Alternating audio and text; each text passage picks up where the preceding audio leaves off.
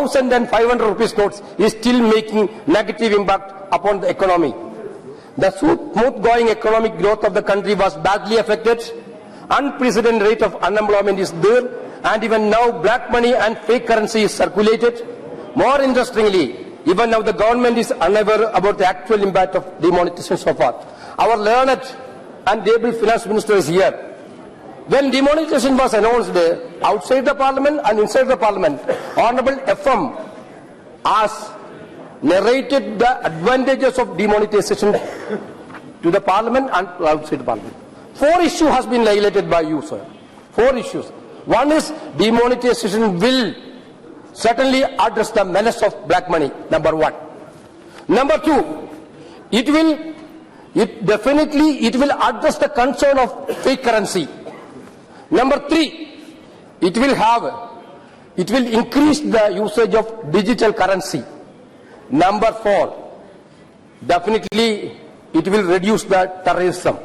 These 4 points has been highlighted by Honorable Finance Minister and the Prime Minister himself when demonetization was announced.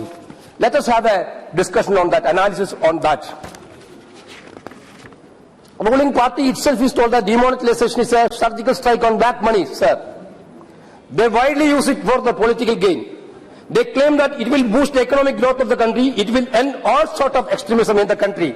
But the actual figure was very opposite result. The government is not giving any answer to the fundamental question after a long 9 months.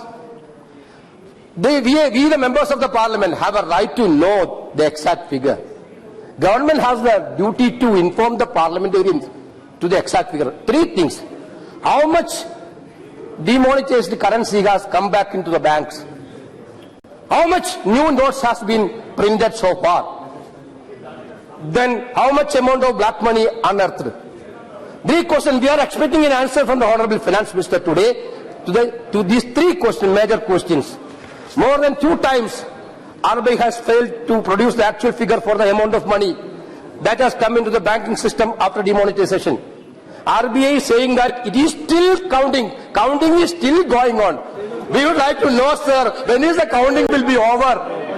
Only after 7 months is over. When will be the counting will be over? Please let us inform us. Please enlighten us for that information. I seriously doubt that. The government has a motive. The government has a motive to try to hide some important facts from the public of India. If most of the demonetized currency would have come in,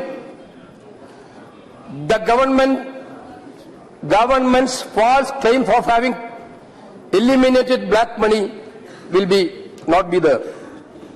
If more money comes that was actually demonetized, it means more fake currency reached in the banks.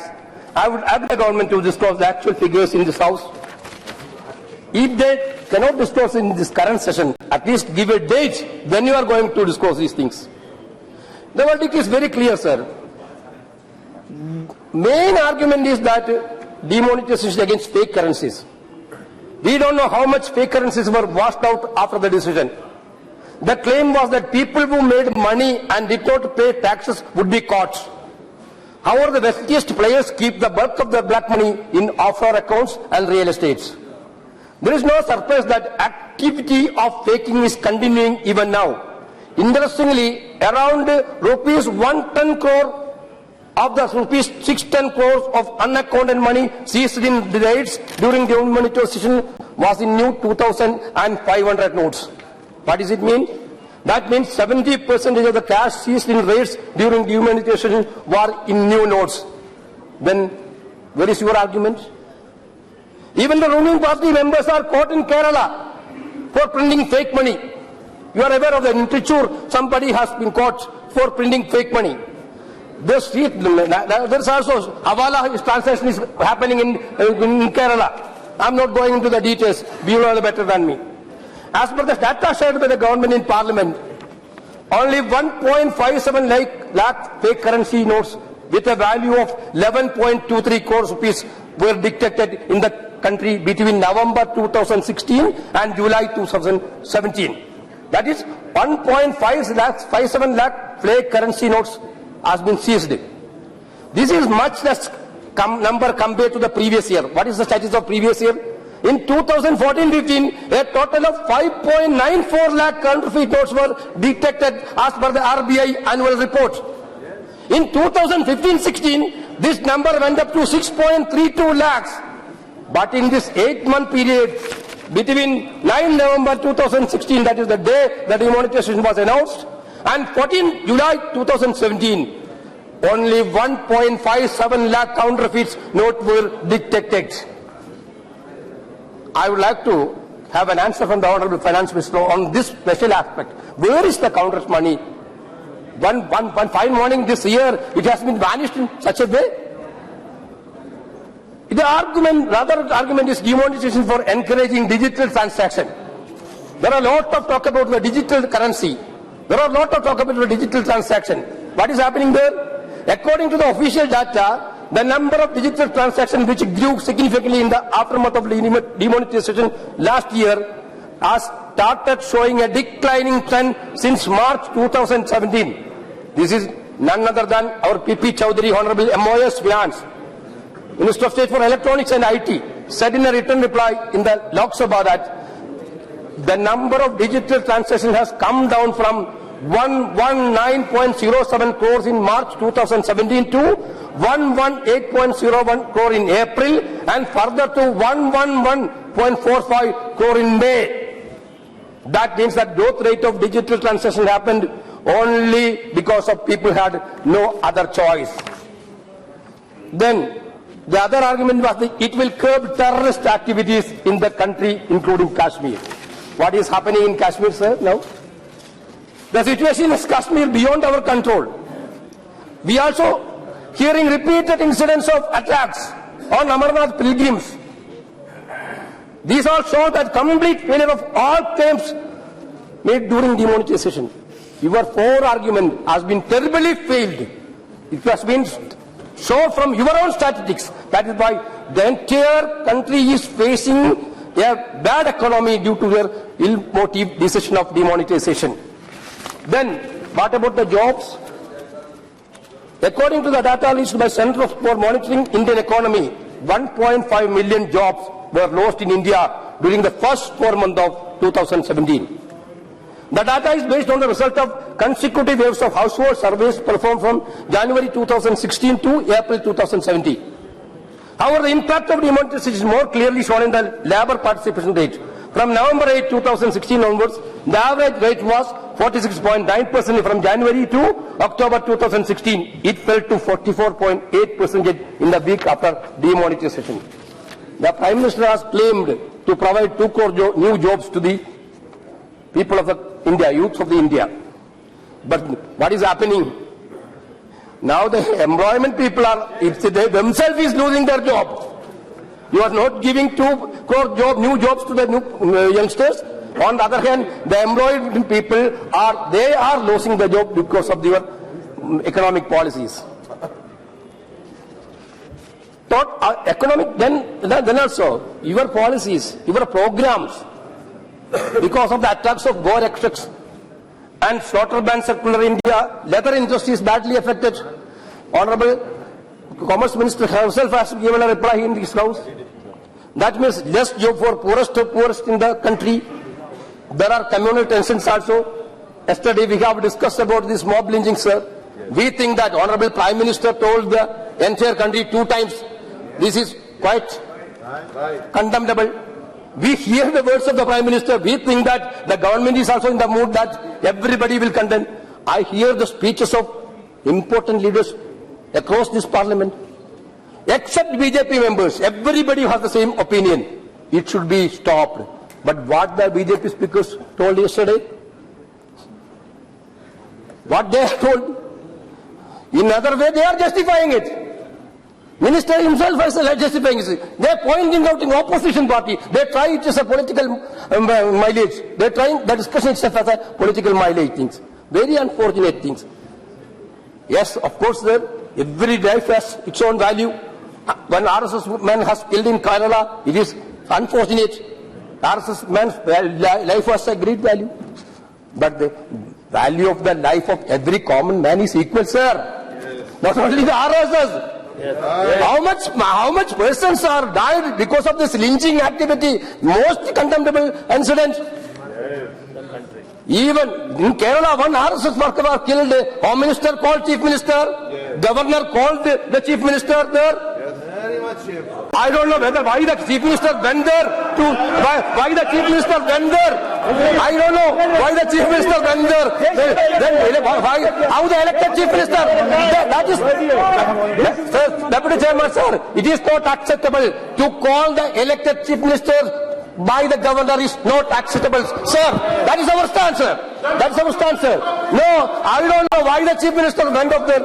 Then on other ways, if you could have if the Home Minister, if the governors could have been called, the respective state chief ministers where the lynching has happening, we could have been saved so much valuable life, sir, in this country. That has been never been done. That has been never been done. Can we discuss the conduct of governor in the House? Please give your ruling. No, not necessary. Nah. So it should be expunged from the record. It should be expunged from the record. Not the conduct of governor. No. I am talking about the Home Minister. I am not talking about the conduct of the governor. I am talking about the conduct of the Home Minister. Home Minister instructed this. That is what I am telling.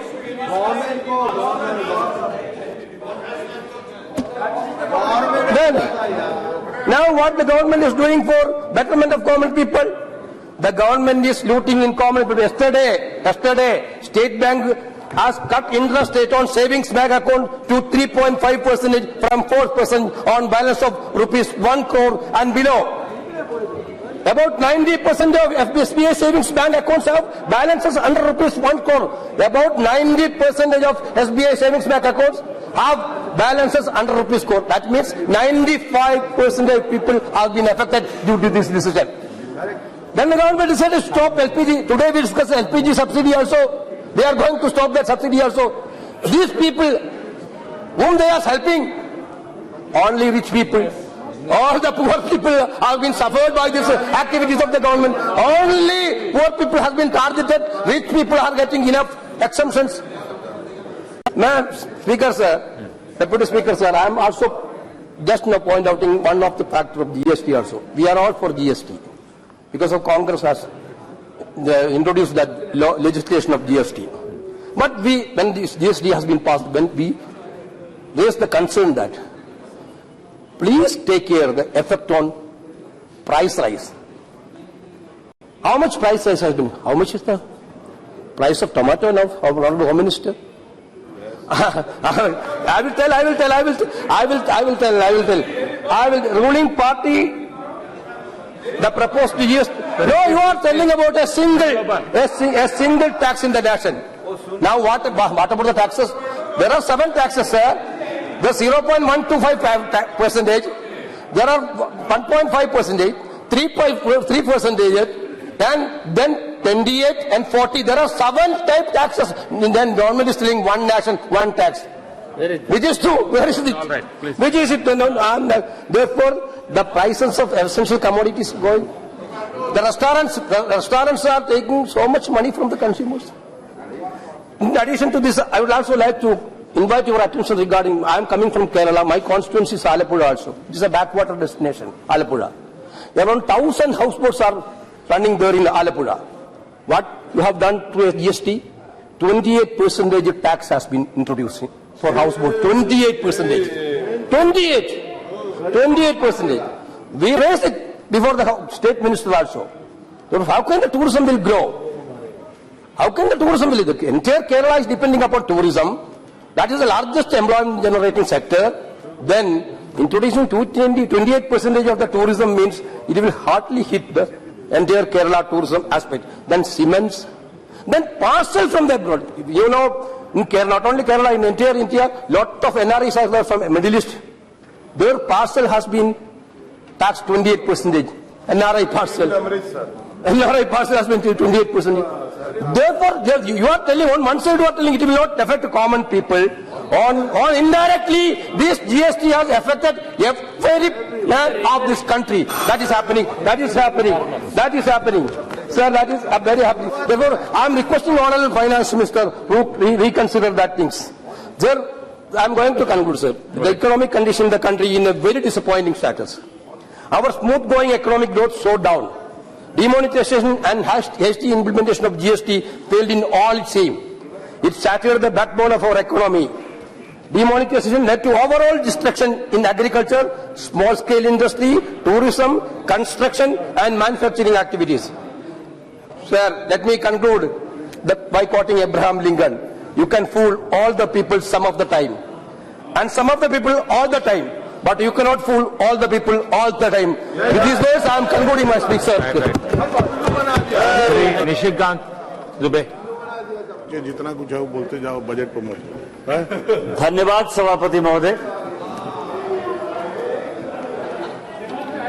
मुझे लग रहा था कि कांग्रेस अपनी हार से कुछ सबक सीखेगी और ये सप्लीमेंट्री डिमांड्स ऑफ ग्रांट्स पर बात करेगी। मेरे प्रिय मित्र केसी वेणुगोपाल काफी सीनियर मेंबर ऑफ पार्लियामेंट है, मंत्री रहे हैं सरकार में, और ऐसी ऐसी बातें लगा कि कांग्रेस जिस तरह से दुर्दशा में है उसी तरह से उनके लोग भी दुर्दशा के कारण जो है लोकसभा में बोलने की स्थिति में। अब आप देखें कि उन्होंने डीमोनेटाइजेशन की बात की और उन्होंने गवर्नर के कंडक्ट पर बात की। सभापति महोदय, 93 में 92 में जो है बाबरी मस्जिद गिर गया। उत्तर प्रदेश में बाबरी मस्जिद का ढांचा गिर गया, जो राम मंदिर था उसका ढांचा गिर गया। घटना उत्तर प्रदेश में होती है। क्या ऐसा कारण था कि हमारी जो भारतीय जनता पार्टी की सरकार हिमाचल में चल रही थी, राजस्थान में चल रही थी, मध्य प्रदेश में चल रही थी, किसके आधार पर आपने बर्खास्त कर दिया? किसके कहने पर बर्खास्त कर दिया? कौन सी घटना हिमाचल में घट गई थी? कौन सी घटना राजस्थान में घट गई थी? तो 100 चूहे खा के बिल्ली चली हज को कांग्रेस को यह बात शोभा नहीं देती है। और मुझे लगता है कि कांग्रेस को अपने आप पर जो है आत्मग्लानि करनी चाहिए कि हमको इस तरह की बात कह के कम से कम इस पूरे जनता को जो है देश को गुमराह नहीं करना चाहिए। आज भी कांग्रेस को इससे सीख लेना चाहिए। दूसरा, उन्होंने कहा कि डीमोनेटाइजेशन पर, मैं आना नहीं चाहता था डीमोनेटाइजेशन पर, लेकिन मुझे लगता है कि क्योंकि मैं सप्लीमेंट्री डिमांड्स ऑफ ग्रांट्स पर ही बात करना चाह रहा था। यह ग्लोबलाइज्ड दुनिया है और जो कुछ भी होता है हम अपने आप को काट के नहीं रख सकते हैं। मैं कुछ स्टेटमेंट जो है उनकी जानकारी के लिए, देश की जानकारी के लिए डीमोनेटाइजेशन पर रखना चाहता हूं। वर्ल्ड बैंक के चीफ एग्जीक्यूटिव अफसर हैं जॉर्जिविया। उन्होंने कहा कि demonetisation is expected to have a positive impact on the Indian economy which will help foster a clean and digitized economy in the long run। ये मेरा बयान नहीं है, हमारे वित्त मंत्री जी का बयान नहीं है, हमारे प्रधानमंत्री जी का बयान नहीं है, ये वर्ल्ड बैंक के चीफ एग्जीक्यूटिव अफसर का बयान है। और यदि इससे भी आपको संतुष्टि नहीं है तो ओईसीडी का जो अभी लेटेस्ट रिपोर्ट आया है उसने कहा है कि implementing the demonetization has had transitory and short-term cost, but should have long-term benefits। पूरी दुनिया कह रही है। उत्तर प्रदेश के चुनाव के हार के बाद भी आप लोग नहीं सीख पाए कि डीमोनेटाइजेशन का क्या असर है। आप ट्रांसपेरेंट इकोनॉमी, आप ब्लैक मनी की बात करते हो। अभी वित्त मंत्री जी का जो है बयान आया है, अभी राज्यसभा में, यहां संजोग से माननीय वित्त मंत्री जी अरुण जेटली जी और मेघवाल जी दोनों बैठे हुए हैं, अभी बयान आया है 72,000 करोड़ रुपया ब्लैक मनी अभी पकड़ाया है। पिछले एक साल में 72,000 करोड़ रुपया हमारी सरकार ने जो है पकड़ा है। आप कह रहे हो कितना नोट छपा? मुझे लगता है कि कांग्रेस पार्टी के लोग अब अखबार भी पढ़ना बंद कर दिए हैं। 17 लाख करोड़ रुपया जिस वक्त डीमोनेटाइजेशन हुआ, इस देश में करेंसी 17 लाख करोड़ रुपया चल रहा था। अभी रिजर्व बैंक ऑफ इंडिया के गवर्नर जब आए, उन्होंने बयान दिया कि लगभग 15.5 लाख करोड़ के आसपास जो है करेंसी सर्कुलेशन में है। 86% करेंसी जो है सर्कुलेशन में है। आप करो संख्या बताओ, संख्या बताने के लिए तो तैयार। ऐसा थोड़ा है कि कोई बच्चे का खेल है, कोई गुड्डा गुड़िया का खेल है, हम आपको संख्या नहीं बनाएंगे। संख्या तो बताएंगे ही, लेकिन आप कौन सी संख्या जानना चाहते हो? संख्या यह जानना चाहते हो कि उसमें जो फेक करेंसी आई है, काउंटरफीट करेंसी आई है, उसके बारे में मैं आपको बता दें। और यदि काउंटरफीट करेंसी को यदि जांच करना होगा तो उसके लिए एक नए मशीन की आवश्यकता होती है, अच्छे मशीन की आवश्यकता होती है। मशीन के बाद जो है उसको एक एक करके नोट गिनती करने की आवश्यकता होती है। इतना भी पेशेंस नहीं है आपको। आपने देश की स्थिति क्या छोड़ी, आप समझ रहे हैं कि आप क्या बोलना चाह रहे हैं? वो तो बताएंगे, लेकिन मैं आपको बताऊं कि काउंटिंग में जो है आपको पूरी की पूरी ये सरकार जब कोई डाटा लेकर आएगी तो कोई आपकी तरह डाटा लेकर नहीं आएगी ना, उल्टे सीधे डाटा लेकर। आपने अभी जितना डाटा दिया, ये ग्लोबलाइज्ड कंट्री है। ये जो सरकार है ये गांव, गरीब, किसान, महिला, मजदूर, शेड्यूल कास्ट, शेड्यूल ट्राइब सभी के विकास के लिए चिंतित है। और यदि इस सप्लीमेंट्री डिमांड्स ऑफ ग्रांट्स को देखेंगे, मैं आऊंगा उसी के ऊपर आऊंगा। आप ये देखिए कि डीमोनेटाइजेशन के बाद, सभापति महोदय, डीमोनेटाइजेशन के बाद पूरा अमेरिका जो है उसका रेट जो है वो हाई होने वाला है। यूरोप की हालत जो है बहुत खराब है। और ब्रेक्सिट होने के बाद उसकी क्या स्थिति होगी, ब्रिटेन की क्या स्थिति होगी, यूरोपियन यूनियन की क्या स्थिति होगी, दुनिया बहुत खराब स्थिति में चल रही है।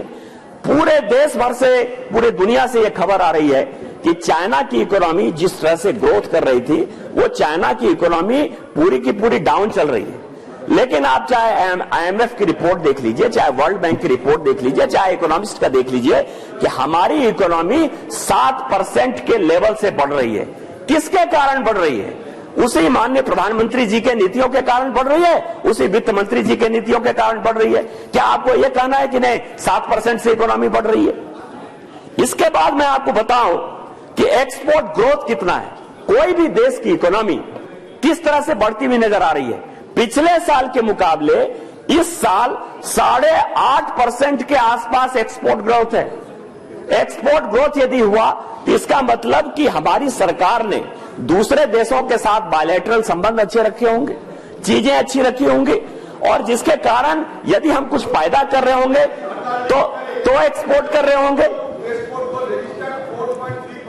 इसके बाद जो कंज्यूमर प्राइस इंडेक्स है, सीपीआई, जो कि इन्फ्लेशन की बात करती है, आप ये समझिए कि आप कह रहे थे ना कि टमाटर का दाम ये हो गया, इसका दाम ये हो गया, इसका दाम ये हो गया, जीएसटी के कारण ऐसा हो गया। सीपीआई का रेट कितना है?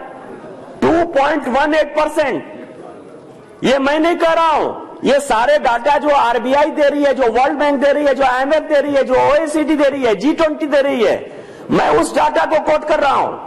उसी तरह से फॉरेक्स रिजर्व किसी भी कंट्री के मजबूती का एक सबसे बड़ा हथियार होता है। आपको पता है कि आज की डेट में जून 2017 में इस देश का फॉरेक्स रिजर्व कितना है? 382 बिलियन, 382 बिलियन। कभी कांग्रेस ऐसा सोच ही नहीं सकती है, और सोच नहीं सकती है, तो इसलिए अपने दिल से जानिए पराये दिल का हाल। आपने देश की इकोनॉमी को चौपट कर दिया, एनपीए कर दिया, पूरे बैंक में ऐसे ऐसे लोगों को कर्जा दे दिया जो कि पैसा देने की स्थिति में नहीं है, सभापति महोदय। और इस कारण से आज ये 382 बिलियन यदि फॉरेक्स रिजर्व है तो इनको लगता है तमाशा दिखाई दे रहा है। इसके बाद आइए पर कैपिटा इनकम। हम जब इस देश में पैदा होते हैं तो कहा जाता है कि कर्ज में ही आदमी, जैसे किसान कर्ज में पैदा होता है और किसान कर्ज में ही मर जाता है, उसी तरह से पर कैपिटा इनकम किसी भी देश की इकोनॉमी को बढ़ाने के लिए, आपको पता है कि 2014 में इस देश का पर कैपिटा इनकम कितना था? इस देश का पर कैपिटा इनकम 74,000 था एक आदमी पर। आज 1,03,000 करोड़ है। किसने बढ़ाया पिछले 3 साल में पर कैपिटा इनकम? आपको यदि लगता है कि देश की इकोनॉमी के लिए ये चीजें नहीं है। इसके बाद मैं आपको बताऊं, इन सारे चीजों के बाद भी कांग्रेस को दिखाई देता है, मैं केवल ये कह रहा हूं कि किस तरह से ये बजट है और इस बजट में क्या क्या चीजें हैं। मुझे लगता था कि बजट पर बात हो। मैं ये बता रहा हूं, जैसे इस सप्लीमेंट्री डिमांड्स ऑफ ग्रांट्स में जो 12 है उसमें दिया गया है कि for providing budgetary support two units located in state of Jammu Kashmir, Uttarakhand, Uttar Himachal Pradesh, north and Sikkim. आप ये समझिए कि जीएसटी के कारण हमारी सरकार कितनी चिंता करती है। जब आपकी सरकार थी, जब माननीय अटल बिहारी वाजपेयी की सरकार थी, तो उसने जब अलग अलग स्टेट को बनाया, पहाड़ी राज्य को बनाया, तो उसको लगा कि यहां के लोगों को रोजगार देने के लिए हमको टैक्स इंसेंटिव देना चाहिए, टैक्स कंसेशन देना चाहिए, जिससे कि यहां उद्योग धंधा आए, यहां के लोगों को रोजगार हो। लेकिन जब मनमोहन सिंह जी की सरकार आई, तो मनमोहन सिंह जी की सरकार ने पूरा का पूरा जो टैक्स कट था, हिमाचल प्रदेश में जो इंडस्ट्री लगी थी, जो उत्तरांचल में इंडस्ट्री लगी थी, यहां बैठे हुए मनसुख भाई ममाडिया, जो कच्छ में जो उस वक्त भूकंप आया था और उसके कारण जो हम लोगों ने दिया था, वो सारे टैक्स को कट कर दिया, क्योंकि माननीय नरेंद्र भाई मोदी वहां चीफ मिनिस्टर थे और उनको परेशान करना था। इस कारण से उन्होंने, हिमाचल में भी हमारी सरकार थी, उत्तरांचल में भी सरकार थी, गुजरात में भी सरकार थी, पूरा का पूरा टैक्स कट कर दिया। लेकिन जब हमारी सरकार को लगा कि ये जीएसटी के कारण कहीं न कहीं नुकसान हो सकता है, तो इस बजट में हमने क्या किया? हमने जम्मू कश्मीर की चिंता की है, हमने हिमाचल की चिंता की है, हमने नॉर्थ ईस्ट स्टेट की चिंता की है, हमने उत्तरांचल की चिंता की है। और यदि इसके लिए यदि हम सप्लीमेंट्री डिमांड्स ऑफ ग्रांट्स लेकर आए हैं, तो क्या आपको नहीं लगता कि इस देश के लिए जो है हमने एक अच्छा प्रयास किया है? उसके लिए आपको सपोर्ट करने की आवश्यकता है। दूसरा जो है, इस डिमांड्स ऑफ ग्रांट्स में 15 नंबर जो है वो है कि पल्स के लिए प्राइस स्टेबलाइजेशन फंड। कल हमारी मित्र सुप्रिया जी जो है बोल रही थी और मुझे अच्छा भी लग रहा था कि वो बोल रही हैं कि मीट खाना इसलिए जरूरी है कि सबको जो है दाल खिलाने के लिए जो है सरकार को प्रयास करना चाहिए, और दाल यदि खाता है तो फिर मीट हम छोड़ देंगे। हम प्रोटीन दाल की ही बात है। तो मैं ये कह रहा हूं उसी प्रोटीन के लिए, क्योंकि पल्स का दाम लगातार बढ़ते रहता है और गरीबों की थाली में दाल आना चाहिए। इस दाल के लिए सरकार हमेशा चिंता करती है कि केवल दाल अमीरों की वस्तु नहीं हो जाए, गरीबों की भी वस्तु रहे। और इसके लिए जो प्राइस हमेशा कभी किसान पैदा करता है, कभी किसान पैदा नहीं करता है, इसके लिए 500 करोड़ रुपया दिया है, जिससे कि जिस दिन जी हाँ प्रोटीन के लिए मैं जी टमाटर के लिए भी जरूरी है कि नहीं? नहीं है, लेकिन मैं ये कह रहा हूं कि उसके लिए पहले से प्राइस स्टेबलाइजेशन फंड है मिस्टर मेहता। ये पल्स के लिए जो है, क्योंकि सभी चीजों के लिए जो कंज्यूमर कमोडिटी है, जो इसेंशियल कंज्यूमर कमोडिटी है, उसके लिए प्राइस स्टेबलाइजेशन फंड ये पहले से बनाने की बात चल रही थी, और उसमें विशेष तौर पर इस बजट में 500 करोड़ रुपए का जो है प्रावधान इस सरकार ने किया है। दूसरा जो हमने ये किया है कि प्रधानमंत्री ग्रामीण डिजिटल साक्षरता अभियान, अभी हम लोग एक कमेटी में थे। अब आप समझिए कि हम ये चाह रहे हैं कि पूरी की पूरी ट्रांसपेरेंसी हो जाए, और डिमोनेटाइजेशन के बाद जिस तरह से जम्मू कश्मीर में पत्थरबाजों की कमी आई है, मैं नक्सलाइट एरिया में रहता हूं, जिस तरह से नक्सलवादी गतिविधियों की कमी आई है, जिस तरह से काउंटरफिट और फेक करेंसी कम हुआ है, और जिस तरह से ट्रांसपेरेंसी की तरह सरकार बढ़ रही है। आप समझें कि इस देश का हालत क्या है। 125 करोड़ 130 करोड़ की जनसंख्या है सभापति महोदय, और मात्र 4 करोड़ लोग टैक्स देते हैं। 4 करोड़ लोग टैक्स देते हैं। व्यापारी जो है केवल 86 लाख, आप समझे कि 7 लाख 8 लाख जो है व्यापारी व्यापार करते हुए नजर आते हैं, केवल 7 करोड़ 8 करोड़, और केवल 86 लाख व्यापारी जो है अपने आप को रजिस्टर किए हुए हैं। तो जिस तरह से जीएसटी चल रहा है, जिस तरह से डिजिटल इकोनॉमी की तरफ हम बढ़ रहे हैं, उसके लिए साइबर सिक्योरिटी एक बड़ा विषय है। साइबर सिक्योरिटी, क्योंकि रोज जो है कोई बैंक एटीएम में आप समझिए कि फ्रॉड हो जा रहा है, कोई साइबर सिक्योरिटी जो है किसी चीजों को ले रहा है, भीम ऐप जो है वो हम उसको बढ़ावा देने के लिए प्रयास कर रहे हैं।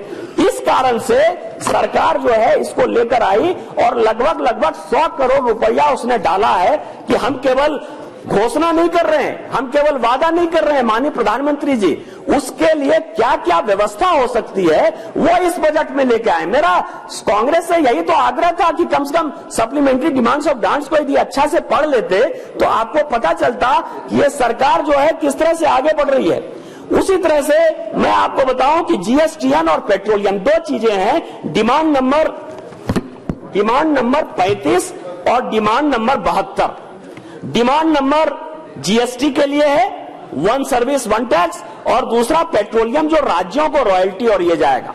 जब यह सरकार आई सभापति महोदय, तो सबसे बड़ा जो वैक्यूम था वो राज्य और केंद्र के बीच में इतना बड़ा गैप था कि मिसट्रस्ट था कि राज्य जो है केंद्र की कोई बात मानने को तैयार नहीं था। जीएसटी कोई हमारे कारण नहीं रुका था। मिस्टर महताब यहां बैठे हुए हैं, मिस्टर उदासी यहां बैठे हुए हैं, हम लोग सभी एक ही कमेटी के सदस्य थे।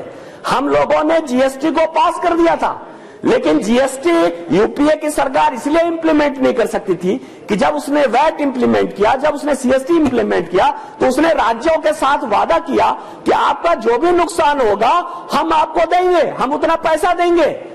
और मिस्टर वेणुगोपाल, आप रिकॉर्ड चेक कर लीजिए कि जब हमारी सरकार आई 2014 में, उस वक्त भी लगभग 33,000 करोड़ से लेकर 50,000 करोड़ रुपया तक जो है राज्यों का बाकी था। आपने जो राज्यों के साथ बात की, जहां आप कोऑपरेटिव फेडरलिज्म की बात करते हैं, आपने राज्यों को पैसा नहीं दिया था, और इस मिसट्रस्ट के कारण जीएसटी इंप्लीमेंट करने को लोग तैयार नहीं था।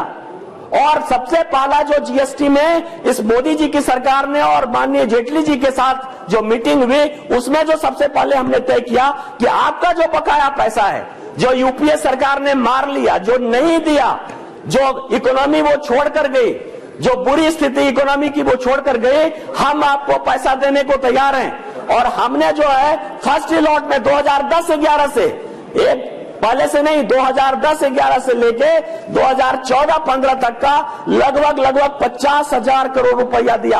और यही कारण है कि इसमें हमने जीएसटीएन के लिए और जो पेट्रोलियम प्रोडक्ट है कि कोऑपरेटिव फेडरलिज्म में राज्यों को यह अधिकार होना चाहिए, राज्यों को यह लगना चाहिए कि जो केंद्र कहती है, जो करती है, मोदी जी के नेतृत्व में जो सरकार आपसे वादा करती है, क्योंकि जीएसटी में बड़ा कंपोनेंट है कि 5 साल तक यदि आपका नुकसान होगा तो 5 साल हम पूरा करेंगे, वही उसी स्थिति को पैदा करने के लिए ये दो डिमांड जो है भारत सरकार लेकर आई है। इसके बाद मैं आपको बताऊं कि जिस तरह से ये इकोनॉमी बढ़ रही है, जिस तरह से युवा बढ़ रहे हैं, उसी तरह से बूढ़े भी बढ़ रहे हैं। मतलब कि यदि यह देश युवाओं का देश हो रहा है, यह देश बूढ़ों का भी देश हो रहा है। और मिस्टर महताब एक बहुत अच्छा बिल भी लेकर आए थे, आपको ये पता है। उस बूढ़े के कल्याण के लिए, जो बूढ़े माँ पिताजी हैं, जो बूढ़े लोग हैं, उनको उसके लिए जो है transferring additional amount to senior citizen welfare fund, और उसके लिए लगभग 64-65 करोड़ रुपया हमारी सरकार ने दिया है। यदि युवाओं की चिंता कर रही है सरकार, तो उसके साथ साथ बूढ़ों की भी चिंता कर रही है। तो मैंने जो आपको कहा कि गांव, गरीब, किसान, बूढ़े, शेड्यूल कास्ट, शेड्यूल ट्राइब, उसके लिए मैं 5 मिनट में जो है अपनी बातें खत्म कर लूंगा। इसके बाद जो दूसरा डिमांड हम लेकर आए हैं, वो स्वास्थ्य के लिए लाए हैं। स्वास्थ्य के लिए आपको पता है कि यहाँ all India institute of medical science एकमात्र जो है यहाँ संस्था है, और इसके कारण अटल बिहारी वाजपेयी जी की सरकार थी, जब 6 जगह स्टार्ट किया, इन्होंने जो है 2 जगह स्टार्ट करने का प्रयास किया, लेकिन यूपीए सरकार पूरा नहीं कर पाई। जब माननीय प्रधानमंत्री जी आए, तो उनको यह लगा कि राज्यों से जो इतनी भीड़ आ रही है, सभी जगह भीड़ आ रही है, तो क्यों नहीं हम एम्स की तरह का इंस्टीट्यूट जो है सभी जगह बनाए, जिसके कारण कि जो लोग यहां आते हैं उनकी संख्या कम हो जाए, उनको अच्छा इलाज मिले, पिछड़े के पिछड़े। और मैं धन्यवाद देना चाहता हूं कि मेरे क्षेत्र देवघर में भी माननीय वित्त मंत्री जी ने इसी बजट में जो है ऑल इंडिया इंस्टीट्यूट दिया है, और आप समझिए कि वहां उस पिछड़े इलाके को भी एम्स मिला है। उस कारण से इस सप्लीमेंट्री डिमांड्स ऑफ ग्रांट्स में लगभग 150 करोड़ का प्रोविजन जो है ये सरकार ने किया है। इसके बाद इरिगेशन में आप ये समझें कि यदि हम कृषि उपज की बात करते हैं, बढ़ाने की बात करते हैं, इतने पॉपुलेशन को खिलाने की बात करते हैं, वीरेंद्र जी यहाँ लगातार किसान की बात करते रहते हैं, पूरे सदन में किसानों के ऊपर चर्चा होती रहती है, लेकिन किसानों को मूल्य तब मिलेगा, यहाँ के लोगों को खाना खिलाना तब मिलेगा, जबकि हम ऐसी व्यवस्था करेंगे जो सिंचाई की सुविधा हो पाए, इरिगेटेड लैंड को बढ़ा पाएंगे। 30%, 35% से ज्यादा इरिगेटेड लैंड बढ़ नहीं पाए हैं। मैं जिस राज्य से आता हूं, वहां मुश्किल से 9%, 10% इरिगेटेड लैंड है। इस सरकार ने क्या किया, और 40 साल से 50 साल से कृषि की योजनाएं चल रही है, वो पूरी ही नहीं हो रही है। टाइम बॉन्ड में इस सरकार ने एक फंड का क्रिएट किया प्रधानमंत्री सिंचाई योजना के अंतर्गत, और 92 ऐसे प्रोजेक्ट उसने चुने जिसके कारण कि हम किसानों को सिंचाई का साधन दे पाए, इरिगेटेड लैंड को बढ़ा पाए, और जिससे खेती का रकबा जो है वो बढ़ पाए।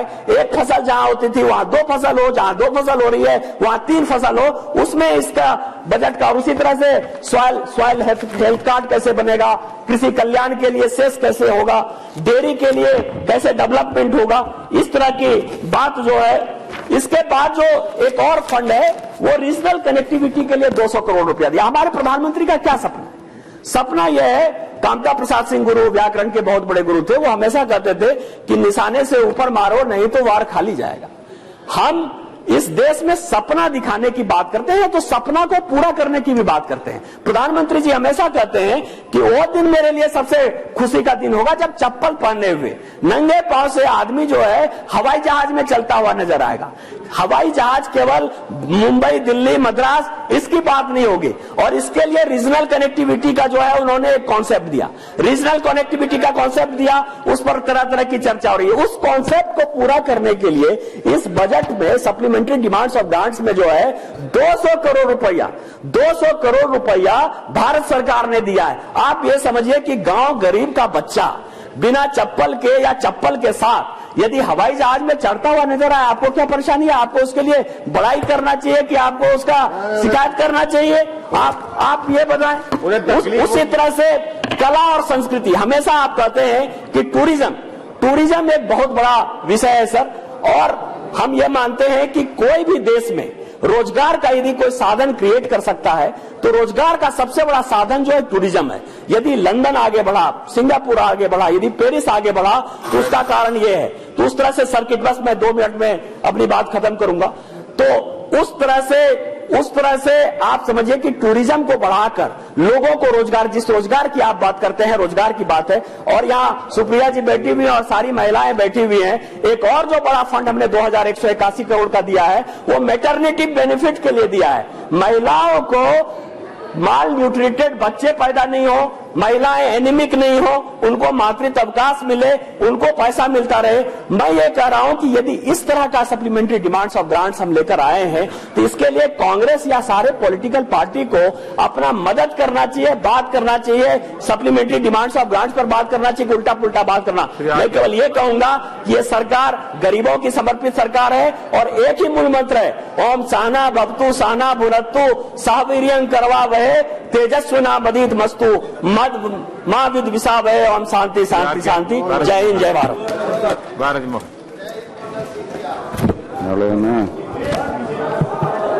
மாண்புமிகு பேரவை துணைத் தலைவர் அவர்களே வணக்கம். 2017-18 ஆண்டு துணைநிலை மானிய கோரிக்கை குறித்த விவாதத்தில் கலந்து கொண்டு பேச எனக்கு வாய்ப்பளித்தமைக்கு முதற்கண் நன்றியை தெரிவித்துக் கொள்கிறேன். இவ்வாண்டுக்கான துணைநிலை மானிய கோரிக்கையில் ரூபாய் 11,166 கோடி வரை கூடுதல் செலவினங்கள் செய்யப்படும் என்று, அதில் ரூபாய் 7,000 கோடி வரை மத்திய பெட்ரோலியம் மற்றும் இயற்கை எரிவாயு அமைச்சகத்தின் பல்வேறு மாநிலங்களுக்கு ராயல்டி தொகை கொடுப்பதற்கு என்றும் அறிவித்துள்ளார். இந்த துணைநிலை மானிய கோரிக்கையில் தமிழகத்தில் நிலவும் கடும் வறட்சி காரணமாக விவசாயம் பாதிப்படைந்து தமிழக விவசாயிகள் அல்லல் படுவதையோ அவர்களுக்கு நிவாரணம் அளிப்பது குறித்தோ எதுவும் குறிப்பிடவில்லை என்பது மிகுந்த வருத்தமளிக்கிறது.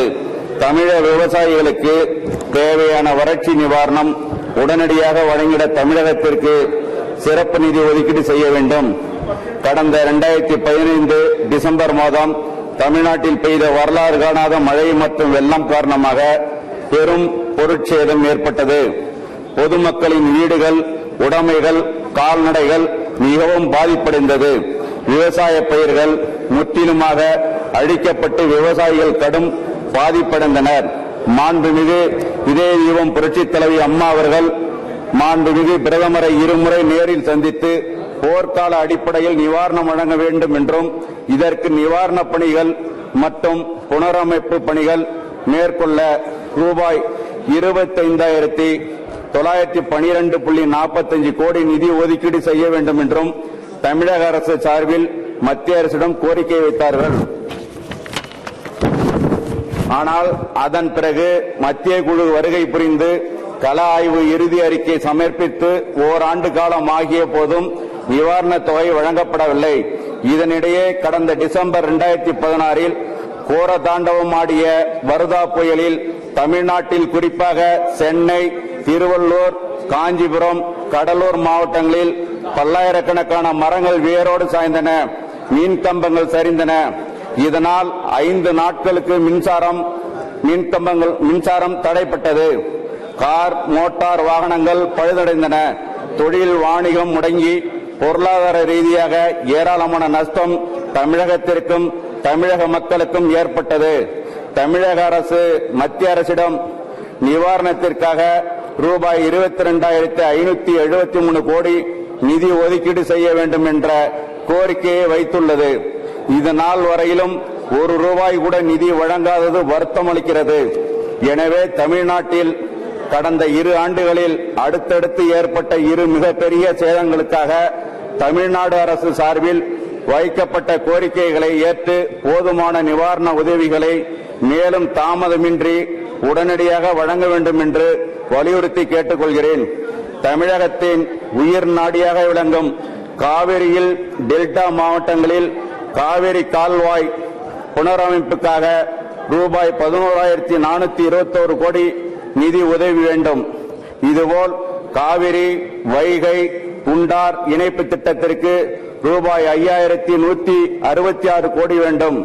அத்திக்கடவு, அவினாசி வெள்ளக்கால்வாய் திட்டத்திற்கு ரூபாய் 1,862 கோடி நிதி ஒதுக்கீடு செய்ய வேண்டும். இம்முக்கிய திட்டங்களை செயல்படுத்துவதற்கு முன்னுரிமை கொடுத்து உடனடியாக நிதி ஒதுக்கீடு செய்ய வேண்டும் என்று வலியுறுத்தி கேட்டுக்கொள்கிறேன்.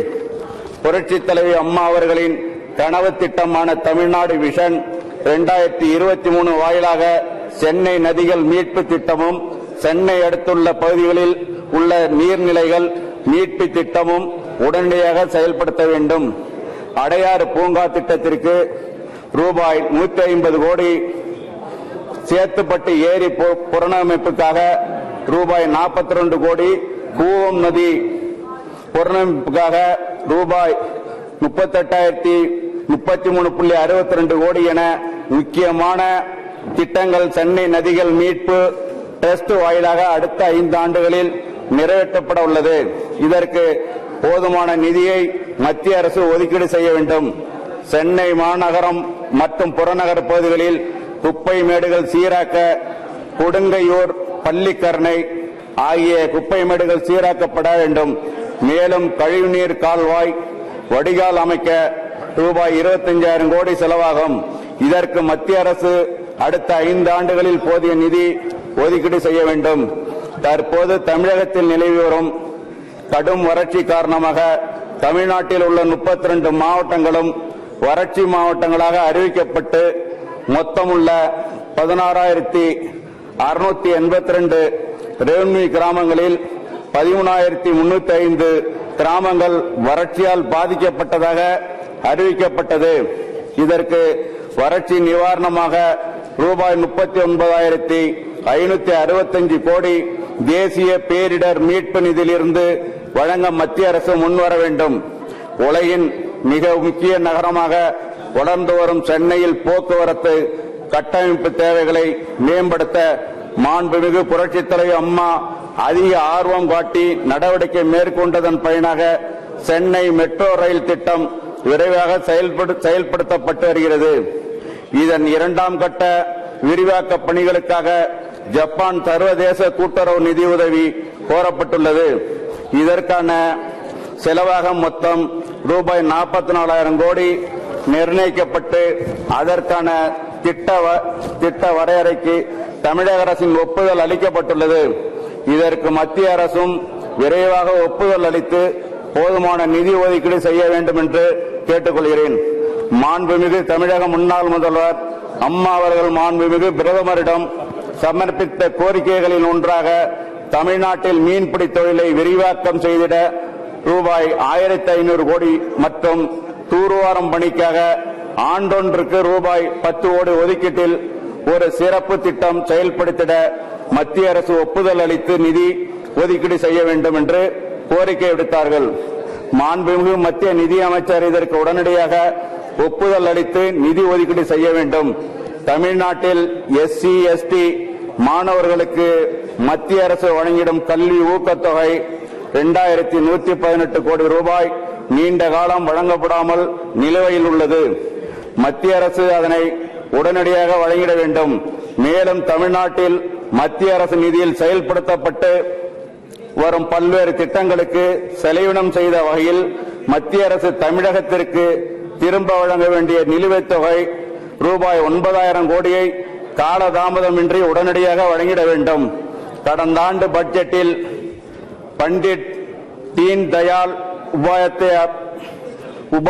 உபாத்யாய நூற்றாண்டு விழா கொண்டாடவும், குரு கோவிந்த் சிங் 350 ஆண்டு பிறந்தநாள் கொண்டாடவும் தலா ரூபாய் 100 கோடி நிதி ஒதுக்கீடு செய்தது போல் இந்த ஆண்டு பாரத ரத்னா புரட்சி தலைவர் எம்.ஜி. ராமச்சந்திரன் அவர்களின் நூற்றாண்டு விழா சீரும் சிறப்புமாக கொண்டாட மத்திய அரசு ரூபாய் 200 கோடி நிதி ஒதுக்கீடு செய்ய வேண்டும் என்று வலியுறுத்தி கேட்டுக்கொள்கிறேன்.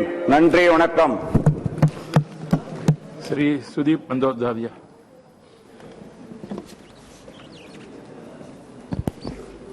Honorable Deputy Speaker, sir, the discussion is not on general budget. It is limited within supplementary proposals. And so the scope of expansion of such type of budget is not enough. But few issues which I feel proper to be taken for discussion and expecting some responses from Honorable Jaitley ji also. So here in the supplementary demand, government is asking for an extra additional financial support of rupees 11,166 crores. This is for 2017-18 supplementary demand they are asking for. And along with that, they are also asking for demands for excess grant which took place in 2014 and 15. So both the issues have been taken up together. And out of this 11,166 crores, Honorable Minister has categorically clarified also that in the which areas he is going to make this amount for expenditure, out of which rupees 7,000 crores would go to the Petroleum and Natural Gas Ministry for providing additional grants in aid general for payment of differential royalty to state governments. This is 7,000 crores. Others totally for GST. What are those? One is rupees 386 crores would be spent for activities related to the goods and services taxes, GST. Again, around rupees 250 crore would be for effective publicity for GST awareness, and rupees 99.3 crore for DG system for payment of advance user charges of GST network. Again, an amount of rupees 37.09 crore would be for accounting portal for GST. So it is easily understandable because GST has been newly introduced. So GST oriented supplementary demand is possibly very much important, which government is asking for. What I want to say in connection with these issues, two major issues have recently been announced. One is demonetization, another one is GST. In the last winter session, sir, I very actively took part in Parliament in the winter session when demonetization was discussed and debated, not in that way, but every day we raise this issue.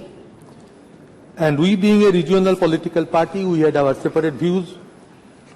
We never opposed the idea of demonetization or even GST.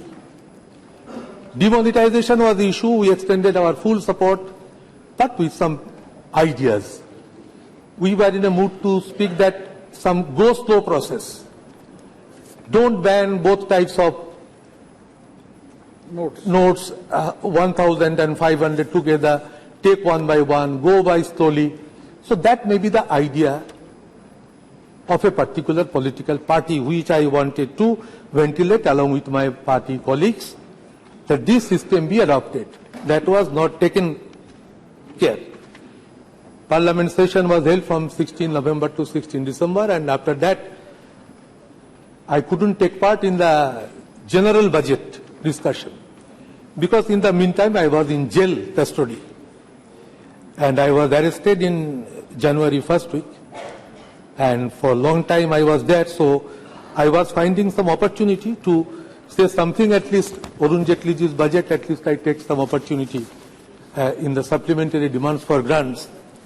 And I am also interested to know that what are the good effects after demonetization issue has been implemented, government is gaining. What sort of good signals are coming to our economic arena? What good signals we are receiving in our signals of the economic arena? What we are feeling after GST has been pronounced with a very fantastic way in the Central Hall of Parliament, though it was not responded by all political parties, but it was a decision taken by the government. What I feel, sir, demonetization issue has not risen to the level of expectation which government also intended or had the belief that they will reach up to that level.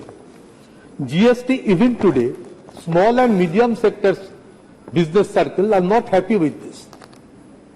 Even in the textile industry also, very much the constituency of my Kolkata, where there is Chamber of Trade and Textile Industries, they are frantically trying to pursue to me to communicate to Honorable Finance Minister that their matter be taken care with sympathy, and GST upon textile be withdrawn, the decision of 5% installation.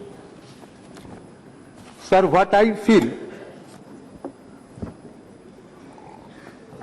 my health condition is not very well, sir, but I am grateful to Jaitleyji also. He inquired about it twice at least, calling me over telephone. Sir, what for I want to represent here,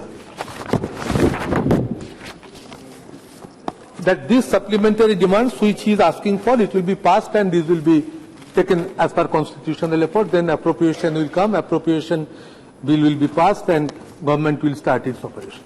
But where I want to enter is the cooperative federalism issue at this level. Sir, after independence, what we have seen, eastern region, Bangla, Bihar, Orissa, Assam, we are the worst victim of regional imbalances of economically.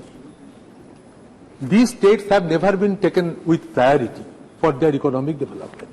As Maharashtra have grown up, as Gujarat have grown up, and other many states, but not these eastern regional states. We suffer a lot. Eastern region have a very sorrows in their mind. We every moment feel that we are become the victim of the regional imbalances, and we should be provided and allotted with special economic packages and funds. In our state in particular, one party ruled for long 34 years, and the state became economically bankrupt actually. And the present government had to carry a lot with a huge debt trap, more than 2,06,000 crores of rupees, and one government started functioning. From the very beginning, our state government made appeal, and it was once decided that Bengal, Kerala and Punjab will be given special packages for some special arrangements, but nothing is going to be implemented. So we are trying for that, we are repeatedly crying for that. Government of West Bengal is projecting few of their good projects, one of which is a Kanyasri project. 2 days back, Maneka ji was here. She is not here at this moment. She was criticizing that Beti Bachao, Beti Padhao program which government of India has launched. Kolkata is the worst. She uttered this language. for implementation of this project. We don't accept this project. We didn't accept the state government, Beti Bachao, Beti Padhao, because they have the only budget of 100 crores. Whereas government of West Bengal for their Kanyasri project have already allotted about 3,000 crores. And this project has been acknowledged by the United Nations. In Netherlands just 2 months back, Mamata Banerjee was offered award and she went to accept the award for this Kanyasri project. I would request Government of India that you can also accept some good proposals from the different state governments which they actually implement for the welfare and benefit of the common masses, or for the student society section, or for the youths, or for the common people, or for the farmers. But without that, the Government of India, the central ministers are accusing and criticizing the government standing on the floor. I was not present at that day at the moment, but I was very much upset going through that. Sir, this 2014-15 excess grant in which railways have been taken for safety fund, I feel, I will request also Jetli ji, sir, our Railway Standing Committee has submitted a very good report on the safety and security of railways, which you can kindly go through. And the money which was spent in 2014-15, excess amount which for you have come for the grant of the House, it is already granted. You can accept it in that way. So these two issues, I think, would be taken care with properly. This demonetization issue, in spite of it has been declared, it has been implemented, it is already doing good or bad, I want to hear from you. GST, it has been implemented. We do not oppose to GST, but the ideas which we floated, our Amit Mitra was the chairman of the Empowerment Committee of your GST. He suggested it, he gave everything very positively, all the ideas and all the feelings of our government for guidance of this center. And lastly, the agony of the states, which we are categorically speaking that we are worst sufferers. And this federalism structure of the government, that should function with its proper spirit. And I hope that the government should come all out. As the central government elected, Modi ji has become Prime Minister of the country. We have accepted. Similarly, a Chief Minister of a state is also elected with the support of the people of that state only. So why there will be always a reflection that the state and center is always fighting each other with a maximum warring mood? Why I will be afraid to criticize the government that if I go out of my way, I may be taken into task. So these assurances have to be categorically given from the government. This parliament is the floor and where every political party, every person must have his own ideas, own faith, own belief, own ideals, which he can produce, which he can place in a temple of democracy. And those are to be honored. If objective criticism is done, I think that is to be taken with faith, love, and with all priority. So I hope, Jetli ji, I consider you as one of the most efficient finance ministers of the country, and I believe you are a person who will certainly look after the problems of the different states who are suffering a lot in different way, and your supplementary demands which you have placed, I think we have nothing to oppose it, and we extend our support. Thank you. Sri Magata. Deputy Speaker, sir, you must have been very happy yourself hearing our friend Sudip Bandyopadhyay speaking in this house today. We all cherish to hear him again and again in our house, Lok Sabha. Today, sir, we are deliberating on the first supplementary demand for grants for 2017-18. Finance Minister has come to the House for approval of around for additional expenditure of rupees 11,166 crores. Of the additional expenditure of the spend of around 11,166 crores, sir, as much as 7,000 crores will go to the Ministry of Petroleum and Natural Gas towards additional grants in aid for payment of differential royalty to state governments. Of course, I would like to understand how much of money will come to our state, Odisha. Union government also proposes to spend rupees 1,800 crores towards support to the units in the states of Jammu and Kashmir, Uttarakhand, Himachal Pradesh, northeastern states including Sikkim, under GST regime, which enjoy to a certain extent, to a great extent, the special category status. Union government is also going to spend 387 crores of rupees on activities related to GST, out of which 250 crores would be used for effective publicity for GST awareness. 99 crores of rupees for DG system for payment of advance user charges of GST network. 37 crores of rupees would be spent for the accounting portal for GST. After the trouble erupted in Madhya Pradesh, now the government is providing 500 crores of rupees as grants in aid for procurement of pulses under the Price Stabilization Fund scheme. It is a welcome step. I would also like to understand whether it will be only solely spent in Madhya Pradesh alone, or it will be distributed through the Ministry of Consumer Affairs so that other farmers of other states are also benefited. Interestingly, in this supplementary budget, Union government also plans to undertake expenditure of 50 crores of rupees for a promotion of digital payment through BHIM. About another 50 crores is proposed to be spent towards Pradhan Mantri Gramin Digital Saksharata Abhiyan. So practically on digitalization or digitization, whatever we may call it, around 100 crores has been placed in this supplementary demand for grants.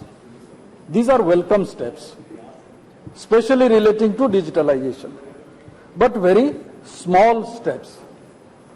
After demonetization, there has been tremendous push for digitalization, but it is a known fact that India is vulnerable to cybercrime, as enough firewalls have not been built to protect our interests. There is a need to urgently upgrade our defenses by setting up cyber security.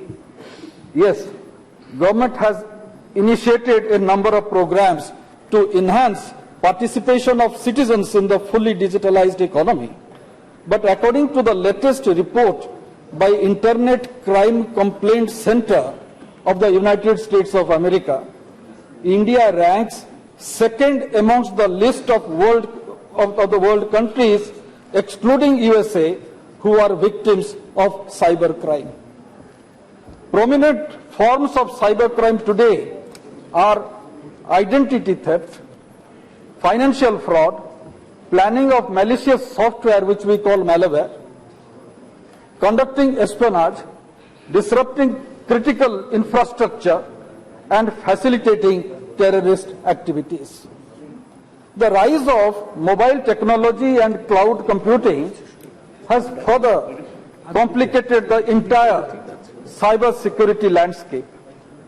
One instance in recent years has been a malware injection in the systems of Hitachi Payment Services Private Limited in 2016, which caused the largest data breach in India's banking system, affecting nearly 3.2 million debit cards. Sir, there are different types of threats today relating to cybercrime. And why I am saying this relating to supplementary demand for grants is this: we have only provided 50 crores and another 50 crores, 100 crores for digitalization to expedite the thing. But along with that, there is a need to take up some more measures, which I think the Finance Ministry has to look into. Emerging threats far exceed the level of preparedness, as observed by the 52nd report. Anurag Thakur is not present here. He is the chairman of that committee, standing committee. That committee had given a report, information technology, on cybercrime, cybersecurity, and right to privacy. Though all critical sector organizations under central government, ministries, departments are mandated to implement information security best practices as per ISO 27001, it has, however, been adopted by few. Let the government come out. How many departments and organizations of Government of India has actually implemented it? Then you will know how far we are to protect our cyber world. There is an urgent need today to increase the number of cyber crime cells and labs, which needs to be established which has been established in every state, no doubt, but in a very small way, and provide requisite manpower, training and infrastructure for them. And I think the Finance Minister has to think about this when he will be coming again to us with the second supplementary, if that comes in the month of November, if not the new budget, if he is coming with that. There is a need to have higher thrust on research and development. And another thing which we need to be very cautious about is relating to this cyber world is the import of electronic and IT products and hosting of servers outside India that pose greater threat to the country's security and citizens' privacy. India today depends largely on imported electronics, and majority of the websites are still being hosted outside India. That has been observed by our standing committee. Sir,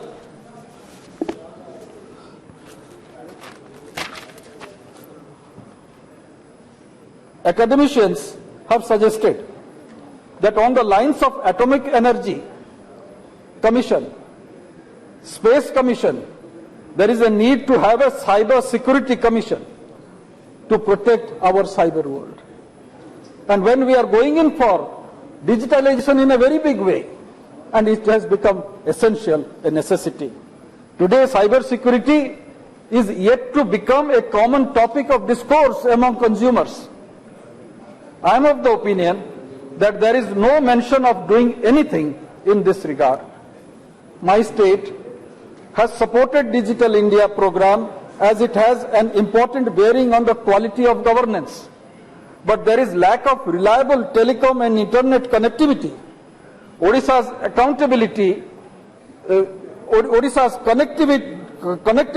deficit. Odisha is a connective deficit state. About 28% of our villages in the state do not have mobile coverage. Availability of high-speed broadband in all Gram Panchayat is very slow, and we have a Bharat Net project that is not proceeding at the desired speed.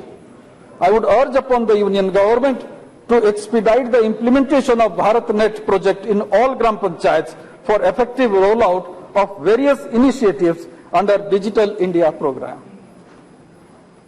My second point is, in the aftermath of the withdrawal of specified bank notes of rupees 1,000 and rupees 500 denominations, economic activity has been interrupted in the manufacturing and services sector, especially in construction, retail trade, transport, hospitality and communication segments, which are cash intensive. In case of Odisha, sir, there was a decline of 11% alone in our tax collection in December 2016. Because of demonetization. Yes, that's what I'm saying. I'm talking about demonetization. Late realization is also there. We have been very consistent. We have been very consistent in our view.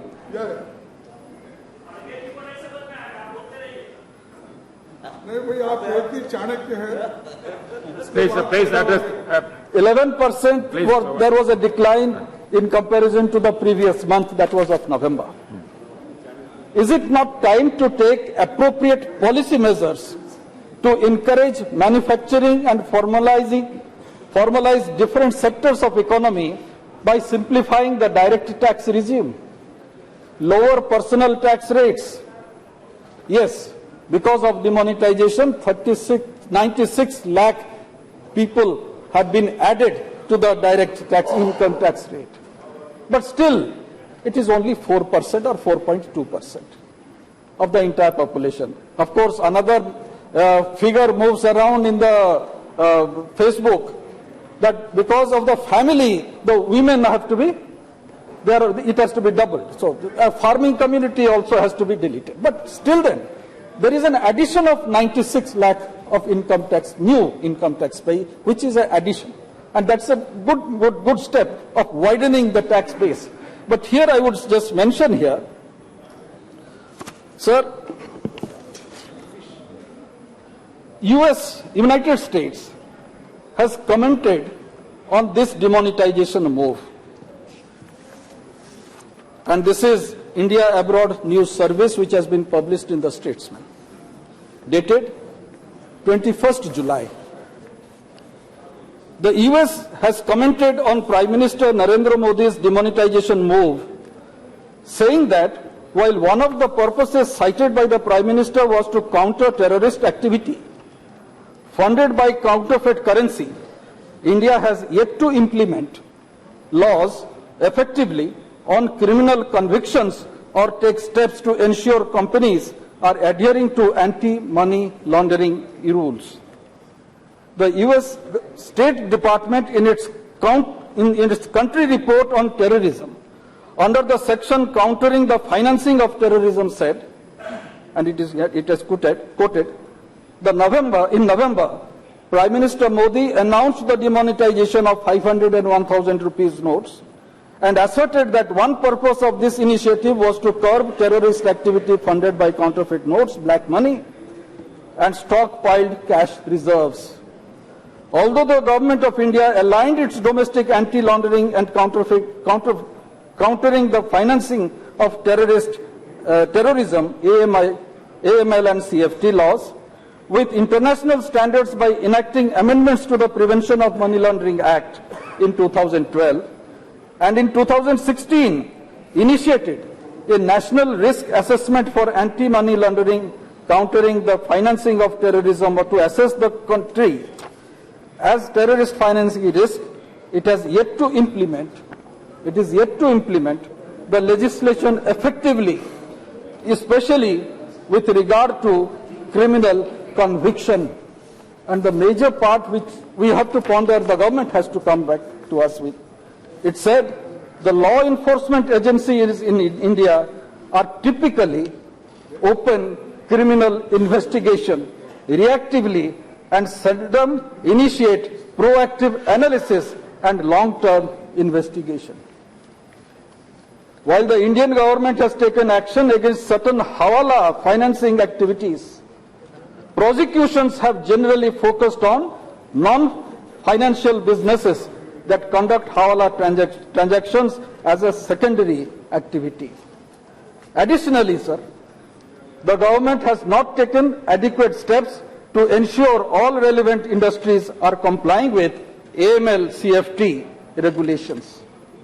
The reporting of terrorism-related suspicious transaction reports has shown an increasing trend in recent years.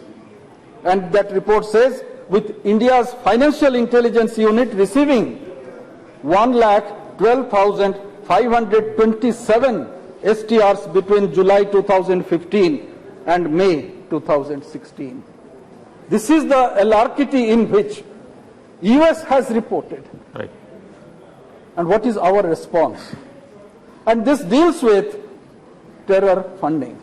This is the information which I am sure when the newspaper has reported, when it is there in public domain, surely the government is aware about it. Sir,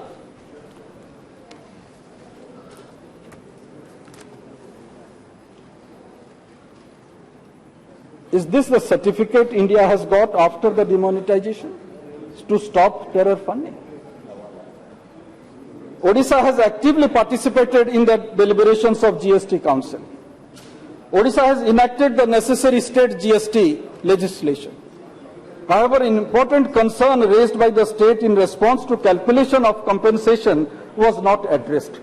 Is still not being addressed. I would like to mention here that consequent upon the judgment of the Constitution Bench of Supreme Court of India on entry tax, Odisha will get substantial amount of entry tax relating to 2015-16 as well as for the past years. Odisha proposed to the GST Council that the revenue realized in the later years should be excluded while calculating the actual revenue for the concerned subsequent year. Otherwise, it will adversely impact the compensation amount due to Odisha and similarly situated states. Sir, there has been repeated denial of justice to Odisha. And I will just mention about one or two aspects relating to that. One is relating to royalty of coal. The royalty on coal was last revised by the previous government in 2012, in April 2012 to be specific. Since the rate of royalty on coal should be revised in every 3 years, it was due for revision in April 2015. Instead of revising royalty, Union government has raised the clean environment cess on coal from 200 to rupees 400 per ton. We have drawn attention of this government on several occasions for early revision of royalty of coal. Government of Odisha has requested for renaming the cess as Environment and Rehabilitation Cess and earmarking at least 60% of the cess to coal-bearing states as they have to bear the cost of environmental degradation and rehabilitation. GST Council in its own wisdom has decided to use the entire proceed of the cess for GST compensation fund, which is meant for all states. It is, if I can say this in Odia, Amari chawla, Amari gua, Amari mundare, swaha swaha. You take the chawal and the beetle and you do kalyan on another person's as they do it. The coal-bearing states have been deprived of both enhancement in royalty and share in coal cess. How long we have to be denied justice? Tell us what should we do so that you will realize the genuine concerns of Odisha. The second issue, sir, is relating to coal is has realized additional levy. Union government has realized additional levy with respect to coal extracted from prior allottees of 31 cancelled Schedule 2 coal mines in various states. The additional levy of 295 rupees per metric ton has been imposed as per the Coal Mines Act of 2015.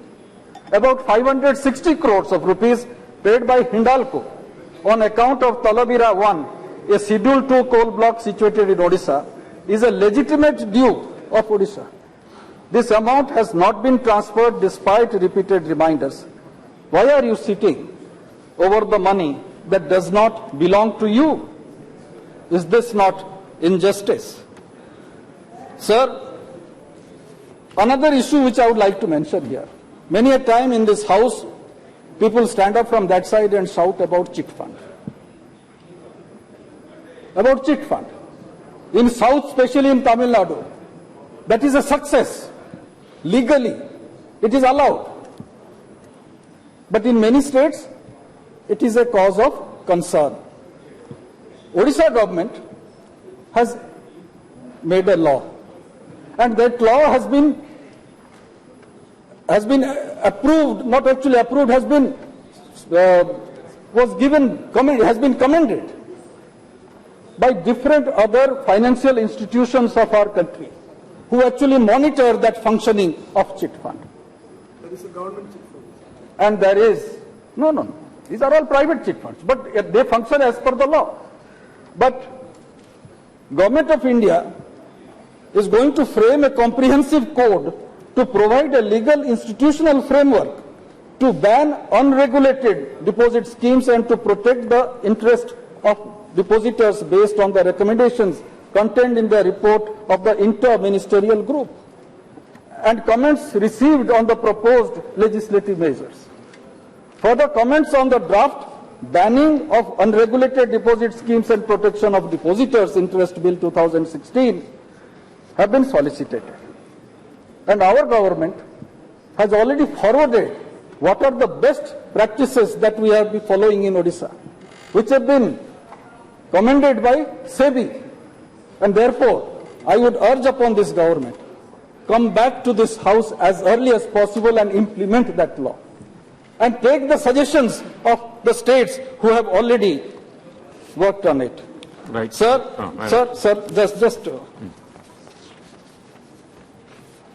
relating to CST, already Sudipda has mentioned, number of other members also have mentioned. Odisha had a claim because there was a distrust during UPA 2 regime between the state and the union government relating to promulgation of GST, the commitment that the government had given, which was not adhered to. And that time, because we had cut down our CST collection, and accordingly, something was due from the Government of India.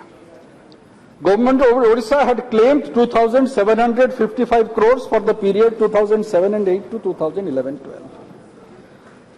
Till date, we have received 2,201 crore, leaving a gap of 554 crores. According to our estimate, Odisha will lose around 600 crore per annum from paddy, rice, pulses and other related products because of the transition from VAT to GST regime.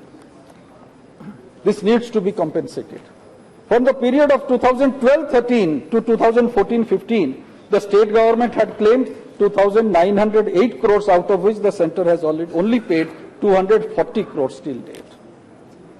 I urge upon this government, union government, to release the pending funds immediately so that as the GST regime has already completed 1 month, today is 1st of August. And this GST regime has come into practice since last July 1st. I would like to conclude my speech by saying this. Yes, supplementary demand for grants is a necessity. But supplementary demand for grants also should look into the essential demand of respective provinces, respective states. And these demands which we have put forth have been discussed, deliberated at different forums of the union government by our state. I would urge upon the finance minister to look into these aspects and take care of a state, as Sudip Babu has very rightly said. Eastern India, for the first time during EPA regime, was first looked after when Pranab Babu, the erstwhile president, when he was finance minister, said, our attention should now focus towards Eastern India. Prime Minister is saying we should focus on Eastern India. That because when Eastern India will rise, the whole nation will rise. Thank you. These are the fault lines that I have mentioned today before this House. And I expect that this House will come forward to, the Finance Minister will come forward to help Eastern India. Thank you.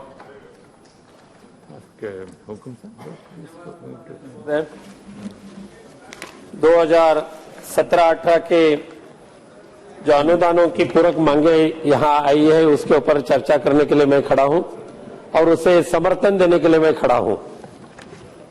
खास करके GST के बाद पहली बार supplementary demand चर्चा के लिए आई है और जीएसटी का अमल तो सही हो रहा है।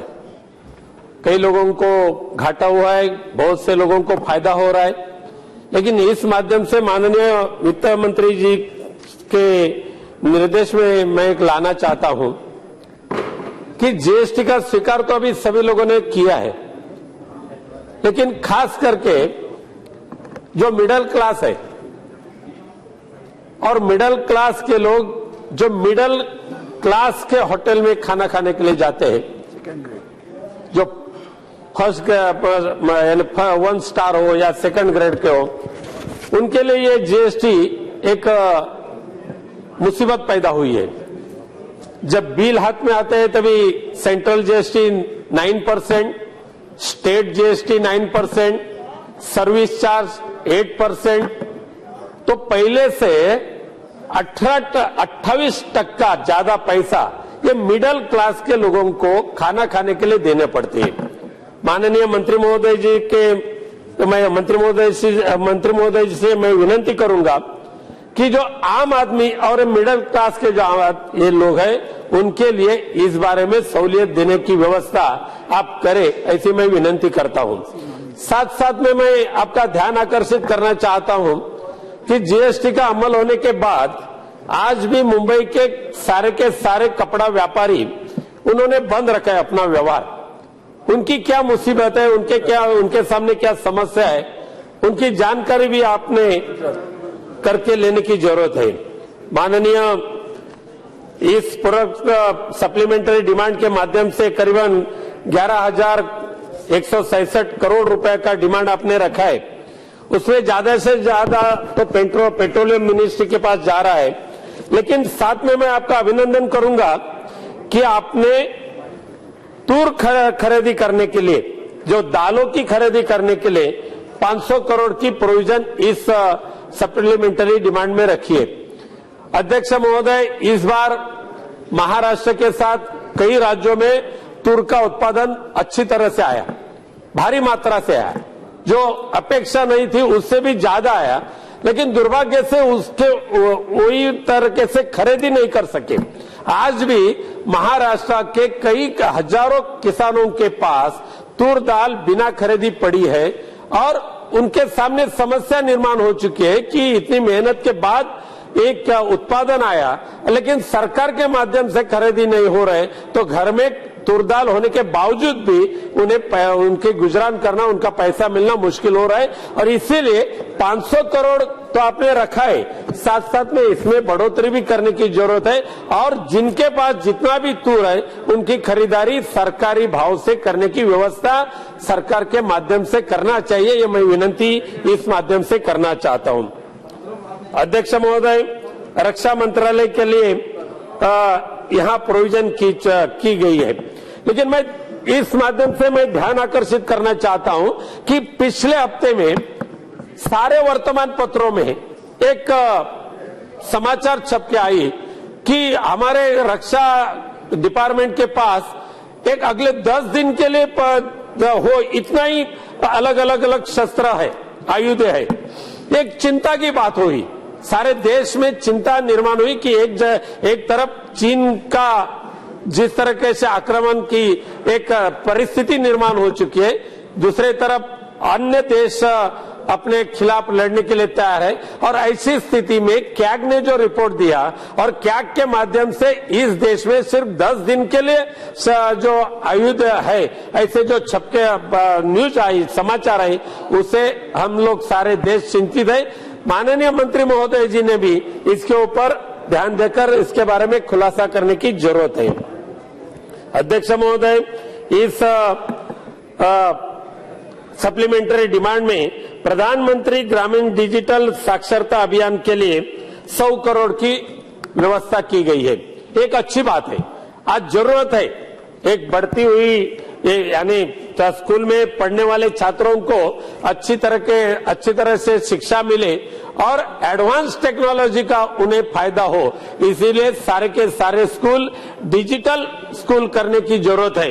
लेकिन साथ में मैं और एक ध्यान में लाना चाहता हूं कि एक तरफ डिजिटल स्कूल करने के लिए तो निजी राशि रखिए, लेकिन उसके लिए क्लासरूम की जरूरत है। आज ग्रामीण इलाकों में जो स्कूल है वहां के सैकड़ों हजारों स्कूल के क्लासरूम कई वर्षों से ऐसे पड़े कि उनकी मरम्मत करने की जरूरत है, उनके लिए यानी रिकंस्ट्रक्शन करने की जरूरत है, उसके लिए भी प्रोविजन करने की जरूरत है। मुझे भरोसा है कि डिजिटल इंडिया के साथ साथ उसके लिए जो अच्छा क्लासरूम चाहिए उसके तरफ भी सरकार का ध्यान अच्छी तरह से हो जाएगा और उसके लिए प्रोविजन भी वैसे करके रखेंगे। अध्यक्ष महोदय, दूसरी एक बात ऐसी है कि कृषि और किसान कल्याण मंत्रालय के लिए भी कई राशि यहां रखी गई है। अध्यक्ष महोदय, पिछले आप तो जानते हैं कि किसान होने के नाते से फसल बीमा का आखिरी दिन कल 31 जुलाई था और तबाह मची थी, खास करके महाराष्ट्र में और कई राज्यों में, कि सैकड़ों की संख्या में, हजारों की संख्या में किसान बैंक के पास जाके खड़े हुए थे, लेकिन बैंक में प्रधानमंत्री फसल बीमा योजना का जो अर्जी भरना चाहिए था वो काम सही तरीके से नहीं हो रहा था। ऑनलाइन फॉर्म भरना था, लेकिन कई जगह पे सर्वर डाउन, कई जगह पे बिजली गई, कई जगह पे कनेक्टिविटी गई और बैंक के सामने जो हजारों किसान खड़े थे उनमें से चुने गुने 10-15 लोगों का अर्जी भर चुके, बाकी के लोगों को प्रधानमंत्री फसल बीमा योजना का फायदा मिला नहीं है। इसके लिए किसान चिंतित हो गए। सद्भाग्य से महाराष्ट्र सरकार ने 5 दिन की बढ़ोतरी दी है, लेकिन उससे कुछ होने वाला नहीं। महाराष्ट्र के किसान कृषि मंत्री है, उन्होंने केंद्र सरकार के पास प्रधानमंत्री फसल बीमा योजना का अर्जी भरने के लिए कम से कम 15 अगस्त तक उसे और सहूलियत दिए, ऐसी मांग की है। और इस माध्यम से मैं मांग करता हूं कि प्रधानमंत्री फसल बीमा एक अच्छी योजना है, उसका फायदा सारे किसानों को तो होना ही चाहिए और इसीलिए ये जो सहूलियत है वो 15 अगस्त तक फॉर्म भरने की सहूलियत होनी चाहिए। अध्यक्ष महोदय, इस सप्लीमेंट्री डिमांड के ऊपर हम जब चर्चा करेंगे तब मैं सरकार का कई ध्यान आकर्षित करना चाहता हूं कि पिछले कई महीनों में केंद्र सरकार और राज्य सरकार की जो शेयरिंग योजना थी वो बंद हो चुकी है। जैसे कि पीएम-जय ग्राम विकास की जो अच्छी योजना माननीय श्रद्धेय प्रधानमंत्री अटल बिहारी वाजपेयी जी के कार्यकाल में शुरू हुई और एक गए बरस तक चालू थी, लेकिन आज प्रधानमंत्री ग्राम सड़क योजना ये पूरी तरीके से बंद हो चुकी है, उसके लिए पैसा है नहीं। तो दूसरी बात ऐसे कि राष्ट्रीय पेयजल योजना ये भी ऐसे गरीब लोगों को पानी देने के लिए एक अच्छी व्यवस्था इसके माध्यम से हो चुकी थी, लेकिन राष्ट्रीय पेयजल योजना का भी पुनर्निर्माण करने की जरूरत है। सद्भाग्य से केंद्र सरकार ने उसके लिए अभी आदेश दिए हैं, लेकिन राशि की प्रोविजन करने की जरूरत है। इसलिए इस सप्लीमेंट्री डिमांड के ऊपर मैं जब बात करूंगा तब मैं आपको एक ही विनंती करूंगा, आपके माध्यम से सरकार को विनंती करूंगा कि इसके साथ साथ केंद्र और राज्य सरकार की सारे के सारे शेयरिंग स्कीम योजना जो गरीबों की है वो उसके फिर से शुरू करने के लिए उसके राशि का प्रावधान करे और गरीब लोगों का आशीर्वाद ले। धन्यवाद। श्री रविंद्र बाबू।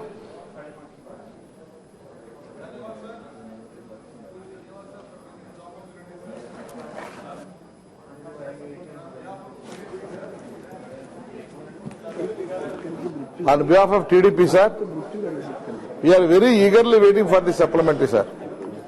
More than any state, more than anybody, I think I will be more enthusiastically waiting for this because we are hungry for the money. The state has been bifurcated and we are starving for the funds. हमारा पास पैसा नहीं है। सबसे बड़ी बात इसमें है, out of 11,000 crore में 7,000 करोड़ सिर्फ MOPNG के लिए मांगा गया है, ministry of petrol natural gas. उसमें हमारा मांगे थी 570 crore for the differential royalty payment. I therefore expect finance minister to fully give this amount to Andhra Pradesh from the MOPNG fund which has been specially earmarked for the payment of differential royalty payment. There are certain few things, sir, which we have been waiting for a long after the state bifurcation. For example, revenue deficit. We have projected 16,000 crores, but 12,000 crores are still pending. This has been certified by Accountant General, but there are certain disputes. How much is the exact figure? How much is the exact amount? I request Finance Minister to be liberal towards Andhra Pradesh, because after bifurcation, we have been suffering a lot, sir. We don't have much of revenue, and revenue deficit is also there. We have inherited this. Please kindly consider the revenue deficit also to be covered as much as possible. And we have certain other categories also, sir. Backward classes and a capital formation, sir. We have no capital. We have to build the new capital from the scratch. For that, there is no money.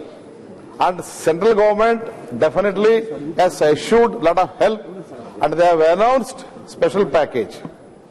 But special package also need to be given a legal status by making it as a law or an act.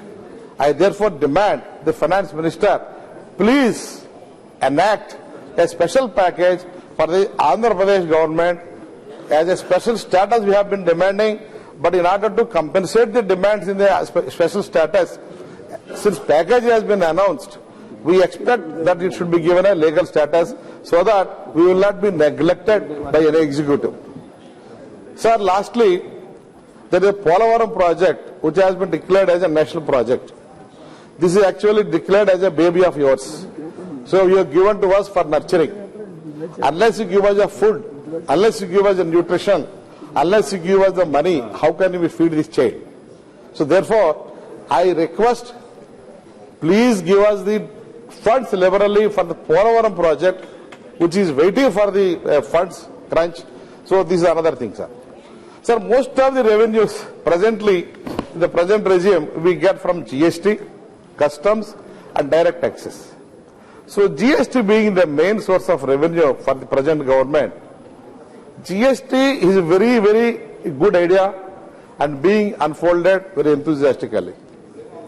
But idea is good, the tax base increased, but official, any schemes are, I feel, it will be successful when with the cooperation of the people and also bureaucracy. Here, bureaucracy in the CBEC especially, Central Board of Excise and Customs, they are made on par with the state governments much below the rank of the Central Board of Excise and Customs officers, sir. Therefore, hitting the morality of the collecting mechanism, it is not good for the GST collection, sir, unless the officers involved in the collection of the GST are motivated, are strongly motivated enough to deal with the new tax regime. I am afraid the GST may not be collected to the extent we are expecting, sir. People cooperation, of course, will be there, but bureaucracy cooperation will be not there, because that protocol violations are happening at the state level, where the central government officers are equated with the lower rank of state government officers, sir. So therefore, this need to be rectified, sir. Sir, especially when it comes to differential royalty payment of the MOPNG, sir, for the KG basin. I come from KG basin, sir. The KG basin is the hub of the oil and gas operation, sir. Recently, ONGC allotted 30,000 crores to be invested in extracting the oil and gas. Therefore, people of that area has a lot of expectations from the Finance Ministry, from the Government of India, to give them better facilities, better benefits, and also CSR activities to be more done, and certain industrial activity related to MOPNG like fertilizer plants, gas power stations. Therefore, it will generate employment also in that area, sir. The KG basin is the third or fourth priority area for the oil and gas sector, sir. It is almost contributing 1/3 of the oil and gas requirement of the country, sir. So this area need to be stimulated, not only by way of differential payment of royalty, but the way of unconventional way of doing things like CSR activity, employment generation.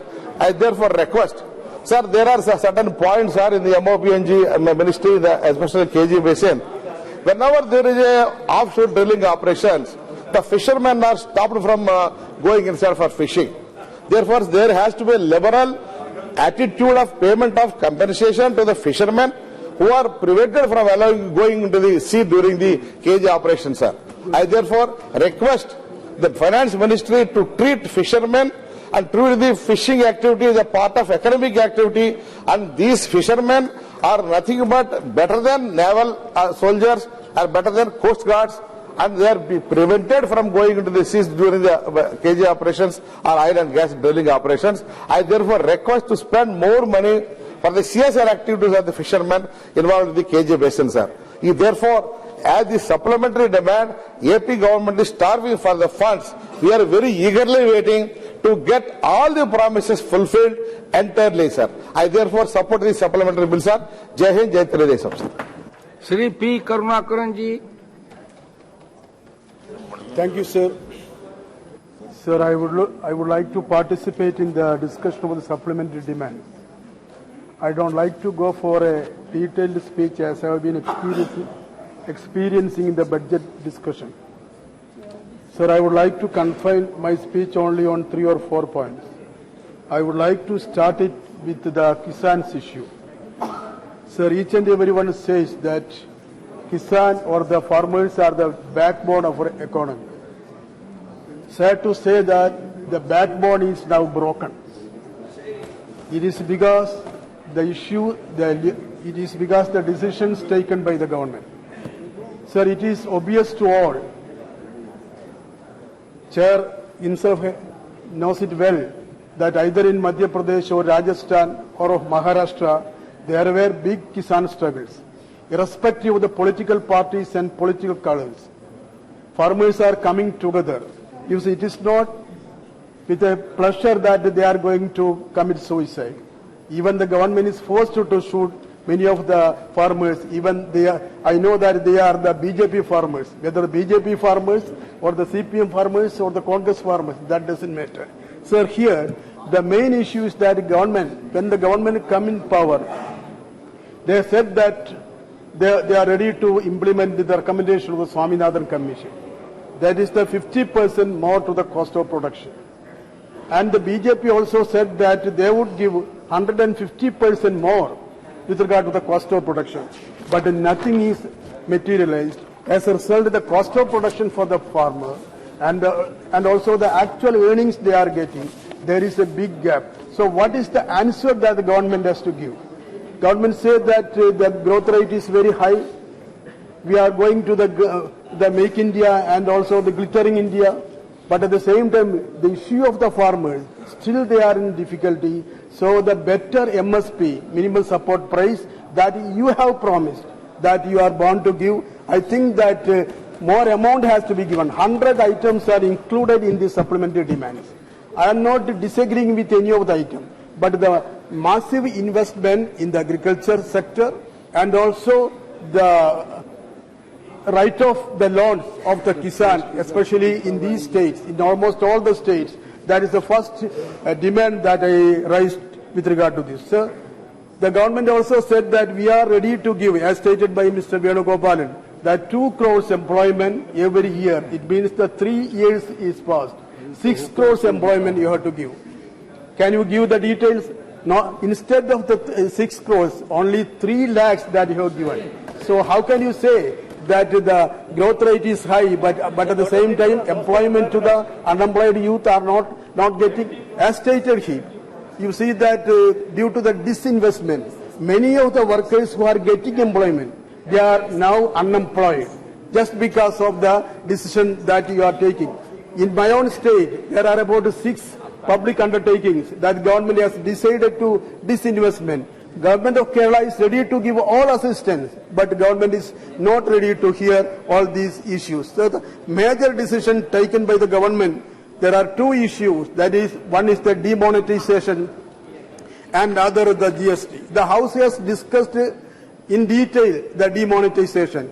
Not only we, but many of the members from their side, they have made it clear that the negative impact of the demonetization in many sectors, in the agriculture, in the trading sector. I know that in Bombay, they said in the House itself that there was there was a steep decline in the trade just because of the demonetization. That is true in the agriculture sector also.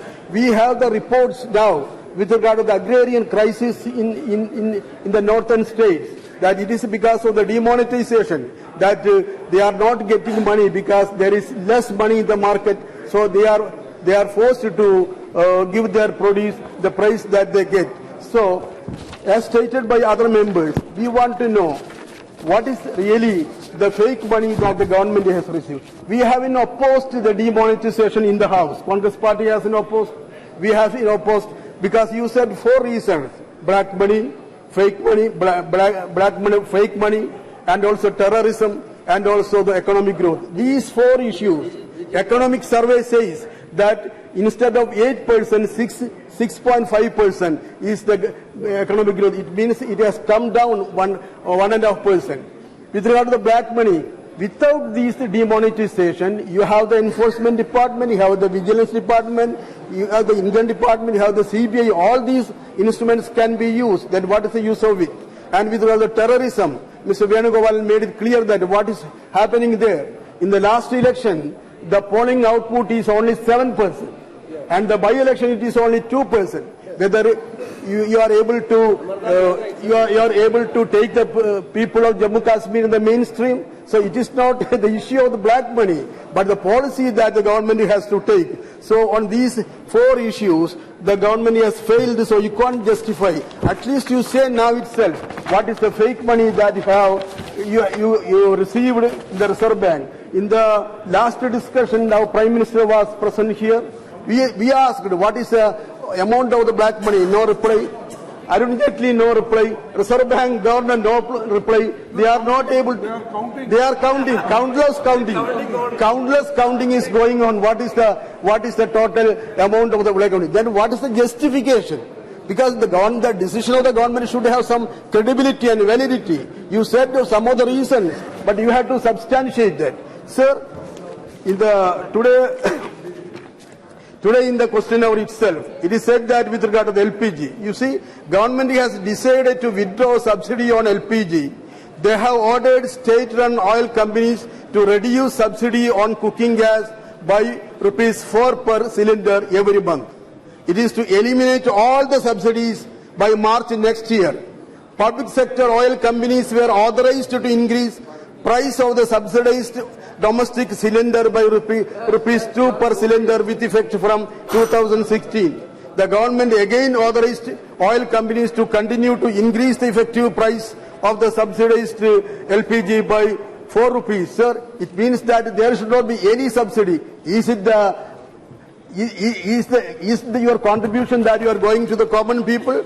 Sir, with regard to the GST, we have discussed that issue in very detail.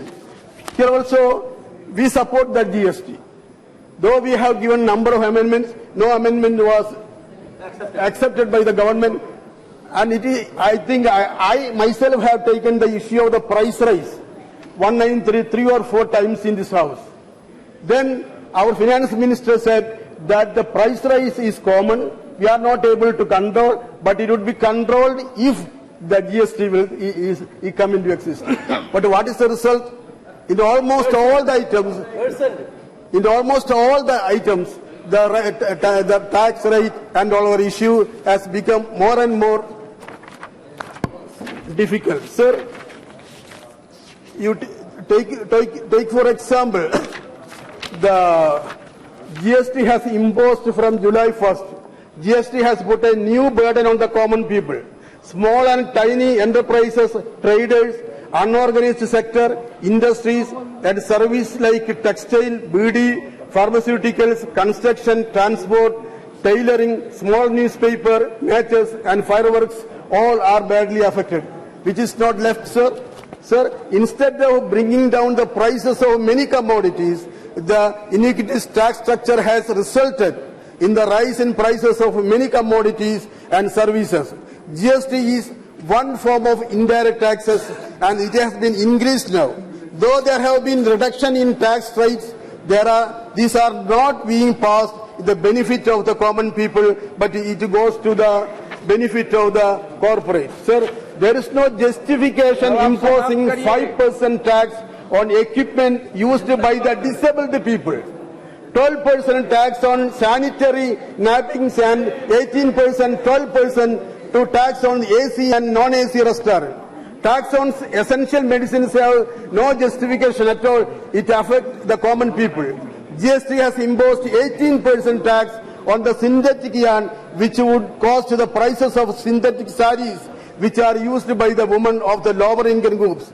GST has taken aggressive steps to the welfare measures of non-coal mining, BD and cigarette sector. The workers are rejected welfare and social security benefits who are working in the sector. Sir, it also affects the idea of the clean energy. Clean energy promotion of the government, since the clean energy and the carbon tax is going to be diverted to GST compensation fund. It also affects. Sir, small traders with a turnover of 20 lakhs per annum have to file their returns online. It will make much difficulty to them. The past years' experience show that there is an imminent effect of the inflation and all-round increase in the prices of the consumer goods. Sir, 2 minutes more, 2 minutes. Only 2 minutes. Only 2 minutes. So I request the finance minister that there should be a thorough review of the GST Council immediately and revisit the GST tax structure which are unreasonable and remove or release such taxes. I request the tax on the use of equipment by disabled persons. There should be no GST on national list of the essential medicines.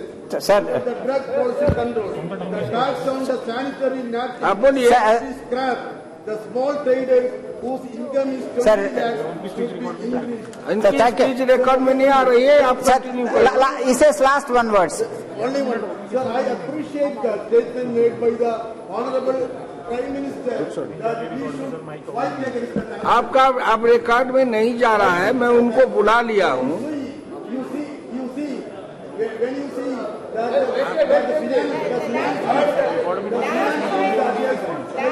वो नहीं जा रहा है. अब बड़ा Prasad Rao ji.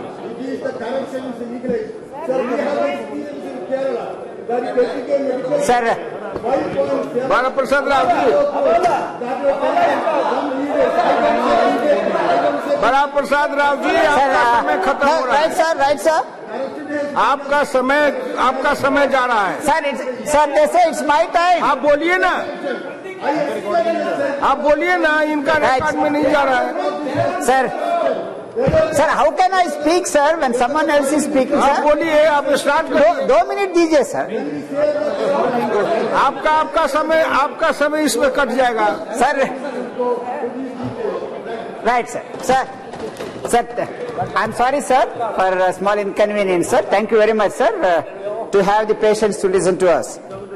So we happily join the Parliament, sir, in approving the additional expenditure of about 11,000 crores, sir. Of course, mostly it's going for as a budgetary support for the GST for various states, particularly the weaker states, and also the payment of royalty to the state governments. So there is nothing much to comment on that. One aspect that I want to comment here is that the industrial corridor development has found a place in the supplementary demands. So the government of India has mentioned that there will be a Vizag-Chennai industrial corridor. But unfortunately, although 3 years have lapsed and no initiative has taken place for the industrial corridor between the Vizag and Chennai. So therefore, we request the government of India kindly initiate that, because the state of Andhra Pradesh has suffered a lot after bifurcation. So the industrial corridor between Chennai and Vizag should be started immediately. Similarly, sir, we thought that we will find a place about the development of the Buckingham Canal. As much as 3,000 crores have been allotted, but not a single pie during last 3 years have been spent. As a result, that most of the coastal districts are all suffering. So we request the government of India to start the Buckingham Canal project soon, so that the fishermen in that area would be benefited largely. So the most important thing is that earlier speakers have clearly mentioned about the price stabilization fund. We all appreciate, sir, but 500 crores may be much limited. But what we suggest is, because of this, most of the states are not in a position to create the stabilization fund. There are lots of suicides taking place of the poor farmers and the marginal farmers. So to save these marginal and the poor farmers, perhaps the government of India could come to the rescue of the state governments and to see that the minimum price is now given to the farmers and the stabilization fund is given to the states so that the suicides and all that will not take place. So we request the government of India to come in a large way as far as this price stabilization of the prices are concerned, particularly for the essential commodities. Sir, next is that the digitalization, the government of the present government is taking a large scale. Along with the digitalization, the cyber crimes, for instance, the last 1 year, all the earlier speakers have mentioned, has increased by 100%. The crimes in the cyber crimes have increased during last 1 year by 100 times. And so therefore we request that the modernization can take place so that the cyber crimes could be reduced. Particularly with regard to the rural areas, the cyber crimes should be reduced. At the same time, the connectivity is much less in the rural areas, particularly the internet and all that. So to enhance the infrastructure in places, rural areas, the connectivity should be more, so that the marketing facilities also will be larger scale in the rural areas. So the more money could be spent on the digitalization with particular reference to the rural areas. So coming to the defense allocation, our defense minister has said in a large scale, he has literally thrown a gauntlet in the ring of war. What he said is that India is not what it was in 1962. But if we see that the allocation of funds as far as this defense ministry is concerned is much less. So therefore we all suggest that more money could be pumped into this procurement of the defense equipment as well as the modernization. So therefore India's sovereignty and integrity could be protected. Sir, earlier speaker from Andhra Pradesh has mentioned that the Polavaram irrigation project. So we strongly suggest that the Polavaram, the government of Andhra Pradesh has given only 16,000 crores. But the actual expenditure could be even more than 40,000. So what we suggest is that the government of India should take up the entire project implementation of the Polavaram project, which has been declared as a national project, and the national importance also. So therefore we request the government of India to take up the execution of the Polavaram project as well, which the amount may come to about 40,000 crores.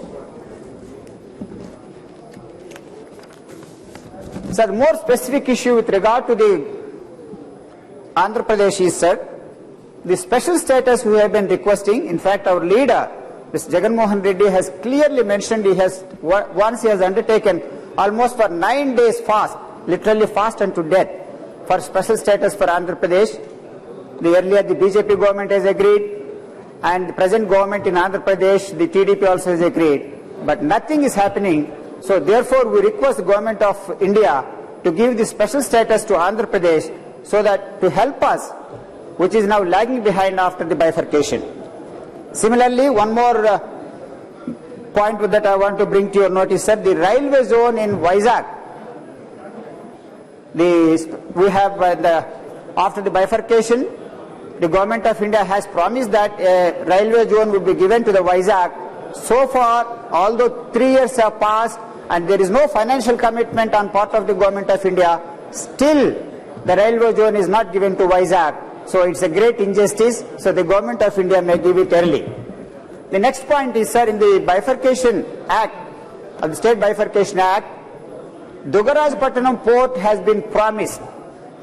And unfortunately for last 3 years, the whole of the Andhra Pradesh people, particularly the people living in 3 assembly constituencies, that is the Sulurpet, the Goodur and Sarvepalli, they were all eagerly waiting for the Dugarajpattanam port to come up.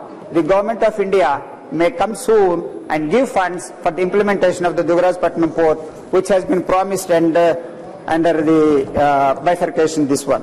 And the last most important, which is pertains to all of us, sir, that we have been requesting the Government of India to increase the MP lakhs. One classic example that I want to mention, sir, some of us, either the MLS MPs, we don't have a single pie to spend except the MP lakhs. So we have been asking that 5 crores per annum per MPs is much meager. And I have literally visited as many as 1,200 crores, 1,200 villages. Last one point, sir. And the people are looking up to the MPs whether we could spend some money, at least 50,000 to 1 lakh. We are not able to spend it. So therefore that 5 crores what has been given to the MP as MP lakhs should be increased at least to 10,000 crores, 10 crores, 10 crores, then it will be extremely useful. I am particular that MP lakhs we are requesting at least 10 crores per annum. Then only the MPs will have a lot of respect in villages, sir. Why, ma'am? Oh, right, okay. Right. So we all wanted that the more funds could be allotted to the MP lakhs, sir. Thank you so much. Thank you very much, sir, for the chair for giving me this opportunity, and also my leader. Thank you very much.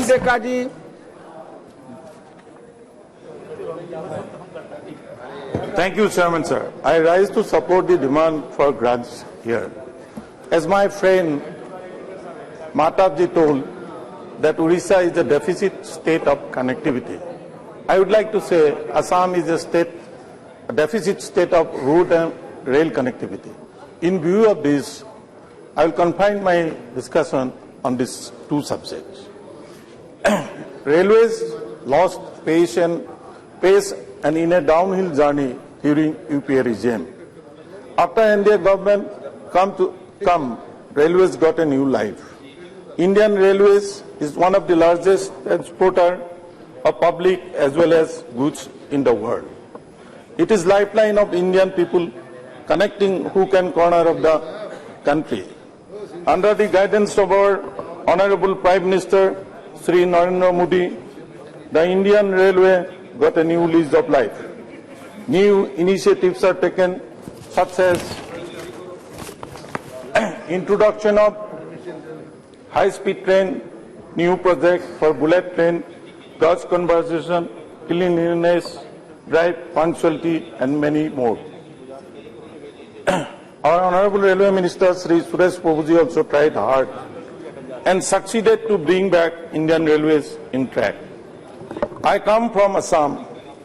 The geographical position of Assam is very strategic. Surrounded by international border, Myanmar, Indo-Bangla and Indo-Bhutan. To reach Arunachal Pradesh and Indo-China border, Assam is the only route. Today's political and military situation demands a good railway and road connectivity in Assam. 15-number national highway leads to Arunachal Pradesh, which is the only route to reach Indo-China border. And Rongya to Mokoksaleng rail have only one track. If there is any eventuality with China, it will be very difficult to move army personnel as well as military equipments to the border. In view of this, I urge our honorable ministers to look into this matter. I am very proud to say that we recently opened 2 bridges on Brahmaputra Bridge. But we got only 3 bridges after 1962 were up till now, up till 40. But within these 3 years, our government able to open 2 bridges and 4 bridges, new bridges are coming on Brahmaputra. In view of this, I demand an alternate railway route from Sangsari to Dakargaon connecting Dorong district. Dorong district is still not covered by railways as well as conversion of 15 national highway to 4 lanes. This will give us a strategic advantage if any eventuality happen with China. Further, I would like to draw the attention of Honorable Railway Minister that Lamding is the oldest division in the country. Now there is no activities. railway lanes are encroached, I would like to suggest the long distance train running from Guwahati to be shifted to Lamding. This will lessen the pressure of Guwahati as well as people from Barakbeli will get easy access. This will help maximum utilization of infrastructure which already existed in Lamding. Further, railways should come with a concrete proposal to use the present vacant land of Lamding division. As I have seen in the Water Resources Department, there is a request for additional grant. We have just passed a havoc of flood. Honorable Prime Minister on tour today. He will look after the damages of the by the flood. I would like to request Finance Minister to grant liberally so that this problem of flood, which is recurring every year, there should be a long-term proposals to overcome this flood problem. And erosion is a major cause of losing our lands. We are losing hectares after hectares land in erosion for successive years, but there is no plan. So I'd like to request to take as this water by the Water Resources Ministry to take up the erosion work so that we can save agricultural land, which is the lifeline of our Assam's rural economy. In view of this, I request our Minister so that the dredging of the Brahmaputra, which is in the pipeline, it should immediately start so that the siltation will not occur and this Brahmaputra can flow and this delta for which 250 crores has been sanctioned in with the Bangladesh government, that should be also expedited so the flow of the water of Brahmaputra uninterrupted by the formation of the delta. Thank you, sir. Shri Konda Visheshwar Reddy ji. Thank you, sir. Thank you, Chairman, sir, for the opportunity to speak on the supplementary demand of grants on behalf of the Telangana Rashtra Samiti. So, I went through a long list of items in the supplementary demand of grants. We are fortunate to have a minister and a ministry which has gone in depth and various items. We can't but agree with all those items and we support this demand of grants, sir. However, sir, there are many requests and demands from various states, including the state of Telangana, sir, in areas of very high priority, sir, like irrigation. So we have taken up huge irrigation projects in an irrigation-starved state like Telangana.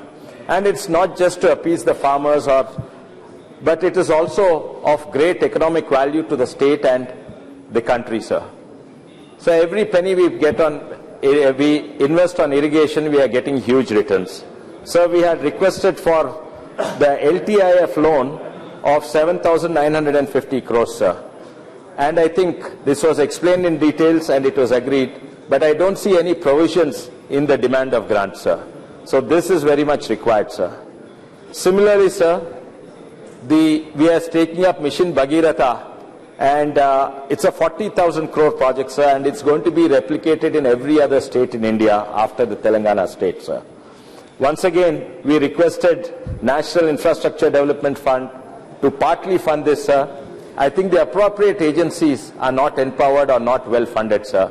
We wish that this has happened, sir, in this demand of grant. Sir, Telangana is a new state. It's a growing state. We have great aspirations.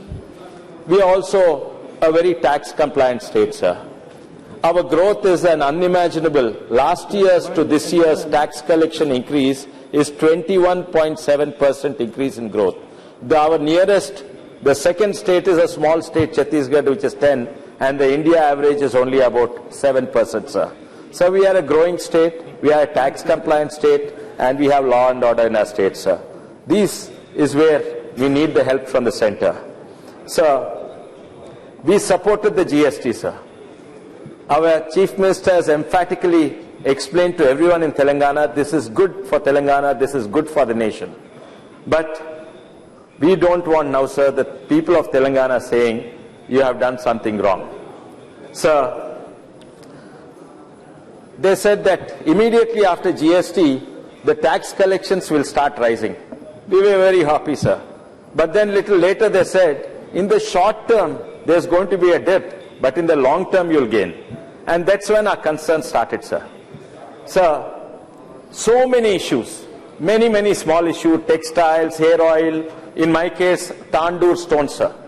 It also applies to our friends in Andhra, the Betam Cherla and the Kadapa stones, sir. 4% GST suddenly became 18% GST. So Tandoor, which is in my constituency, the business came to a standstill, the tax collections came to zero, and our tax, we are growing at 18% last year, 21% this year. We are scared of that word. Short term, it will be a dip. I don't know how long this short term is, sir. That's what we are concerned. Sir, this is the time. This is the implementation time. This is the time things have to move on war footing, sir. I was very glad to know in the demand of grant, in the GST, they set aside about 150 crores odd for GST awareness and some 36 crores for GST portal for bringing out awareness, sir. But sir, it's not just the time for just a general awareness, it's time for hard action on the floor. This is the time for GST sectorial councils to work on war footings. There are these hundreds and thousands of issues coming up, which is the textiles and the stones and things like that. This is where I hope the funding was given to the sectorial councils to work like a war room, sir.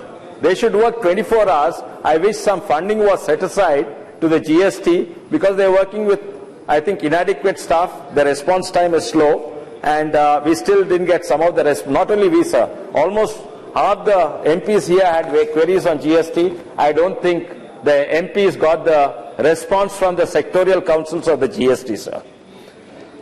Lastly, sir, I don't want to bring about too many things. The Telangana state, sir, we are a contributing state, sir. We have contributed to the nation. We pay more to the center than we collect back, sir. The schemes we are taking, other than the schemes we are taking, if you take sheep collection, we plan to invest 4,000, 2,000 we already invested, but in 3 years we'll get 25,000 crore return, sir. Even if we are wrong, we can be wrong by 0.5%. These are also, it makes economic sense other than the social sense to actually support growing states like Telangana. Lastly, sir, on the GST compensation, sir, the Prime Minister has emphatically told if any state has lost from the previous year, the center will compensate, sir. But how will you compensate a state growing at such a fast level, sir? 100%, even with or without compensation, we are growing at 20%. So when you are compensating to the state, sir, you have to take into account our growth and then compensate for a collection as well as the estimated growth, sir. Thank you, sir. We don't want our people to feel we have done wrong in supporting the present government and supporting the GST emphatically. Thank you, sir. Thank you. Sri P.C. Mohan. Sir, I thank you very much for giving an opportunity to speak on supplementary demand for grants, sir. After more than a decade-long journey, the biggest tax reform since independence came a reality on July 1st. At the stroke of midnight, India was converted into a unified one nation, one tax regime. I congratulate Prime Minister Shri Narendra Modi ji and Finance Minister Arun Jaitley ji for this have achieved this mission impossible, sir. Today, as we have crossed 1 month milestone of GST rollout, its impact has been many, sir. Lot of commodity prices have come down, sir. It has reduced the tax of most of the commodities consumed by the weaker section of the society, sir. Like prices of cement have come down, cost of the apartment and housing likely to come down, reduced by 20%, and automobile manufacturers have already reduced the prices, sir. Business class, logistics sector again for most of the GST as the cost of transportation is already 20% down, sir. GST will boost the domestic electronic manufacture, says the ASSOCHAM, sir. See, the end of checkposts, there was no problem for the end of era of checkposts. The efficiency of trucks also has been increased. The GST has brought a transparency and honesty. It will increase the more people to pay tax and increase the country's tax base. Sir, and I represent Bangalore Central Parliamentary Constituency, sir. I also urge the central government to fund for the lake development, sir. Bangalore has been the lake city of India, sir. See, because already the state government is planning to denotify 1,500 lakes in the city, sir. This is very disgusting to say, sir, but I request the central government to fund some money for the lake development and the lake regeneration, so that the sanctity of the Bangalore and the lake city of the Bangalore, the name also will remain, sir. And it is in the interest of good interest of the Bangaloreans also, sir. So the Bangalore city population has crossed more than 1 crore, sir. And vehicular population is around 65 lakhs, sir. And it is expected to increase even more, sir. As we all aware that Bangalore is one of the fastest growing city in the whole Asia, sir. When the Bangalore already has BMTC buses which is carrying 53 lakh passengers per day. And it is again for the metro feeder and other thing, again it is going to increase also, sir. After the metro phase 1 is completed, almost 3 lakh passengers are using the metro trains, sir. And for the more and where incidentally more trains or coaches cannot be run despite the demand, as the state government failed to procure the rakes on time, sir, which I am taking up with the Urban Development Ministry also too, sir. Last mile connectivity is a major issue for the metro, sir. So why I am telling this is, the metro phase 32 kilometers took almost 10 years to complete, sir. And the phase 2 and the 3 which will take another 10 years to complete, sir. And keeping in this mind, Bangalore city requires the suburban trains, sir, which already rights have already estimated that an exclusive suburban train system can take 35 lakh passengers per day, and it can reduce about 20 to 25% of the traffic on the existing roads. But the state government is very lethargic in that, sir, because already the draft proposal was given in January. But state, signed it recently, and now recently the chief minister has written a letter saying that, proposal of 20% state government fund and 20% central and 60% banking. The pattern has to be changed, sir.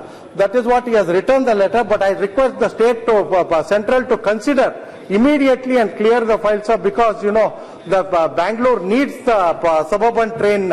So I request the central government to look into the matter, call the state government people also for the discussion, and clear this project immediately, sir, so that it will be helpful to the Bangaloreans, sir. And one more thing, and I request the central government also to look into the Bayyapanahalli and Whitefield electric train, memo train service also to be introduced, because the metro phase 2 has started, so already the Whitefield area is choked with the traffic, sir. So I request the memo trains also to be started, sir. Thank you very much, sir. Thank you. Sri Prem Singh.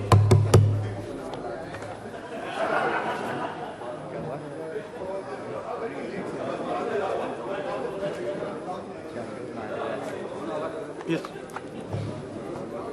Okay. Okay. आप left में आइए ना, इसमें से वो एक message जाना था, लोग लेट डिनोटिफाई करना है। अच्छा हुआ ना, कर रहा है ना, ओके ना।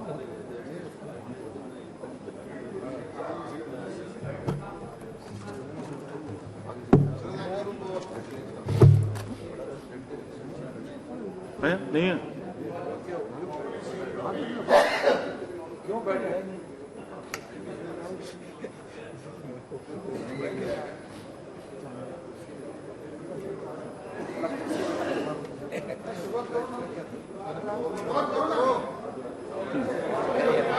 बोलिए बोलिए।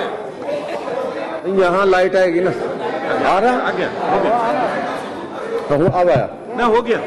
Thank you chairman sir.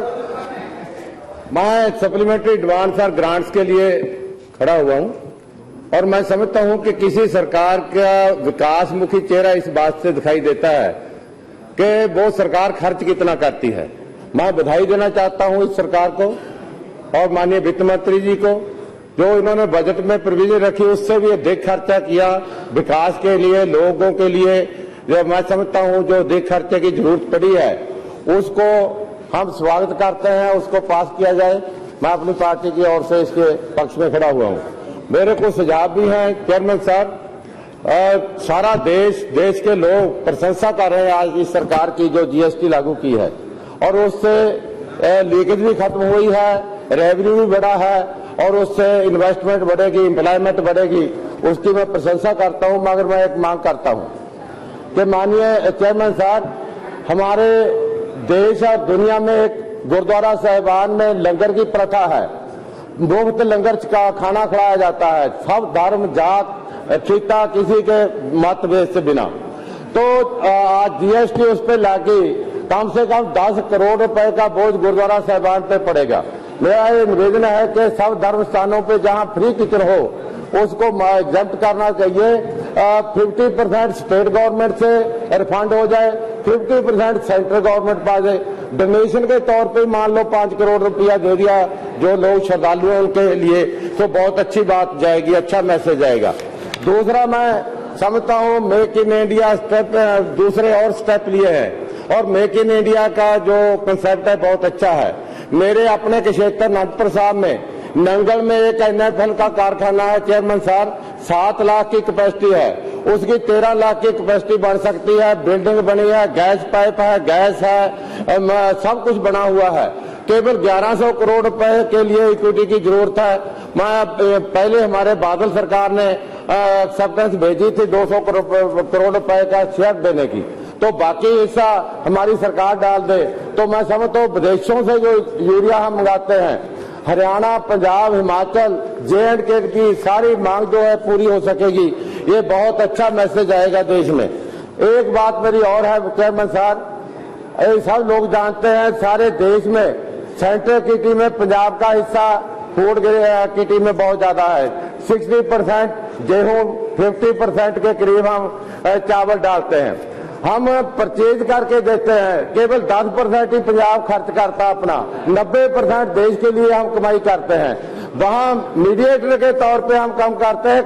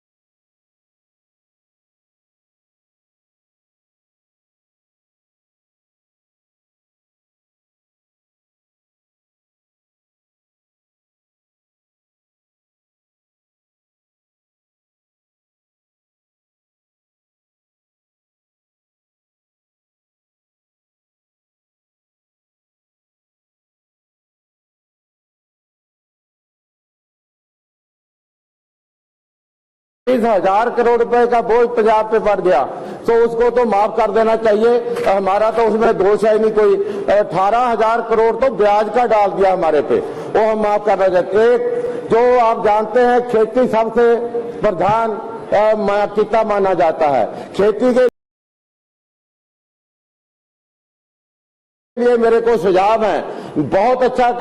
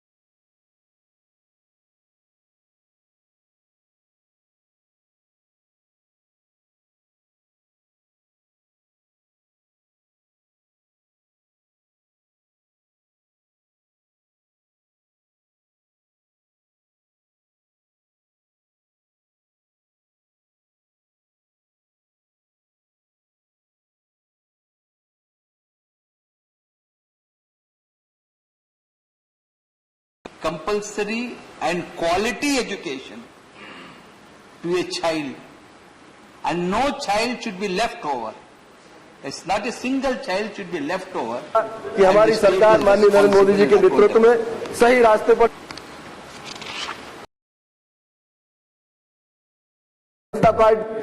Sir, conclude.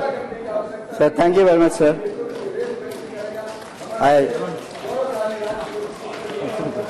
Sir, with regard to the supplementary demand, nobody can say no to this because it's a part of our budgetary commitment.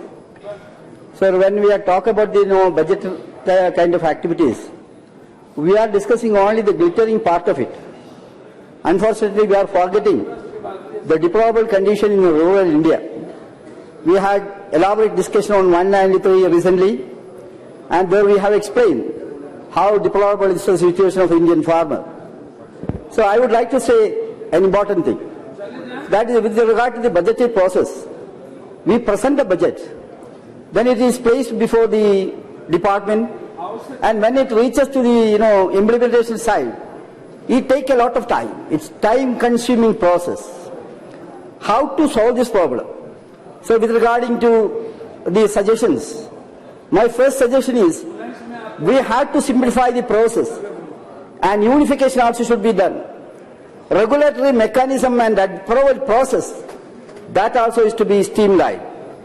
Administrative reforms expert says that 80% of our delay can be solved through the proper digitalization, and regulation systematically can be improved systematically. Sir, in a recent article written by a financial expert appeared in Financial Express, they are making a suggestion that certain departments such as natural resources, such as petroleum and natural gas, mines, coal, and that kind of natural resources can be brought under a single ministry so that a lot of delay can be solved. That is a suggestion of a financial expert. So coming to, sir, to the financial sector, as far as the public sector in this country is concerned, you are swiftly moving towards disinvestment process. Major public undertakings are facing privatization and this kind of disinvestment. Sir, I understand that Niti Aayog had identified several companies for strategic disinvestment. Sir, it's a very dangerous move. Our primary responsibility should be to strengthen the public sector undertakings and MSMEs. Sir, we had prestigious public sector industries which is known as Navaratna Company and Maharatna Company. Pandit Jawaharlal Nehru called it as, described it as temples of the nation. Sir, but this government is cutting the wings of public sector and including our national carrier, Air India. Air India is going to be, disinvestment process, they are undergoing disinvestment process. What is that you are going to do? I am asking you, what will happen to the employees? What is going to happen with the social commitment of the government in Air India when it is privatized in a big way? That is a point to be discussed in details. With regard to ordnance companies, sir, I got a report with me because of the time constraint. I don't want to elaborate it. Sir, there also we are going to do privatization. See, ordnance companies under the public sector is going to be wind up, and that also is going to be handed over to the public sector. It's a very bad signal. It should not be done.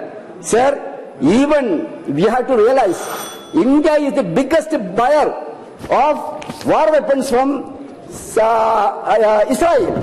See, this kind of thing. We have got our own public sector institution. India must have a self-reliance in that. Why should we depend a country like Israel? It is not for the best interest of the nation. It is with some other, just 1 minute, sir. It's with some other ill motive.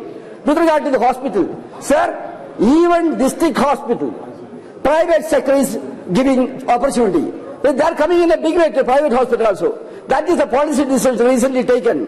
Even for the treatment of cancer and that kind of illness, this private sector is offering treatment in the government. We are paving way for the private sector, even to the district hospital. That also is another thing. Sir, before concluding, Let me quote one more thing. I am concluding, sir. Why the gap between the richest and the poorest, that is widening. There also we have to concentrate our effort. So what I am saying in brief is, we have to discuss. आपने मुझे वित्तीय वर्ष 2017-18 के अनुदानों की अनुपूरक मांग पर चर्चा में भाग लेने का मौका दिया, बहुत बहुत धन्यवाद। वित्त मंत्री जी की इस ग्रांट के समर्थन में मैं खड़ा हूं। मंत्री जी के कुछ मांग जैसे औद्योगिक नीति और संवर्धन विभाग के अंतर्गत ग्रांट की अनुमति चाहते हैं, वैसे ही सरकार के आशानुरूप जीएसटी कार्य रूप ले लिया है और अधिक राजस्व प्राप्ति की उम्मीद है। जीएसटी से में जम्मू एवं कश्मीर को 1800 करोड़ का अनुदान देने जा रही है, ये अच्छी बात है। कृपया बिहार के पिछड़ेपन को ध्यान में रखते हुए राज्य को विशेष राज्य का दर्जा, वहां औद्योगिकीकरण का रास्ता प्रशस्त हो। राज्य की ओर से यह मांग पिछले एक दशक से पेंडिंग पड़ा हुआ है। मंत्री जी, आप इस पर जरूर गौर करेंगे। बिहार की आबादी लगभग 11 करोड़ से अधिक है और विकास की दौड़ से काफी पीछे है। बिहार को भी विकास की दिशा में एक कदम आगे बढ़ाने का यह प्रयास करना चाहिए। जहां तक जीएसटी का प्रश्न है, आज 1 महीना हो गया है जीएसटी लागू हुए जनता के साथ साथ कारोबारियों का भी पूरा साथ मिल रहा है। मेरा नेता नीतीश कुमार जी शुरू से ही जीएसटी के पक्षधर रहे हैं और हम लोग की पार्टी जेडीयू आपको हर मोर्चे पर समर्थन किया है, किंतु आज कुछ क्षेत्र में व्यापारियों को कठिनाई हो रही है। वह व्यवहारिक हो सकता है, सरकार को इसे बातचीत कर समाधान निकालने की आवश्यकता है। इसी प्रकार जीएसटी के इम्प्लायमेंट में सर्वर की भी कमियां की शिकायतें हैं, वे विल की शिकायतें हैं। HSN कोड व्यापारियों एवं कारोबारियों को नहीं उपलब्ध हो रहा है। रिटर्न भरने पर असमंजस का माहौल है, अतः सरकार को अविलंब इस पर कार्रवाई करनी चाहिए, नहीं तो व्यापार जगत में अंदेशा का माहौल पैदा होगा। अधिकारी लोग भी पल्ला झाड़ रहे हैं। कुछ जहां महोदय 2 मिनट समय दिया जाए।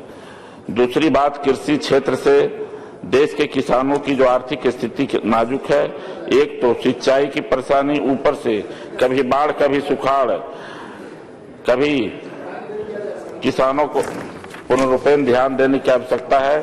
खास करके नदी से नदी जोड़ने की आवश्यकता है। बिहार में आजादी के 70 वर्ष बीत गए। मौसम की जानकारी देने वाला सैटेलाइट, अभी तक हम लोग मौसम की जानकारी ठीक से नहीं ले पा रहे हैं, अतः किसानों को इनके लिए समुचित सिंचाई का प्रबंधन होना चाहिए। डीप बोरिंग के लिए भी ब्याज मुक्त लोन देने की व्यवस्था होनी चाहिए। अच्छे बीज और समय पर खाद की व्यवस्था सरकार को करने की आवश्यकता है। फसल तैयार होने पर सरकार उनको उचित समर्थन मूल्य पर अनाज खरीदने की हमेशा की तैयारी करे। इस बात को अगर ध्यान देते हैं तो निश्चित रूप से किसान जो अन्नदाता होते हैं वो खुशहाल होंगे। इसी क्रम में डेयरी उत्पादन कैसे बढ़े, यह भी विचार बिंदु है। आप छोटे एवं मंझोले किसान को, 1 मिनट सर, मंझोले किसान को अच्छी नस्ल की दुधारू पशुओं के लिए ब्याज मुक्त लोन देने की व्यवस्था करें। बहुत बहुत धन्यवाद। धन्यवाद सभापति जी। आज ये सप्लीमेंट्री डिमांड्स फॉर ग्रांट्स पर बोलने का आपने मौका दिया। 3 साल पहले जब 2014 के चुनाव की गर्मियों में कुछ नारे चल रहे थे, और वो नारे क्या थे सभापति जी? नारे थे, बहुत हुई देश में महंगाई की मार, अब की बार मोदी सरकार। बहुत हुआ रोजगार का इंतजार, अब की बार मोदी सरकार। बहुत हुआ किसान पर अत्याचार, अब की बार मोदी सरकार। अब तीन साल हो गए सभापति जी, 3 साल हो गए, और 3 साल के बाद अगर अब नारे फिर से लिखने की जरूरत आएगी तो नारे ये लिखने पड़ेंगे कि कृषि विकास की दर 4% से चली गई 1.7% के नीचे, कैसे होगा किसान का उद्धार? मैन्युफैक्चरिंग नहीं जा रही 17% जीडीपी के पार, मेक इन इंडिया कैसे होगा व्यापार? नौकरियों को कोई माफ नहीं करती सरकार, फिर कैसे पता कितनों को मिलेगा रोजगार का इंतजार? ये सब नारे अभी करने पड़ेंगे और उसके दिशा में पिछले कई दिनों में अगर आप देखेंगे तो मोदी जी ने कहा था कि 2 डिजिट जीडीपी का हम विकास दर लाएंगे और अभी अगर हम देखेंगे तो 6.7 और 6.8 के आसपास ये जीडीपी का कहीं न कहीं रेट चल रहा है। पिछले दिनों में मोदी जी हर वक्त कहते थे, प्रधानमंत्री जी कहते थे कि भारत में डेमोक्रेटिक डिवीजन देने की जरूरत है और 25% के जो 35 साल के नीचे के जो युवा है उनको रोजगार देने की जरूरत है। अब हर साल 2.66% के आसपास के रोजगार आप उपलब्ध करा रहे हो। आपने 1 करोड़ युवाओं को नौकरी देने की बात सभापति जी की थी, उपाध्यक्ष महोदय। आज 2.66% लोगों को सिर्फ आप जॉब दे रहे हो और कहीं भी दूर दूर तक जॉब क्रिएशन का आपका बात नहीं हो पा रही है। सभापति अध्यक्ष जी, उपाध्यक्ष जी, यहाँ पर मैं बात रखना चाह रहा हूँ, जो महाराष्ट्र में पिछले 15 दिन से किसान जिस बात को तकलीफ सह रहा है, प्रधानमंत्री फसल बीमा योजना के बारे में। इस बीमा योजना में महाराष्ट्र में 1 करोड़ 36 लाख किसान के खाते के रूप में किसान वहां पर जमा करना चाह रहा है और अभी तक कल तक 17 से 18 लाख लोगों ने, किसानों ने वहां पर किस्त जमा की है। इसका मतलब यह है सभापति जी कि 1 करोड़ 18 लाख जो किसान है वो महाराष्ट्र के साथ ही अभी भी प्रधानमंत्री फसल बीमा योजना की किस्त वो जमा नहीं कर पाए और सरकार ने सिर्फ 5 अगस्त का यहाँ पर डेडलाइन दी है प्रधानमंत्री फसल बीमा योजना की किस्त भरने में। उपाध्यक्ष महोदय, यहाँ पर मैं कुछ फोटोग्राफ्स आपके सामने रखना चाह रहा हूँ। फसल बीमा योजना की किस्त भरने के लिए लोगों को बिल्डिंग पर चढ़कर जाना पड़ रहा है। कुछ लोगों को तो उपाध्यक्ष महोदय रात को सोना पड़ रहा है बैंकों के सामने। इतनी बड़ी तादाद में किसान दुखी है और इसलिए मैं आपके माध्यम से सरकार के सामने ये विनती करना चाह रहा हूँ कि 15 अगस्त तक आपको प्रधानमंत्री फसल बीमा योजना की डेट बढ़ाने की यहाँ पर जरूरत है। दूसरी बात उपाध्यक्ष महोदय, आपके माध्यम से इस सप्लीमेंट्री डिमांड फॉर ग्रांट में हम सरकार का अभिनंदन करना चाहेंगे कि आप पूरी कर्ज माफी की आप घोषणा आज यहाँ पर कर दो। किसान को पूरी कर्ज माफी मिलेगी तो किसान पूरी ताकत से आने वाले समय में काम करने के लिए तैयार होगा। पूरी तरह से कर्ज माफी सभापति महोदय मिलने की, उपाध्यक्ष महोदय मिलने का मैं यहाँ पर मांग करता हूँ। उसी प्रकार स्वामीनाथन आयोग का इम्प्लीमेंटेशन के बारे में भी उपाध्यक्ष महोदय आप आए हो, 1 मिनट थोड़ा सा ज्यादा दीजिए उपाध्यक्ष महोदय।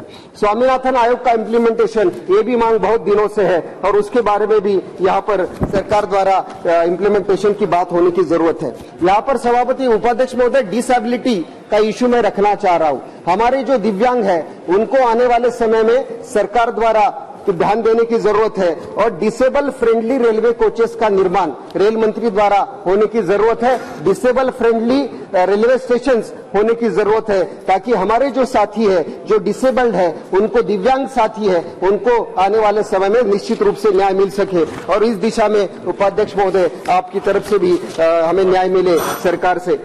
एक मिनट लूंगा। यहाँ पर आखिरी बात मैं यहाँ पर यह रखना चाह रहा हूँ उपाध्यक्ष महोदय, जिस प्रकार से कैग द्वारा और जिस प्रकार से चाइना का एग्रेशन बढ़ रहा है उस दिशा में सरकार की तरफ से कोई भी जवाब अभी तक आया नहीं है। मेरा आपके माध्यम से सरकार से विनती रहेगी कि जिस प्रकार से पिछले दिनों में चाइना के द्वारा जिस प्रकार से एग्रेशन हुआ है उस दिशा में सरकार ने अपनी स्थिति स्पष्ट करने की जरूरत है और डिफेंस में जो जीडीपी के प्रतिशत में आपने बजट में कटौती की है वो बजट में आपकी इंक्रीज करने की भी जरूरत है। और यहाँ पर कैग रिपोर्ट में भी कहा गया कि शॉर्टेज ऑफ जो एम्यूनिशन था उसके बारे में बात हुई है और उस दिशा में सरकार ने पहल करने की जरूरत है। और आखिरी 4 लाइन उपाध्यक्ष महोदय मैं यहाँ पर रखना चाहूंगा कि मोदी सरकार के लिए, मोदी सरकार आपको जनता पे भरोसा नहीं किया। मोदी सरकार की बातें हैं बड़ी गोलमोल। मोदी सरकार ने बेरोजगारी की खोल दी है, बेरोजगारी ने आपकी खोल दी है पोल खोल। चीन ने सीमा पर कर दिया है झोल। सरकार का जवाब है बड़ा गोलमोल। मोदी सरकार अब तो किसान के मन की बात बोल। मोदी सरकार अब तो किसान के मन की बात बोल। मोदी सरकार आपको जनता पे भरोसा नहीं क्या। बहुत धन्यवाद। Thank you, Honorable Deputy Speaker, sir. I express my gratitude to our beloved leader, Prachitalavi Amma.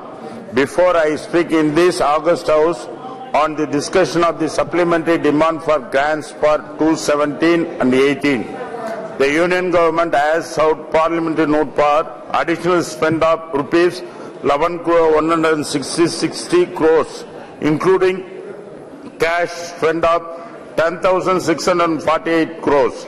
This was reflected in the first batch of the supplementary demand for grants for 2017 and 18 tabled in the Lok Sabha by Honorable Finance Minister. The government is also looking to spend about rupees 387 crore on activities related to goods and service tax.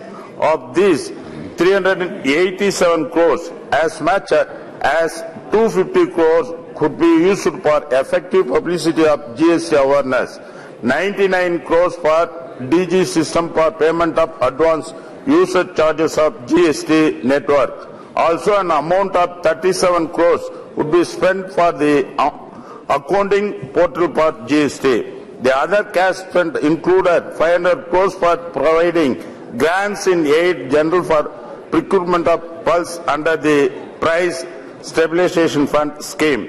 The centre also planned to undertake spend of 50 crores for formation of digital payment through PHIM. About 50 crores is proposed to spend towards Pradhan Mantri Grama Digital Shakti Abhiyan. Sir, as far as Tamil Nadu is concerned, there are several requests from the state which are yet to be addressed. The extremely heavy rain in Tamil Nadu during December 2015 have caused enormous devastation to standing crops, property, public infrastructure, besides loss of livelihood, loss of life and cattle. The Honorable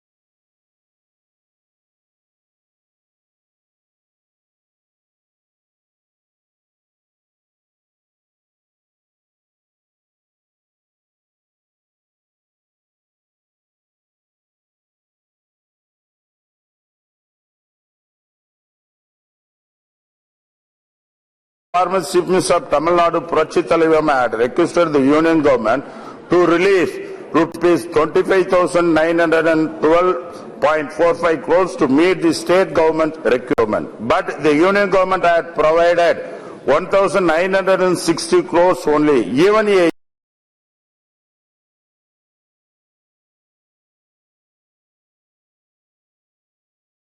year after, Central considered the genuine demands of the Government of Tamil Nadu to immediate release and adequate relief grant to Tamil Nadu for being devastation of two back-to-back climates in several natures.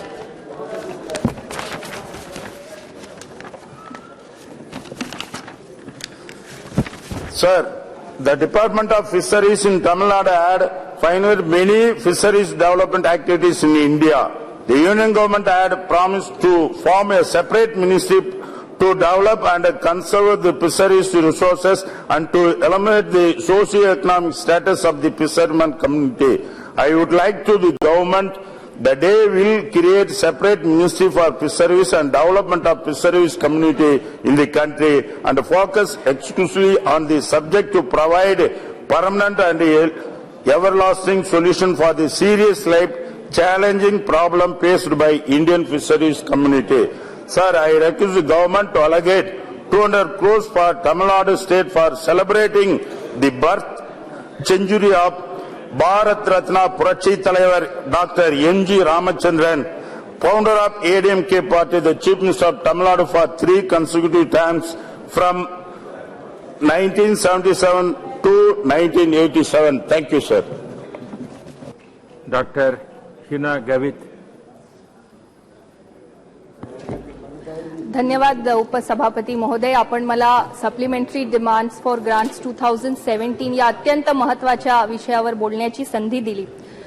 महोदय, आपण मला जितका वेळ दिला आहे, खऱ्या अर्थानं केंद्र सरकार, मोदी सरकार आल्यानंतर 3 वर्षात इतक्या चांगल्या योजना, जवळपास 84 योजना या सरकारने नवीन बनवल्या आहेत आणि प्रत्येक योजना ही इतकी चांगली आहे की मला आपण दिलेल्या वेळात सर्वच योजना या ठिकाणी बोलणं शक्य होणार नाही. पण ज्या महत्वाच्या आणि ठळक अशा काही योजना आहेत त्याबद्दल या ठिकाणी मी बोलू इच्छिते.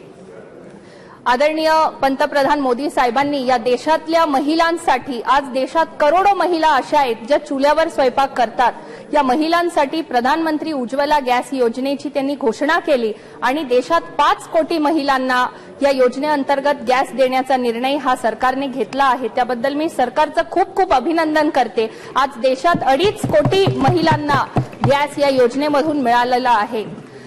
आपण नेहमीच बोलत असतो की झाडे लावा, झाडे जगवा. आज महाराष्ट्र शासनाने आदरणीय देवेंद्र फडणवीसजींच्या नेतृत्वाखाली महाराष्ट्रात 4 कोटी झाडं लावण्याचा एक निर्णय सरकारने घेतला आणि एका आठवड्यात 4 कोटी झाडं संपूर्ण महाराष्ट्रात लावण्याचा हा निर्णय घेतला. मला असं वाटतं प्रधानमंत्री उज्ज्वला गॅस योजना ही देखील यामध्ये एक खूप मोठं पाऊल शासनाचं आहे. आपण एकीकडे जेव्हा झाडं लावण्याची गोष्ट करतो, चुल्यामध्ये महिलांना लाकडांचा उपयोग करावा लागतो, परंतु या योजनेमुळे आज झाड तोड होणार नाही आणि महिलांना खरोखर त्यांचं आरोग्य चांगलं राहील आणि त्यांचा वेळ देखील वाचेल.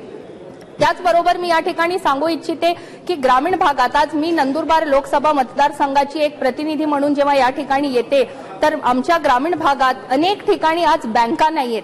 महोदय, मी आपल्या माध्यमातून सरकारला मी विनंती करते की आपण ग्रामीण भागामध्ये बँकांच्या शाखा आपण ओपन केल्या पाहिजे. आज आपण जेव्हा डायरेक्ट बेनिफिट ट्रान्सफरच्या योजना आपण राबवत आहोत, आपण जेव्हा लोकांना डायरेक्ट त्यांच्या बँकच्या खात्यावर पैसे देण्याचं आपण बोलतो, तर त्यावेळेस आपण ग्रामीण भागामध्ये बँकांच्या शाखा देखील मोठ्या प्रमाणावर उघडल्या पाहिजे, जेणेकरून लोकांना त्याचा फायदा होईल. आज भारताचं आणि पंतप्रधान मोदीजींचं स्वप्न हे एकच आहे, ते म्हणजे डिजिटल इंडिया. पूर्वी डिजिटल इंडिया म्हणजे फक्त शहरी भागात आपल्याला डिजिटलायझेशन, इंटरनेट हे सगळं बघायला मिळत होतं, परंतु मोदी सरकार आल्यानंतर आणि महाराष्ट्रात फडणवीस सरकार आल्यानंतर अगदी ग्रामीण भागात सुद्धा आज इंटरनेटची सोय आपल्याला होताना पाहायला मिळते आहे. माननीय मुख्यमंत्री देवेंद्रजींनी धान्याचा काळा बाजार रोखण्यासाठी एक अत्यंत महत्वाचं डिजिटल इंडियाच्या माध्यमातून पाऊल उचललं, ते म्हणजे की धान्याचे जे दुकानं असतात, जे पीडीएस सिस्टीम आहे, याच्यामध्ये त्यांनी बायोमेट्रिक आणण्याचा एक अत्यंत महत्वाकांक्षी आणि महत्वाचा पाऊल त्यांनी उचलला. आज याच्यामुळे जे लोक खरोखर गरीब आहे आणि ज्यांना गरज आहे अशा लोकांना आज धान्य मिळत आहे. यापूर्वी असं व्हायचं की लोक अंगठा लावायचे, सही करायचे आणि त्यांना जितकं धान्य मिळालं पाहिजे तेवढं त्यांना मिळत नव्हतं, परंतु बायोमेट्रिकचं हे जे डिजिटल इंडियाच्या माध्यमातून एक अत्यंत चांगला पाऊल जो उचलला आहे, यामुळे आज गोरगरीब जनतेला खरोखर याचा फायदा होईल. महोदय, मागच्या वर्षी तूर डाळीची कमतरता ही सगळीकडे झाली आणि म्हणून आपल्याला तूर डाळ ही परदेशातून आपल्याला आयात करावी लागली होती आणि सरकारने ती आयात करून देशातल्या जनतेला हे अत्यंत कमी दरामध्ये ही डाळ उपलब्ध करून दिली. यावर्षी सुद्धा असा प्रश्न, असा प्रॉब्लेम समोर येऊ नये, त्यासाठी शासनाने त्यापूर्वीच असा निर्णय घेतला की शेतकऱ्यांना तुरीचे बियाणे त्यांनी उपलब्ध करून दिले आणि आज सरकारने MSP च्या रेटमध्ये सर्व शेतकऱ्यांकडून तूर डाळची खरेदी ही सुरू केलेली आहे आणि शासनाने निर्णय घेतला आहे की जोपर्यंत संपूर्ण खरेदी होत नाही तोपर्यंत ही खरेदी ही सुरूच राहणार आहे आणि अशा पद्धतीने शेतकऱ्यांना फार मोठा दिलासा देण्याचं काम हे सरकारने केलेलं आहे. प्रधानमंत्री ग्रामीण डिजिटल साक्षरता अभियान, प्रधानमंत्री ग्रामीण डिजिटलायझेशन, याच्यामुळे जे इंटरनेट आज ग्रामीण भागात पोहोचलंय, त्यामुळे आज ग्रामीण भागात राहणारा जो विद्यार्थी आहे त्याला ऑनलाईन ऍडमिशनचे फॉर्म असतील, त्याला ऑनलाईन परीक्षेचे फॉर्म असतील, त्याला नोकरीसाठीचे फॉर्म असतील, हे तो घर बसल्या भरू शकतो. त्याचप्रमाणे जे ऑनलाईन बिल पेमेंट आहे, ऑनलाईन ट्रान्झॅक्शन आहे, हे सगळं ग्रामीण भागातले लोक आज त्या ठिकाणी करू शकतात. ज्या सोयी सुविधा या शहरात उपलब्ध होत्या त्या आज मोदी सरकार आणि फडणवीस सरकार आल्यानंतर ग्रामीण भागात सुद्धा आपल्याला बघायला मिळत आहे. त्याबद्दल मी दोन्ही सरकारचं खूप खूप आभार व्यक्त करते आणि अभिनंदन देखील करते. महोदय, कृषी विभागाने मशिनरी आणि शेती उपयोगी साहित्य शेतकऱ्यांना देण्याची एक अत्यंत चांगली योजना या देशात सुरू केलेली आहे। ही योजना फार चांगली आहे आणि याच्यामुळे जे शेतकऱ्यांचं उत्पन्न आहे हे देखील वाढतं, वेळ कमी लागतो। अनेक ठिकाणी ज्या ठिकाणी मजूर उपलब्ध होत नाही त्या ठिकाणी मशिनरीची मदत घेऊन शेतकरी हे शेती करू शकतात। माझी या ठिकाणी सरकारला विनंती आहे की ही जी योजना आहे ही मोठ्या प्रमाणावर सुरू झाली पाहिजे आणि अगदी ग्रामीण भागातल्या प्रत्येक गावागावातल्या शेतकऱ्यापर्यंत ही योजना पोहोचली पाहिजे। महोदय, आरोग्य विभागाने NRHM नावाची एक अत्यंत चांगली योजना ही मागच्या अनेक वर्षांपासून सुरू आहे। यामुळे आज ग्रामीण भागातल्या लोकांचं आरोग्य हे कसं चांगलं राहील त्यासाठी NRHM हे काम करत असतं। आपण केंद्र सरकारने खासदारांच्या अध्यक्षतेखाली दिशाची कमिटी ही स्थापन केली आहे, याच्यामध्ये NRHM सुद्धा येतं। या ठिकाणी जे PIP ग्रामीण भागात NRHMचा तयार केला जातो त्याच्यामध्ये जे खासदार आहे आणि स्थानिक लोकप्रतिनिधी आहे यांना विश्वासात न घेता PIP तयार होऊन केंद्र सरकारकडे पाठवला जातो आणि त्याच्यामुळे अनेक प्रश्न हे त्या ठिकाणी तसेच राहतात आणि ते सुटत नाही। माझी आपल्याला विनंती आहे की जेव्हा PIP तयार होतो तेव्हा हे कंपल्सरी केलं पाहिजे की त्या ठिकाणचे जे लोकप्रतिनिधी आहे, खासदार आहे यांना विश्वासात घेऊन ते फायनल करून ते केंद्र सरकारकडे पाठवलं पाहिजे। महोदय, upgradation of state government hospitals अशी एक योजना आता केंद्र सरकारने सुरू केलेली आहे। माझी आपल्याला विनंती आहे की नंदुरबार जिल्हा हा एक आदिवासी बहुल जिल्हा आहे, त्या ठिकाणी कुपोषणाचा मोठा प्रश्न आहे, अनिमिया आहे, तर आमचा जिल्ह्याचं जे जिल्हा रुग्णालय आहे हे देखील आपण या योजनेमध्ये समाविष्ट करून घेतलं पाहिजे। तत्कालीन वैद्यकीय शिक्षण मंत्री डॉक्टर विजयकुमार गावित यांनी नंदुरबारमध्ये मेडिकल कॉलेज सुरू व्हावं यासाठी त्यांनी खूप प्रयत्न केले आणि आज देवेंद्रजींच्या सरकारने, आदरणीय देवेंद्र फडणवीसजींनी देखील हे एक प्रायोरिटी इश्यूज मध्ये घेतलेलं आहे। आम्हाला पूर्ण विश्वास आहे की नंदुरबारमध्ये मेडिकल कॉलेज हे निश्चित होईल, पण त्यासाठी लागणारा जो निधी आहे तो केंद्र सरकारने उपलब्ध करून द्यावा अशी आपणास विनंती आहे। साहेब, त्याचबरोबर मी एक आदिवासी भागाची लोकप्रतिनिधी आहे आणि म्हणून जे आदिवासी विद्यार्थी आहेत त्यांचा एक महत्त्वाचा विषय या ठिकाणी मी सांगू इच्छिते। साहेब, जे विद्यार्थ्यांना आपण प्री आणि पोस्ट मॅट्रिक स्कॉलरशिप देतो याच्यामध्ये जी अॅन्युअल इन्कमची अट आहे SC ST विद्यार्थ्यांसाठी ती आहे 2.5 लाख म्हणजे 2.5 लाखाची अट आहे आणि OBC विद्यार्थ्यांना 6 लाख अॅन्युअल इन्कम जर त्यांची पालकांची असेल तर त्यांना स्कॉलरशिप दिली जाते। माझी आपल्या माध्यमातून सरकारला अशी विनंती आहे की जेव्हा आपण एक सिंगल एज्युकेशन पॉलिसी आणतो तर सर्वच विद्यार्थ्यांना जे स्कॉलरशिप दिलं जातं त्यासाठी एक समान अट झाली पाहिजे आणि सर्वच विद्यार्थ्यांना अॅन्युअल इन्कम हे 6 लाख जी अट आहे त्याप्रमाणे लागू झालं पाहिजे अशी आपणास या ठिकाणी मी विनंती करते। साहेब, इथे जे आपण स्कॉलरशिप जे विद्यार्थ्यांना देतो ती वेळेवर त्या कॉलेजेसला पोहोचत नाही आणि म्हणून SC ST विद्यार्थ्यांना त्यांचे कॉलेजचे लोक हे परीक्षेला बसू देत नाही, त्यांना त्रास होतो आणि म्हणून हे जे स्कॉलरशिपचे पैसे हे वेळेवर त्या संस्थांमध्ये पोहोचले पाहिजे। जे स्कॉलरशिपचे फॉर्म आहे हे फॉर्म कॉलेजचे लोक हे वेळेवर भरत नाही, त्याच्यामुळे बऱ्याचदा विद्यार्थ्यांना अडचणींना सामोरं जावं लागतं। म्हणून आपल्याला विनंती आहे की जे कॉलेज टाइमावर हे फॉर्म भरत नाही त्यांना सुद्धा फाईन हे सरकारने केलं पाहिजे। साहेब, सॉइल हेल्थ कार्डची एक योजना सरकारने आणली आहे, खूप चांगली ही योजना आहे। आपल्याला माझी विनंती आहे की आपण जे मोबाईल व्हॅन्स मध्ये हे सॉइल टेस्टिंगचं युनिट आपण ग्रामीण भागात, सर जस्ट 2 मिनिट्स, आपण जे ग्रामीण भागामध्ये हे मोबाईल व्हॅन्स आपण पाठवतो हे सगळीकडे पोहोचू शकत नाही, म्हणून महोदय माझी आपणास विनंती आहे की ग्रामीण भागात शेतकऱ्यांच्या मुलांना आपण हे सॉइल टेस्टिंग साठीचं ट्रेनिंग आपण त्यांना दिलं पाहिजे, जेणेकरून आपण त्यांना एक रोजगार देखील उपलब्ध करून देऊ शकतो। मी खास करून सरकारचं या ठिकाणी अभिनंदन करते की एक सॉइल टेस्टिंगसाठी एक ट्रेनिंग इन्स्टिट्यूट आणि ट्रेनिंग प्रोग्राम सुरू करण्याचा निर्णय नजीकच्या काळामध्ये सरकारने घेतलाय। पण साहेब, त्याच्यामध्ये असं आहे की ते 1 वर्षाचा कोर्स आहे आणि शेतकऱ्यांची मुलं 1 वर्षापर्यंत त्या कोर्समध्ये येतील किंवा नाही हे मोठी एक शंका आहे। म्हणून हा एक शॉर्ट ड्युरेशन कोर्स म्हणजे 1 किंवा 2 महिन्याचा जर कोर्स आपण केला तर त्यात अनेक मुलं हे येऊ शकतात आणि सॉइल टेस्टिंगचं ट्रेनिंग घेऊन सॉइल टेस्टिंग लॅब ते ग्रामीण भागात उभे करू शकतात। त्याचबरोबर या ठिकाणी आपण SC ST विद्यार्थ्यांच्या राहण्यासाठी आपण हॉस्टेलसाठी देखील निधी देतो। त्यासाठी जे मॅचिंग ग्रँट असतं हे वेळेवर पोहोचत नाही आणि म्हणून त्या ठिकाणी हॉस्टेल्स तयार होऊ शकत नाही. माझी सरकारला विनंती आहे की हे जे मॅचिंग ग्रँट जे SC आणि ST विद्यार्थ्यांच्या हॉस्टेलसाठी आपण देतो ते वेळेवर जर गेलं तर विद्यार्थ्यांना त्या ठिकाणी त्याचा मोठा फायदा होईल. आणि साहेब, नंदुरबार जिल्ह्यासाठी केंद्रीय विद्यालय आम्हाला मंजूर करून दिल्याबद्दल मी सरकारचे खूप खूप आभार व्यक्त करते. आणि जवाहर नवोदय विद्यालय जे आमच्या जिल्ह्यात आहे त्यासाठी इमारतीसाठी आपण निधी उपलब्ध करून द्यावा एवढंच या ठिकाणी विनंती करेन.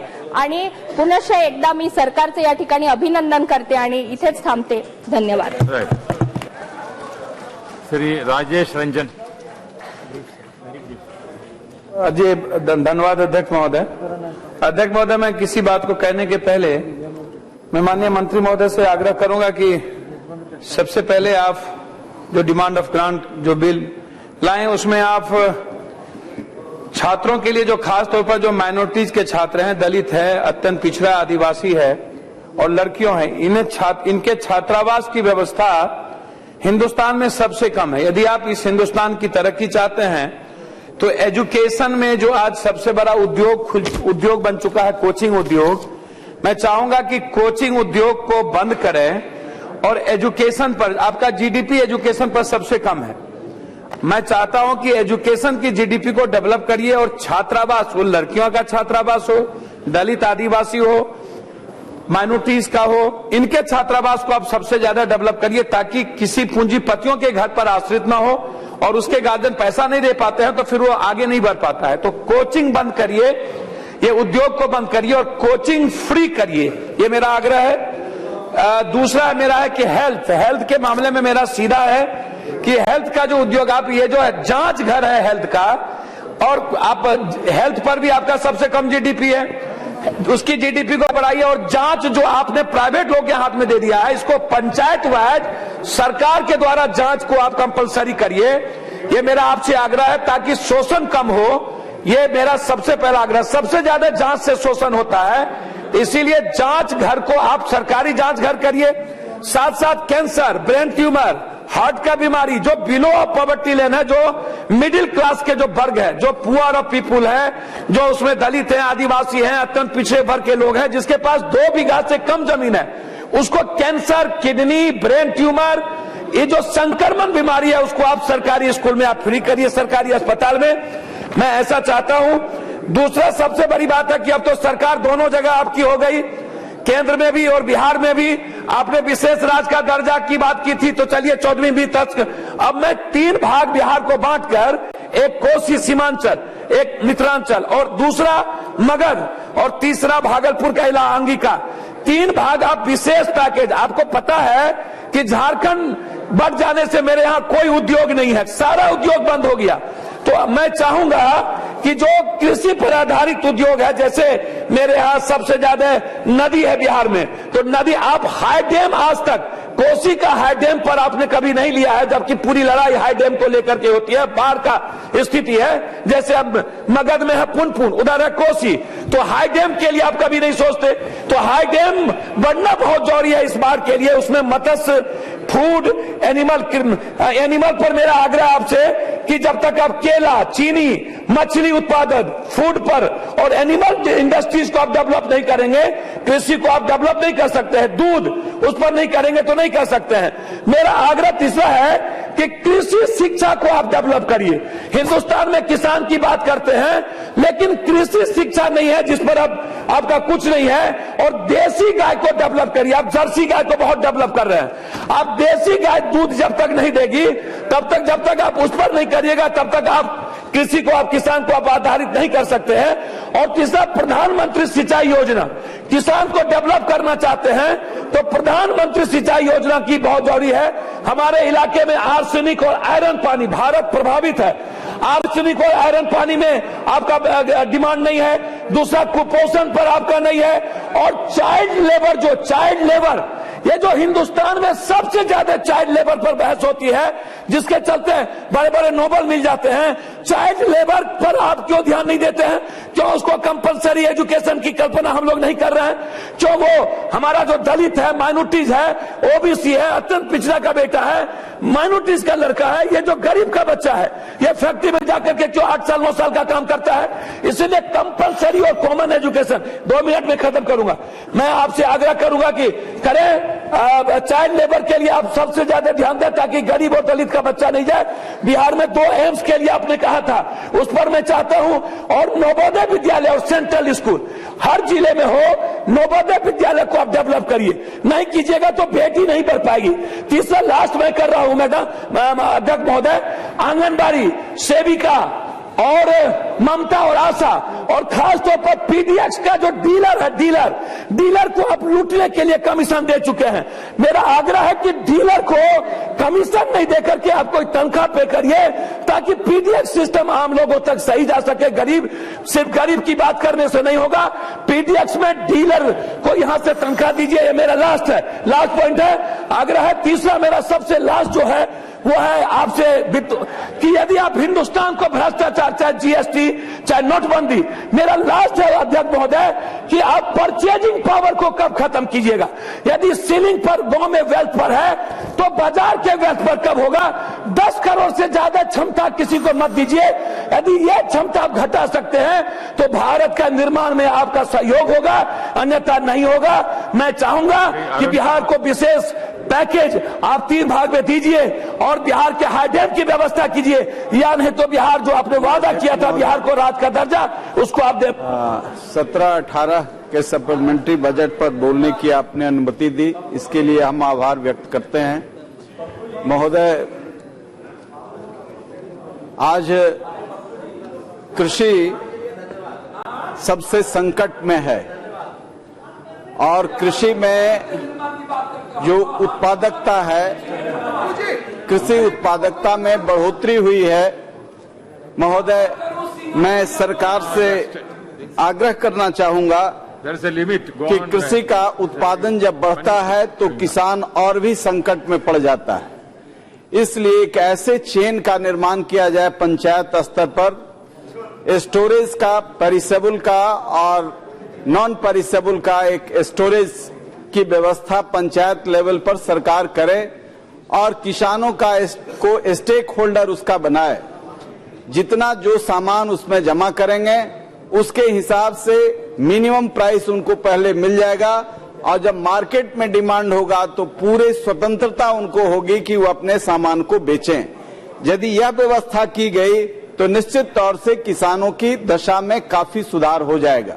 सबसे बड़ी कठिनाई आज ये है कि किसान पैसे के अभाव में सामान को खलिहान तक नहीं आने देते बल्कि खेत से ही बेच देते हैं। जब कोई सामान बाजार में चला जाता है तो कृषि का सबसे अधिक लाभ बाजार के लोग उठाते हैं, किसान इससे महरूम रह जाते हैं। इसलिए सबसे जरूरी जो पक्ष है वह स्टोरेज सिस्टम को मजबूत करने की जरूरत है और उसमें किसानों को स्टेक होल्डर बनाने की जरूरत है। महोदय, किसान निश्चित तौर से आज मध्य प्रदेश में जो घटना हुई वह दुखद घटना थी। उसका राजनीतिक लाभ का कई प्रयास किया गया, लेकिन आप उसके जड़ में जाएंगे तो वहां उत्पादन 4 गुना बढ़ा है।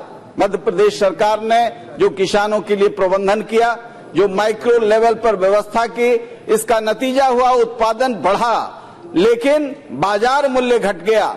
जब डिमांड कम हो जाता है तो स्वाभाविक है उसका मूल्य घटने का। इसलिए हम माननीय मंत्री से आग्रह करेंगे कि इस दिशा में एक ठोस पहल किया जाए ताकि स्टेक होल्डर किसान को बना करके हम स्टोरेज का चेन सिस्टम इसमें लागू करें। दूसरा पक्ष जो मैं कहना चाह रहा था कि आज समय का अभाव है, इसलिए जॉर्ज फर्नांडिस जब मंत्री थे उस समय मैं इस सदन का सदस्य था अटल जी की गवर्नमेंट में। उस समय से 3000 कोल फील्ड में जो मजदूर काम करते हैं उनके बच्चों को पढ़ाने के लिए आज शिक्षक 6000-7000 रुपए पर काम कर रहे हैं।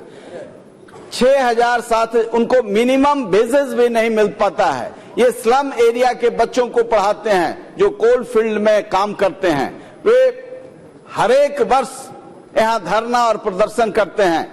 मैं चाहूंगा कि जिस तरीके से जन सहयोगी कई योजनाओं को, जनधन योजना से लेकर के उज्ज्वला तक सरकार ने कई क्रांतिकारी कदम उठाया है, इस तरीके से ये 3000 शिक्षक जो कोल फील्ड में काम कर रहे हैं, निश्चित तौर से उनका एक बार उद्धार किया जाए। आज आउटसोर्सिंग करके वहां जब शिक्षक रखे जा रहे हैं तो उनको 15,000 और जो लंबे दिनों से 20-20 साल से काम कर रहे हैं उनको 6,000 मात्र तनख्वाह मिलता है। महोदय, इसलिए एक बात और मैं कहना चाहूंगा कि अभी लिटरेसी पर और कई सवालों पर चर्चा इस सदन में हुआ, लेकिन मैं कहना चाहूंगा कि पिछले 20-25 वर्षों में शिक्षक का अभाव हुआ है। जिस तरह के शिक्षकों का काम ज्वाइनिंग हुआ है, जिस तरह के शिक्षक आज सरकारी विद्यालयों में काम कर रहे हैं, निश्चित तौर से गुणात्मक शिक्षा की उम्मीद इनसे नहीं की जा सकती है। इसलिए आज गुणात्मक शिक्षा के लिए एक संकल्प प्राइमरी एजुकेशन से लेकर के हायर एजुकेशन तक हमें करना चाहिए। इन्हीं शब्दों के साथ इस ग्रांट सप्लीमेंट्री ग्रांट का हम समर्थन करते हैं। धन्यवाद। Thank you, sir. Thank you, Deputy Speaker, sir, for giving me this opportunity. I rise to support the first supplementary demands for grants to the tune of 11,166.18 crores. And this is something that which we support, the Sikkim Democratic Front Party supports. So I will straight away come to the issues related to the region. There is a disability index that the mountain states have, and this is on account of being landlocked, mountainous, and no access to markets. The erstwhile Planning Commission had constituted a committee headed by Shri B.K. Chaturvedi, and the report recommended that to cover the disability deficits, 2% of the gross budgetary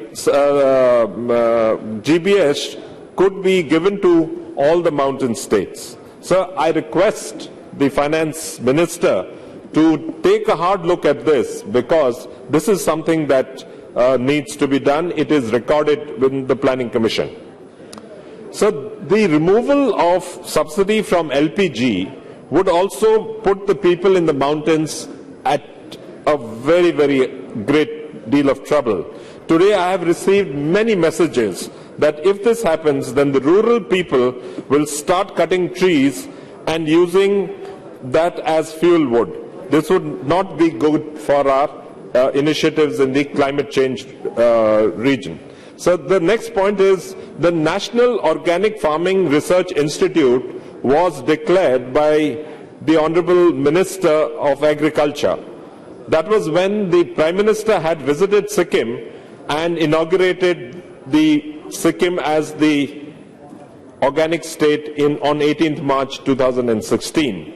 No further, other than the fact that the local ICAR has been notified as the NOFRI, this particular institution has not taken off just yet. I request the Honorable Minister of Finance to look into this so that we get this particular institute going and the region at large can be benefited. Sikkim will have to come to the center for help. So we are sandwiched between the Doklam standoff with China and the Gorkhaland agitation.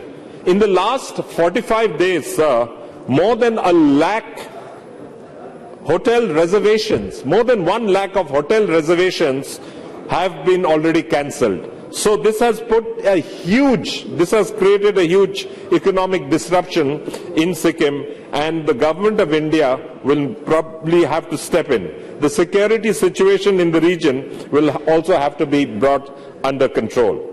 So the GST, the Sikkim has supported it, and it is too early to say how it will impact, but the ground reality is mixed. So the handicrafts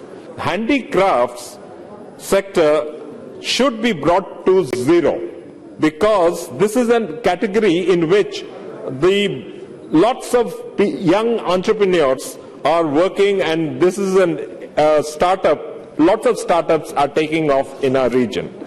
So finally, sir, due to climate change, there has been floods and landslides in our region.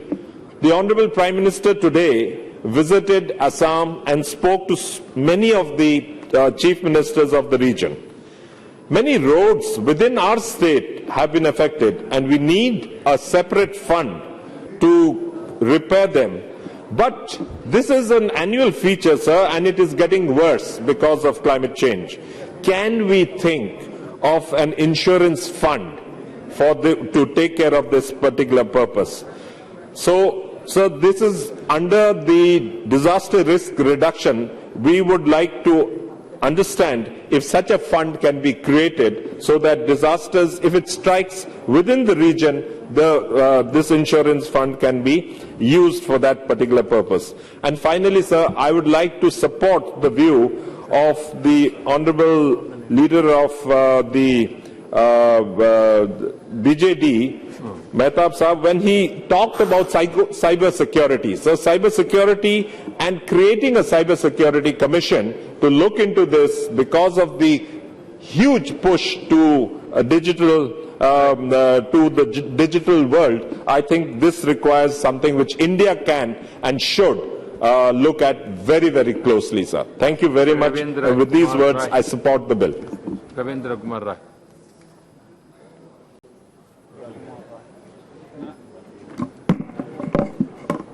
धन्यवाद उपाध्यक्ष महोदय। अनुदान के समर्थन में मैं खड़ा हूं और आपने इस पर मुझे बोलने का अवसर दिया, इसके लिए मैं आभार व्यक्त करता हूं। उपाध्यक्ष महोदय, अभी बहुत सारे विषय हमारी सरकार के कार्यकलापों के बारे में सामने आया है और मैं समझता हूं कांग्रेस पार्टी को छोड़ दिया जाए तो शायद पूरी सदन एक प्रकार से कहीं न कहीं सरकार के कार्यों से संतुष्ट नजर आ रही थी। कुछ लोग उसमें से कुछ और आवश्यकताओं का जिक्र जरूर कर रहे थे, किंतु लगता है कि एक राजनीतिक औपचारिकता की पूर्ति के लिए हमारे झारखंड के कुछ, हमारे कांग्रेस के कुछ मित्र लगातार उसका विरोध करने का जैसे शपथ खा लिए हैं। उपाध्यक्ष महोदय, इस देश में एक नई राजनीतिक संस्कृति, एक नई राजनीतिक कार्य पद्धति आजादी के बाद देखने को देशवासियों को मिला तो नरेंद्र भाई मोदी के नेतृत्व वाली सरकार में देखने को मिला। सच्चाई यही है कि जब 2014 के चुनाव में हम चुनाव के मैदान में गए थे तो देश के क्या किसान, क्या नौजवान, क्या मजदूर, क्या ग्रामीण, क्या वनवासी, क्या शहरी, सभी के अंदर उत्साह समाप्त हो गया था, आशा समाप्त हो गई थी और भरोसा खत्म हो गया था कि शायद ही इस देश में हमारा भविष्य कभी सुधर पाएगा। लोकतांत्रिक व्यवस्था पर लोगों को शक होने लगा था कि लोकतांत्रिक व्यवस्था से भी कभी हमारा भविष्य सुनहला हो सकता है। लेकिन हम आज इस विषय पर हम आए हैं कि अब देशवासियों को भरोसा जगा है कि देश में जिस प्रकार से विकास का रास्ता आगे बढ़ा है उसमें से इस देश के आम जनों के अंदर खुशहाली का दिखाई देने लगा है। आम आदमी से जुड़ने वाली योजनाएं, जिस प्रकार से हमारी सरकार में 70 योजनाएं शुरू हुई, अभी जो अनुपूरक बजट आया है, मैं देख रहा था कि वो जो मौलिक चीजें हैं और जमीन से जुड़ी हुई चीजें हैं जिसकी जरूरत हर नागरिक को, हर क्षेत्र के लोगों को मिलता है, उसमें सबसे अधिक बजटीय प्रावधान किया गया। उच्चतर शिक्षा, स्कूली शिक्षा, साक्षरता, इसमें लगभग 1,500 करोड़ से अधिक रुपए का प्रावधान किया गया है। सड़क, मुझे याद है 2000 के पहले अटल बिहारी वाजपेयी जी की जब सरकार बनी थी, उसके पहले इस देश की सड़कों की दुर्दशा का वर्णन करते करते लोग थक जाते थे।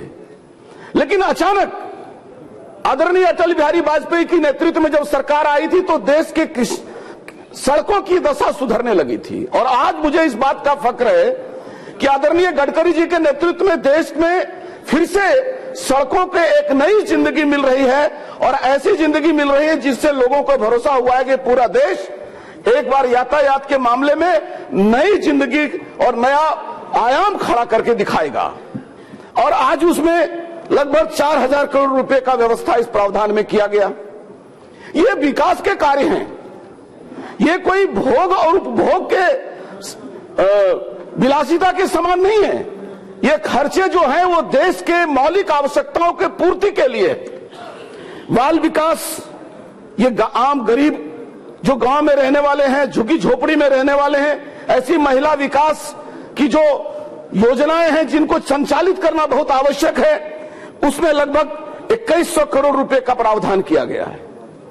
आखिर ये जो बालक, जो महिलाएं इस प्रकार की दुर्दशा में और उनके कल्याण के लिए योजनाएं जो लाई गई हैं, उसके लिए यदि प्रावधान किया गया है, तो उसमें से भी यदि हमारे विरोधियों को आपत्ति हो तो मुझे आश्चर्य लगता है कि वो किस चीज के लिए बजट का प्रावधान करना चाहेंगे।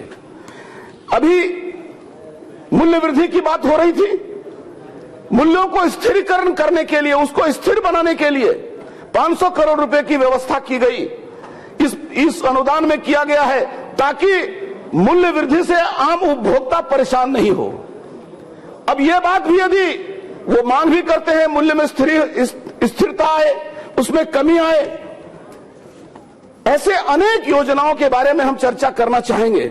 लेकिन उपाध्यक्ष महोदय, आज इन विकास की योजनाओं और जमीनी हकीकत से जुड़े हुए सवालों से हमारे विरोधियों को आपत्ति है।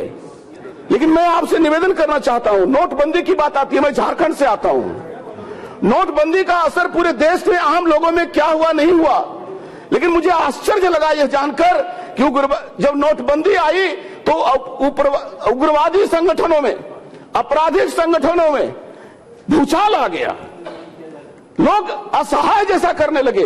और मैं आपको बताऊं कि झारखंड में लगातार सैकड़ों की तादाद में उग्रवादियों ने आत्मसमर्पण किया, और आज वहां कानून व्यवस्था हमारे सामने सुधरने की स्थिति आई। वरना वो आर्थिक एक बैंक बना करके और झारखंड में और देश प्रदेश के अन्य भागों में भी, छत्तीसगढ़ में, मध्य प्रदेश में उग्रवादी आंदोलन कर रहे थे। मैं कुछ सुझाव जरूर देना चाहता हूं उपाध्यक्ष महोदय। मेरी प्रार्थना है, माननीय वित्त मंत्री जी से मैं गांव जाता हूं, सबसे अधिक गांव की महिलाओं में और गांव के लोगों में जो कोहराम रहता है, आवाज आती है, वो आती है विधवा पेंशन का, वो आवाज आती है वृद्धा पेंशन का, विकलांग पेंशन का। मेरा प्रार्थना होगा कि राज्य सरकारों में की जो क्षमता है उसमें से क्या हम इस प्रकार की कोई नीति नहीं बना सकते कि इस देश में कोई भी विधवा बहन पेंशन से वंचित नहीं रहेगी।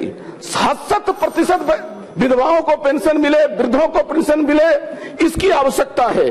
और एक बात और मैं आग्रह करना चाहता हूं, झारखंड आदिवासी क्षेत्र के राज्य है, वहां अनुसूचित जाति, अनुसूचित जनजाति के लोग 40% हैं, और उनका आज भी मिट्टी के घर में रहने की मजबूरी है।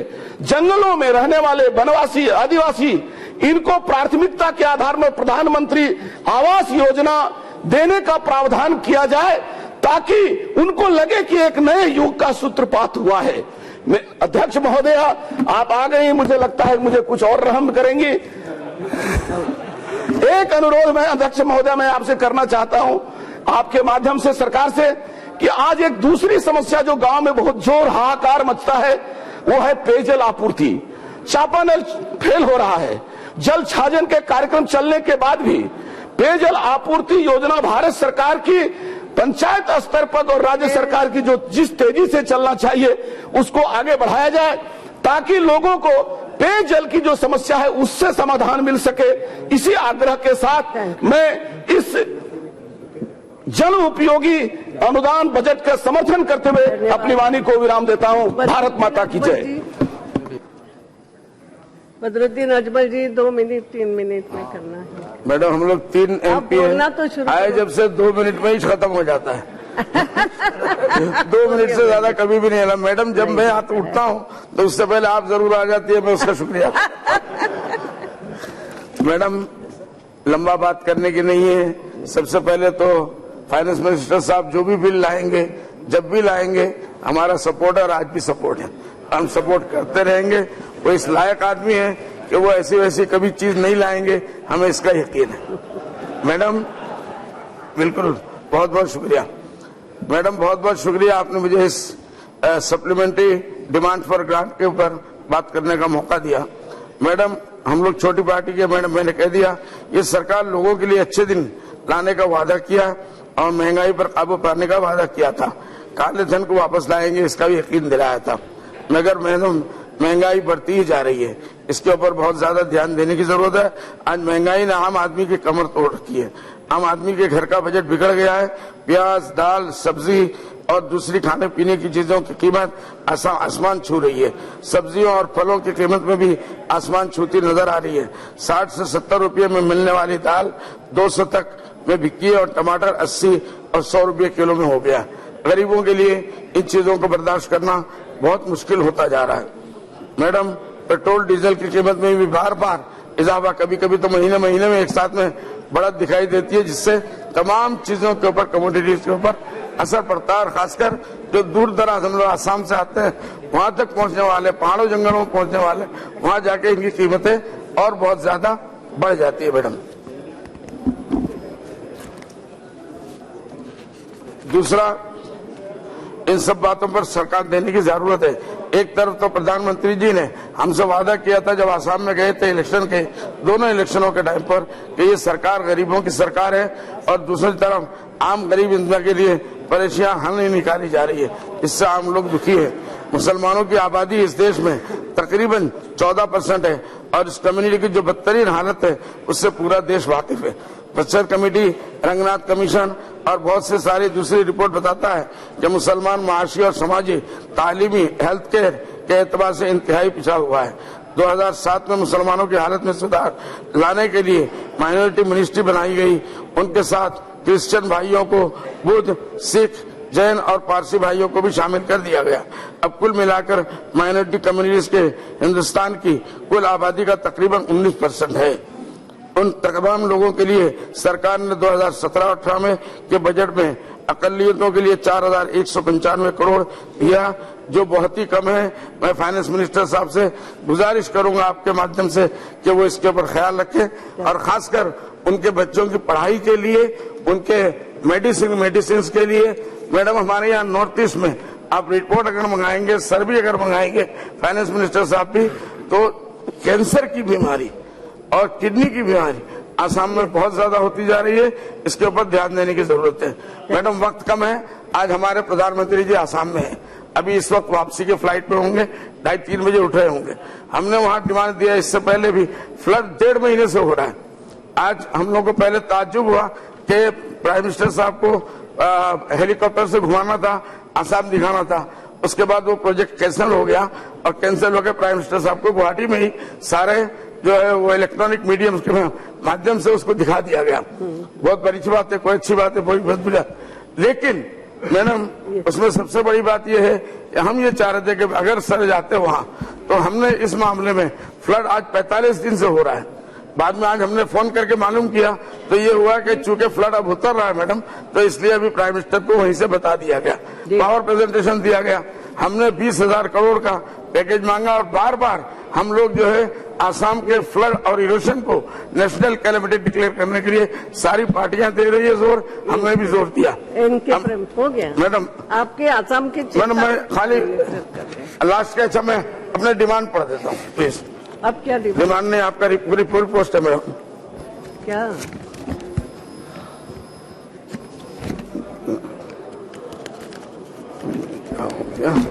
आपने ये आपने डिमांड बोल तो दिए और खुद प्राइम मिनिस्टर है वहाँ पे, ये हो गया प्रेम। चलिए मैडम, मिल गया मैडम, मिल गया। प्लीज प्लीज, बहुत क्या करें, आपके बच्चे आपको देख के कभी कभी इधर उधर हो जाते हैं। जी मैडम, ये कागज भी कम वक्त हिलने लगता है इधर। मैं डरने जैसी नहीं हूँ। आसाम में फ्लड और इरिगेशन को नेशनल कैलेमिटी डिक्लेयर किया जाए, यहाँ हमारी पार्टी का पहला वो है।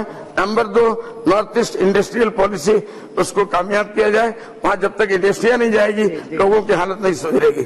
इसी तरीके से झुबड़ी फुलबाड़ी ब्रिज मेरे यहाँ है, खासकर गडकरी साहब ने ऐलान किया है। मैं फाइनेंस मिनिस्टर साहब से गुजारिश करूंगा कि ये बहुत पुराना डिमांड है, 50-60 साल पुराना और बहुत बड़ा प्रोजेक्ट है सर, इसके लिए जो है जरूर ख्याल रखेंगे। इसी तरीके से नॉर्थ ईस्ट ऑर्गेनिक फार्मिंग का प्राइम मिनिस्टर ने ऐलान किया। हो गया प्रेमचंद्रन जी। Thank you, Madam Speaker. Madam Speaker, I rise to oppose the first batch of supplementary demands for grants for the year 2017-18, which comes around 11,166 crores of rupees, out of which 10,379 crores of rupees have to be voted by this August House. Madam, you may kindly see out of which the revenue expenditure is 10,379 crores and the capital expenditure is mere 690 crores. And it is very interesting to note that the 70% of the supplementary demands for grants, that is demand number 72, that is for the Ministry of Petroleum Industry, sorry, the Ministry of Petroleum and Natural Gas, 7,000 crores of it is going to that sector. And coming to the second highest is the 2,000 crores of rupees. That is demand number 12, Department of Industry Policy and Promotion. I am confining my speech in demand number 12 as well as demand number 35, that is in respect of the indirect taxes. And other major demands are Department of Chemicals and Pharmaceuticals, demand number 6, around 376 crores of rupees. And demand of Consumer Affairs, demand number 15, which comes around 500 crores of rupees. Madam, in the light of the GST, so many supplementary demands of grants have been enunciated or stated before this August House. Before entering into the demands, may I kindly make a reference regarding the passing of the budget in this year. Madam, this is a wonderful achievement which the Parliament, as well as it is achievement of the government also, I do appreciate that the full budget was passed before 31st of March of the last financial year. And this is a good beginning as far as the financial business of the country is concerned. And also I would like to appreciate the Finance Minister for passing the full budget before the financial year commences. So my submission to the Honorable my clarification from the Honorable Minister I am seeking is, what is the impact of the last 3 months of passing the full budget before 31st of March of 2017. I hope that the expenditure, because all the ministries and departments are at liberty to have the expenditure from the budget itself, so it will be whether what is the impact and what is the good results of passing budget before 31st of 2017. That is the clarification which I would like to seek from the Honorable Minister. And also I would like to make a suggestion to the Honorable Minister. This should be made applicable to all the states in the country also. If for which legislation is required, I urge upon the Honorable Minister to come out with a legislation so that having the budget passed before the financial year ends, that is a good thing that is to be followed in all the states. And regarding the supplementary demands of grants, Madam, it is quite unfortunate to note that even after passing of the budget, full budget, even immediately after the first quarter of the financial year, the Honorable Finance Minister is coming with a supplementary demands for grants for 11,166 crores of rupees. That also has to be restricted, or that also is to be not restricted, that is to be discouraged. That is because the Public Accounts Committee has already expressed their apprehension, their displeasure and concern on the lack of foresight in effective monitoring and bad planning on the part of the budget controlling authorities of various ministries and departments in preparing the budget estimate as well as the supplementary demands for grants. So, Madam, the Public Accounts Committee has reiterated, last time also I have stated the same thing, scrupulous scrutiny of the budget proposals, rigorous monitoring of the expenditure and strict compliance of the general financial rules to eliminate possibility of excess expenditure and underspending and wrongful appropriation. So I urge upon the Honorable Finance Minister Minister, to have a proper planning and effective monitoring mechanism. It is highly essential to have a disciplined budget system in the country. That is my suggestion. Sir, coming to the demand, that is demand number 12, that is Department of Industrial Policy and Department of Industrial Policy and Promotion.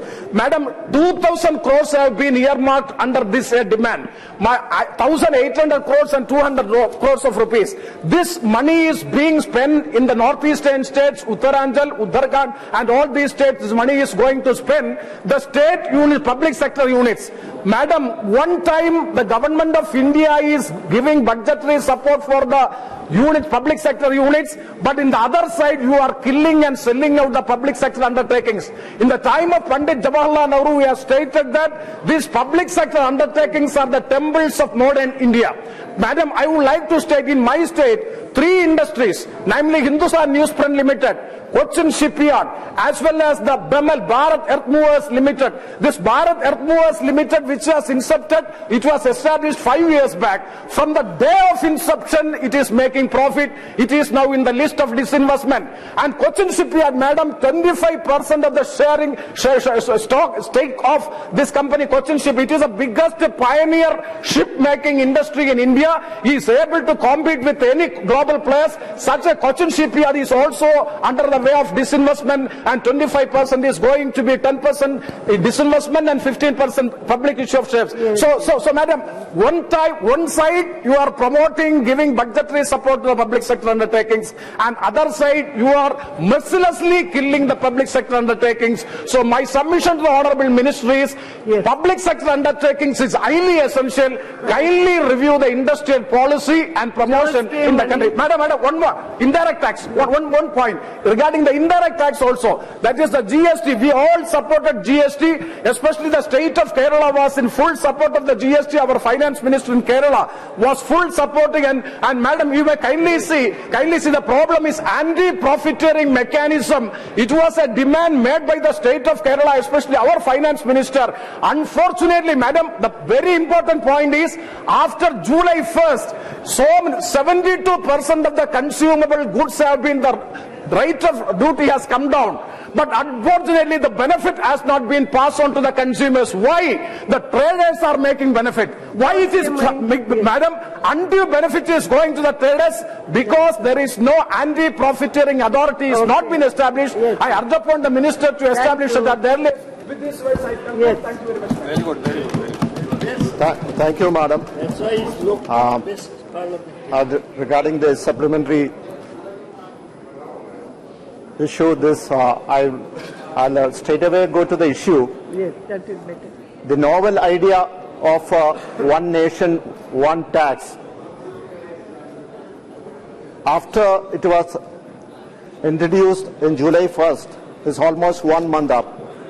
As Mr. Premachandran said, almost 70% of the essential goods, the tax has come down to 0%. But the benefit has not gone down to the consumers.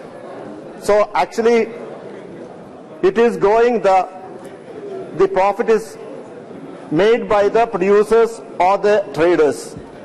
Yeah, I would like to make a point that the GST was introduced when Malaysia, during the year 2011, the Malaysian law, the law of Malaysia Acts 723, that is a price control and the anti-profiting Act 2011. They had made an act that enforced, there's a control, anywhere who is making an illegal profit, amassing wealth out of the tax reduction which was made in the GST, and a rigorous act is there to control this. Such a mechanism can be made here so that the benefit which is come through by reducing the tax of essential goods can be passed on the common man. And that also, this is very beneficial to the agriculture sector, that is where the agriculture products has been bought by the producers at a lower rate, the manufacturers, and be given. हम house को मध्य ये सब का. Madam, the house can be extended till the supplementary and appropriation is passed. Completed. Thank you. And this will be very beneficial for the agriculturalists also. The other point I would like to know, to tell you, to mention is that after the demonetization, we find that even today it was mentioned that the saving bank interest has been reduced from about 4.5 to 3.5. But we find that the housing loan, we get it at approximately about 10%. We get the car loan approximately about 8 to 10%.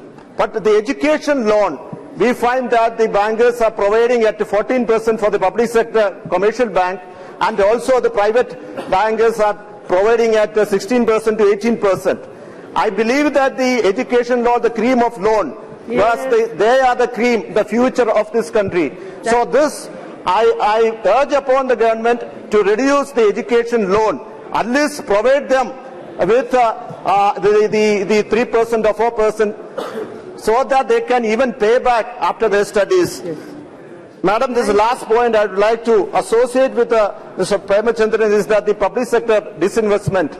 As you know that the disinvestment is the motto always when the India government comes to power. Here, what is the double standards I wanted to mention?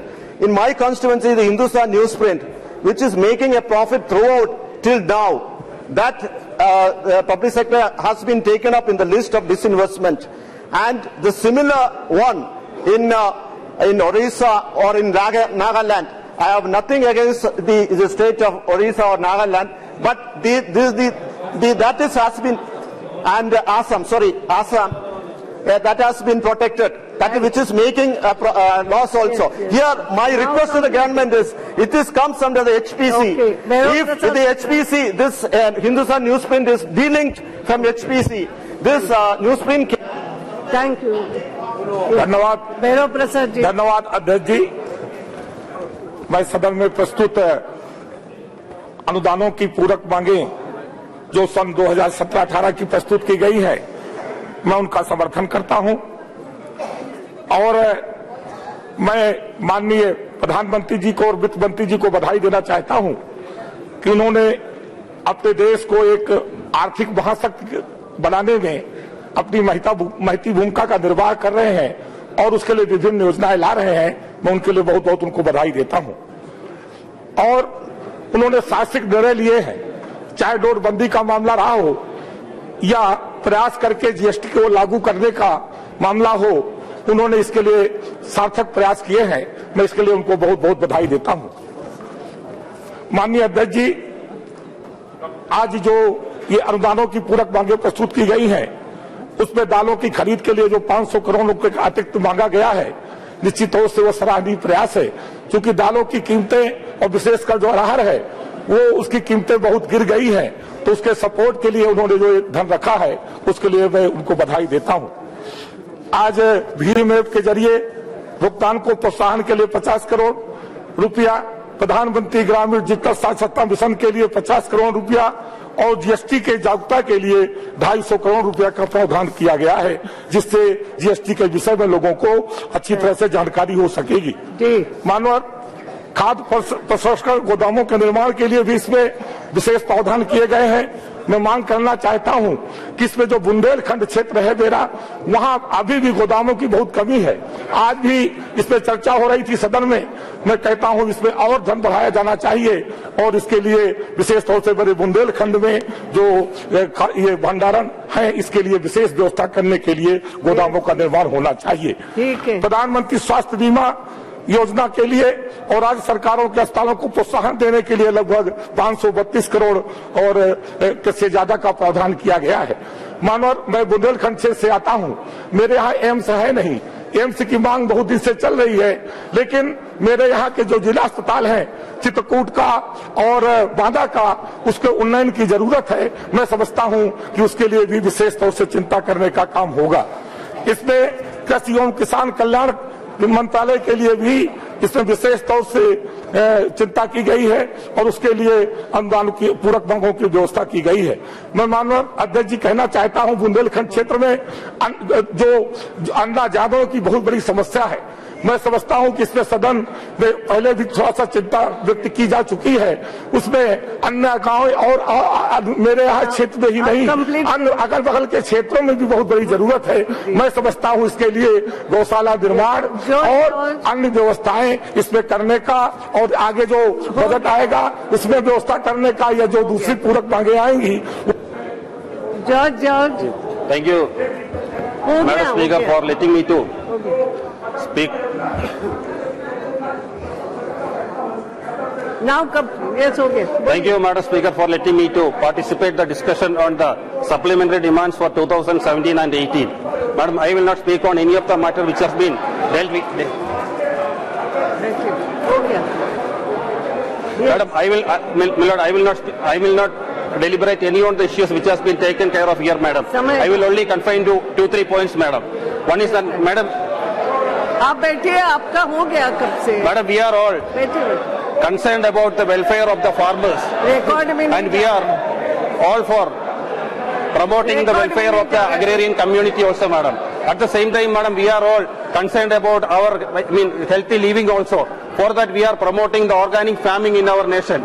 But when, Madam, in this GST regime, we have reduced the tax for the chemical fertilizers to the extent of 5%, Madam. But unfortunately, we are charging 18% tax for the biofertilizers, Madam. I urge upon the Minister to reduce the tax rate of the biofertilizers to the extent of the chemical fertilizers. Otherwise, Madam, we will not be able to pursue the organic farming in our areas, Madam. The second thing is, Madam, that is, Madam, regarding the cash crops. We are investing a lot of money in the agrarian sector for the purpose of establishing all the infrastructure there. But, Madam, earlier we had a practice of giving subsidies for establishing all this kind of infrastructure in the cash crops, especially for rubber, cardamom, pepper, and all these things. But in this budgetary allocation, there were the sufficient allocation is not there for these commodity boards, spices board, rubber board, coffee board, etc. Because of the paucity of the funds, all these boards are not giving the subsidies for this establishing infrastructure in the area. So in that count also, I urge upon the government and the minister to increase the allocation to the commodity boards through the commercial ministry. But unfortunately, no such demand is not there in the demands for grants, Madam. The third issue is regarding the rural India, the development of the rural India, for establishing infrastructure and for providing basic amenities to the people, those who are living in the below the poverty line. Due to the mistakes in the socio-economic survey and the data, Madam, we are not in a position to give assistance to the poor people for constructing their houses under the IAY scheme also. In their count also, we seek the indulgence of the government in correcting the mistakes in the socio-economic survey and the data, so that we can include more people in our welfare net, Madam. And lastly, Madam, I am also urging the government, we are all talking about the Swaminathan Commission report and all. In my constituency, Idiki, Madam, there is a report of the Swaminathan Commission after having a detailed study of the issues there for the purpose and make recommendations for increasing the productivity of the cash crops, especially the small Indian cardamom, pepper, and all the other things. And on the basis of that report, during 2009, the government has announced a package but unfortunately that was not taken off. And I urge upon the government to have a special package for Idiki on the basis of this Swaminathan Commission report, so as to avoid the suicide of the poor farmers there, Madam. The farmers are suffering a lot. They are not in a position to repay their loans. They are not in a position to make out their ends meet. And so I urge upon the government to have a special package for Idiki also, Madam. Thank you, Madam. धन्यवाद अध्यक्ष महोदय जी। सबसे पहले तो मैं आपको धन्यवाद देना चाहता हूं कि आपने सप्लीमेंट्री डिमांड्स ऑफ ग्रांट्स 2017-18 के अवसर पर मुझे बोलने का अवसर दिया। साथ में ही अपनी बात रखने से पहले एक बात रखना चाहूंगा कि जिस प्रकार से कोई क्रिकेट में मैच होता है 50 ओवर का और नए खिलाड़ियों को जो अवसर दिया जाता है अंतिम 1-2 ओवर में अवसर दिया जाता है, तो मुझे लगता है वो नया व्यक्ति अपनी बात भी नहीं रख पाता है। तो मैं आपसे हाथ जोड़ के नए सदस्यों की ओर से विनती करूंगा कि कम से कम हमको 1 मिनट का अवसर हमको 1 मिनट मतलब 1 ओवर खेलने का तो अवसर दिया जाए, नए लोगों में भी बड़े अवसर देंगे तो मैं सोचता हूँ कि अपनी बात हम रखेंगे। हाथ जोड़ के आपसे प्रार्थना है कि कम से कम ये अवसर आप हमको दें। माननीय अध्यक्ष महोदय जी, जिस प्रकार से माननीय वित्त मंत्री जी और प्रधानमंत्री की जोड़ी ने देश में चुनाव से पहले भ्रष्टाचार समाप्त करने का जो एक बीड़ा उठाया था और एसएटी लागू कर लिए, जनधन खातों की शुरुआत करके और जीएसटी तक की एक यात्रा भ्रष्टाचार को समाप्त करने की जो यात्रा चल रही है, इस यात्रा के संदर्भ में इस बिल को मैं जोड़ना चाहूंगा और इस बिल के समर्थन में मैं खड़ा हुआ हूं और पूरे सदन से अपील करूंगा कि वित्त मंत्री जी के इस विधेयक को सहयोग दें, अपना सबको समर्थन दें। माननीय अध्यक्ष जी, इस बिल में कुल 11,166 करोड़ रुपए का जो सप्लीमेंट्री ग्रांट्स की मांग की गई है, इसमें सबसे महत्वपूर्ण भाग जो अभी हमारे एक माननीय सदस्य जो आसाम से आते हैं, ये कह रहे थे कि नॉर्थ ईस्ट की बात ये कर रहे थे। मैं आपको ध्यान दिलाना चाहूंगा कि माननीय प्रधानमंत्री जी और वित्त मंत्री जी ने नॉर्थ ईस्ट का हमेशा ही ध्यान रखा है और इस बिल के अंदर भी आप ये देख के बड़े खुश होंगे कि 1800 करोड़ रुपए का प्रोविजन इस सप्लीमेंट्री ऑफ ग्रांट्स में भी नॉर्थ ईस्ट राज्यों के लिए किया गया है। तो मैं सोचता हूं कि ये हमारी सरकार की बहुत बड़ी उपलब्धि है। अभी मेरे एक मित्र बोल रहे थे कि गरीबों की बात होती है, तो मंत्री देंगे आप गरीबों। मैम 2 मिनट, मैम 5 मिनट बस, मैम 5 मिनट, एक विनती है 5 मिनट मैम। अभी मेरे मित्र बोल रहे थे मैं सलाह दे रही हूं, अपनी बात रह जाएगी नहीं तो नहीं रहेगी मैम, आप इतनी देर में तो बोल भी देते मैम। उत्तर मत। अभी एक हमारे मित्र बोल रहे थे कि दालों की बात है, कल सुप्रिया सुले जी कह रही थी कि प्रोटीन की बात है, प्रोटीन की बात है तो प्रोटीन सिर्फ मांसाहार से नहीं शाकाहार से भी लिया जा सकता है और उस शाकाहार से लेने के लिए हमारी सरकार ने 500 करोड़ रुपए का बजट का प्रावधान इस बिल के अंदर भी पल्सेस दालें खरीदने के लिए एक बफर पैसे के रूप में किया है। मैं सोचता हूं कि सरकार का ध्यान सभी लोगों के लिए है और इस बिल में जिस प्रकार से राज्य सरकारों को एक आशंका थी कि केंद्र सरकार हमको कैसे मदद करेगी, 7,000 करोड़ रुपया इस राज्य सरकारों को सहयोग के लिए भी मिनिस्ट्री ऑफ पेट्रोलियम में किया गया है। और सबसे अंतिम बात मैं आपसे निवेदन करूंगा अध्यक्ष महोदय जी, जिस प्रकार से जीएसटी के माध्यम से जिस प्रकार से देश में पूरा एक देश एक व्यापार और एक टैक्स का सपना माननीय वित्त मंत्री जी ने और प्रधानमंत्री जी ने पूरा किया है, ये सपना सिर्फ व्यापार बढ़ाने का सपना नहीं है, ये सपना देश में भ्रष्टाचार समाप्त करने का सपना है। और मैं वित्त मंत्री जी को और प्रधानमंत्री जी को और दोनों सदनों को बधाई देना चाहता हूं कि सभी दलों ने, सभी सदस्यों ने मिलकर देश में भ्रष्टाचार मुक्त भारत करने का जो प्रधानमंत्री का सपना उसमें अपना सहयोग दिया। इनके लिए भी मैं इनको आभार व्यक्त करता हूं। अध्यक्ष महोदय जी, जिस प्रकार से बैंक अकाउंट को आधार कार्ड से जोड़ा गया है और पैन कार्ड, किसी भी जमीन को और जायदाद को, सोने को पैन कार्ड से और आधार कार्ड से जोड़ा गया है, मैं माननीय वित्त मंत्री जी से एक आग्रह और करूंगा कि एक जगह भ्रष्टाचार की इनके चोट करने की और आवश्यकता है, वो है पीडीएस सिस्टम में, जो फूड एंड सप्लाई सिस्टम है उसमें अगर वित्त मंत्री जी और प्रधानमंत्री जी ध्यान दें तो वित्त फूड एंड सप्लाई सिस्टम में भी अगर डायरेक्ट सब्सिडी। गुरजीत सिंह, अगर 2 मिनट में समाप्त करने वाला हो तो बोलो, नहीं तो खड़े भी मत होना, अभी समय नहीं है। मैडम 2 मिनट में हो गया। मैडम मैं धन्यवाद करता हूँ, पहली बार सप्लीमेंट्री डिमांड में बोलने का मौका दिया आपने। और जितना भी मैंने ये सदन में बैठ के सुना, जो देखा है, तो मैं अपनी बात यहां रखना चाहता हूं कि अपने देश का पहिया तब चलेगा जब किसान और मजदूर की हालत ठीक होगी, चाहे कुछ भी कर लीजिए। अब ये किसान आत्महत्या कर रहे हैं, लेकिन हमें चिंतन करना चाहिए, मजदूर भी कर रहे हैं। अभी सुषमा स्वराज जी, मानयोग मंत्री जी बोल के गए थे 39 जो मिस हुए हैं लड़के पंजाब के वहां अरब में। मैडम मैं बात करना चाहता हूं, वो गए क्यों हैं? हमें ये चिंता करने की जरूरत है, क्योंकि एजुकेशन सिस्टम ध्वस्त हो चुका है नीचे, जहां किसान और मजदूर का बच्चा पढ़ता है। लोग भी वहां से आए होंगे, आपने देखा होगा, उसको ठीक करना होगा। उसके अलावा मैडम मंडीकरण बिल्कुल नहीं। आप 500 करोड़ की बात कर रहे, तुर पे आपने दिया है, कब दिया? जब रुल गया किसान तो फसल बेच के जा चुका है, वो किसको जाना है पैसा? अब इसकी भी चिंता की बात आपको करनी होगी। ये आपको प्रबंध पहले करने होंगे। मटर पंजाब का रुलता है, आलू रुलता है, नजदीकी पाकिस्तान है, वहां 100 रुपए केजी मिलता है मटर और आलू बिकता है। हमको ऐसे हालात करने होंगे जो फसल जहां बन रही है उसका नीचे नजदीक मंडीकरण कैसे हो सकता है? हमारे इंटरनेशनल एयरपोर्ट है मैडम, 2007 में इतनी सब्जी एक्सपोर्ट होती थी अमृतसर से, इंटरनेशनल फ्लाइट बंद कर दी गई। उसकी वजह से वो सारा किसान अब बुरी हालत में है। कब तक अब गेहूं और धान पे बैठे रहेंगे? इसकी तकनीक जरूरत है, इसको चेंज करने की। मैडम एक मिनट मैडम, अब जीएसटी पे आप कहते हैं, मैं तो जीएसटी कहता हूं आपने गरीब सूली टंग दिया, गरीब सूली टंगता आपने। अब व्यापारी देखिए, कपड़े का व्यापारी है मेरे, अमृतसर से जम्मू कश्मीर हिमाचल तक कपड़ा जाता था मैडम, प्लीज वो व्यापारी सड़कों पे उतरा है, किसी ने उनकी बात नहीं सुनी जाकर। हमें जरूरत है मैडम, प्लीज प्लीज मैडम एक मिनट आपको। यहाँ पर सबसे खुशी की बात यह है कि जो नेता विमुद्रीकरण की चैंपियन बनी पूरे देश में घूम रही थी, उनकी पार्टी के नेता ने आज ये स्वीकार किया कि विमुद्रीकरण सही था, इसको इम्प्लीमेंट धीरे धीरे किया जाना था। इसलिए मैं टीएमसी के नेता को धन्यवाद देना चाहता हूं।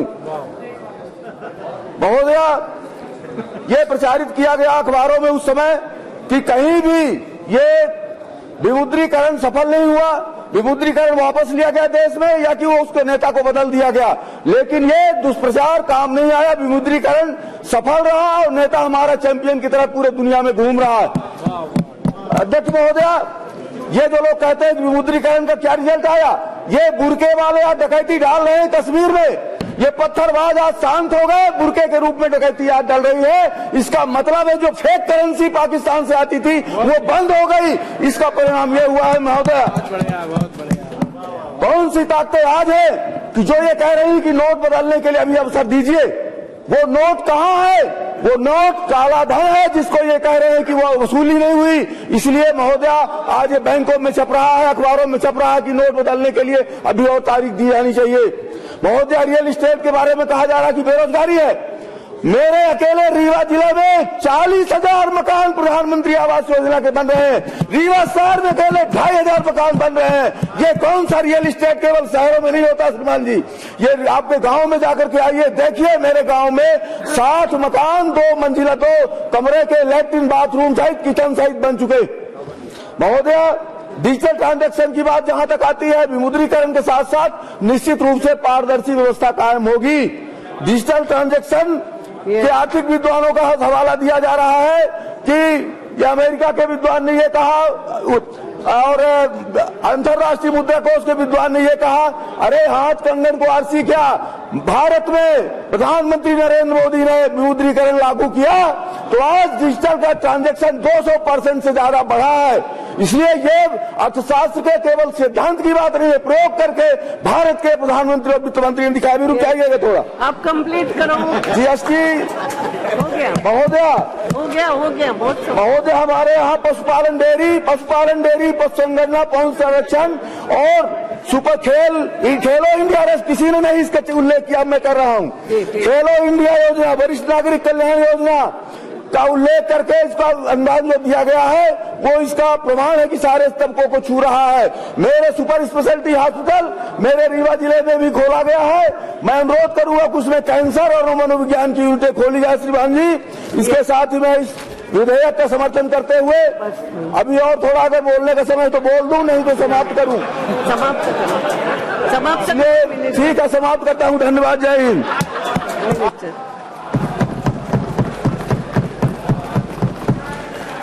माननीय अध्यक्ष जी, श्री केसी वेणुगोपाल जी ने इस चर्चा का आरंभ किया था और काफी अधिक मात्रा में माननीय सदस्यों ने अपने विचार रखे हैं। सप्लीमेंट्री ग्रांट्स एक अवसर होता है कि देश की अर्थव्यवस्था के संबंध में सदन के अंदर चर्चा हो जाए। जो प्रमुख विषय उठे हैं मैं उस पर अपनी प्रतिक्रिया दूंगा, लेकिन उससे पूर्व जो सप्लीमेंट्री आइटम्स हैं इनके पीछे मैं स्पष्ट कर दूं कि उद्देश्य क्या है। जो ये पूर्व उत्तर के राज्य और हिल स्टेट्स हैं, तीनों जम्मू कश्मीर, उत्तराखंड, हिमाचल और नॉर्थ ईस्ट के स्टेट्स, उनके संबंध में एक जीएसटी आउटगो लिखा है हमने। इस आउटगो का संबंध यह है कि पहले इन राज्यों को कई प्रकार के टैक्सेस से जो लोग उद्योग वहां पर निवेश करते थे उनको मुक्ति मिलती थी। अब जीएसटी में एग्जेम्पशन का कोई स्कोप नहीं है, उसकी व्यवस्था नहीं है, क्योंकि ये डेस्टिनेशन टैक्स है और डेस्टिनेशन पॉइंट पे होता है। इसलिए जिस स्टेट के अंदर पैदावार हुई उस स्टेट को कोई एग्जेम्पशन मिल जाए उसमें से उसकी संभावना नहीं है। लेकिन जो उद्योग इन राज्यों में लगे थे, क्योंकि उनको ये वायदा किया गया था कि एक समय सीमा के लिए उनको उस टैक्स से मुक्ति दी जाएगी, तो एक रिफंड का मैकेनिज्म बना है। एक चीज हम समझ लें कि जीएसटी के संबंध में सब प्रश्न हमसे करते हैं कई, इसमें तो 29 राज्यों की सरकार, 7 यूनियन टेरिटरीज, एक केंद्र, और जो जीएसटी से साधन आ रहे हैं उसका बंटवारा कैसे होता है। 50% टैक्स स्टेट में चला जाएगा, 50 सेंटर में आएगा। जो केंद्र में आएगा डिवोल्यूशन के तहत 42% वो भी राज्य को चला जाएगा। तो 50 पहले चला गया, 42 यानी कि 50 का 42 21, तो 71% चला गया, और 7-8-9% आप जोड़ लीजिए जो सेंट्रल सेक्टर स्कीम्स के तहत राज्यों को जाता है, तो जीएसटी वाले में से भी जाएगा। तो इसलिए जीएसटी की किटी में से जो पैसा आएगा उसमें से लगभग 80% लाभ राज्यों के पास प्रत्यक्ष रूप से होने वाला है, और इसलिए राज्यों की जो अर्थव्यवस्था उससे सुधरती है एडिशनल कलेक्शन से। केंद्र को भी उसका लाभ होगा, केंद्र को इसका एक दूसरा लाभ भी होगा कि जो टैक्स बेस बढ़ता है उसका असर, मैं बाद में समझाऊंगा, इनकम टैक्स के ऊपर भी होता है। जो लोग टैक्स से आज तक बचते थे, आज अगर बचना संभव नहीं है और उनके व्यापार की पूरी रूपरेखा अधिकारियों के सामने आ जाती है, तो उसके ऊपर इनकम टैक्स भी देना पड़ेगा। उस इनकम टैक्स में से 58% केंद्र को रहता है, 42 और उसके माध्यम से आप कहीं संपत्ति एक्वायर कर लें, किसी बिजनेस में इन्वेस्ट कर दें, आज वो सारी की सारी प्रॉपर्टीज जो इन फर्जी नामों से इस पूरे शेल कंपनीज के रैकेट के माध्यम से है, आज all of them are being attached. Ultimately all of them will be liable to be acquired and there is a penal punishment also. तो ये जो कदम है ये सामान्य कदम नहीं है जो सरकार उठा रही है। हमने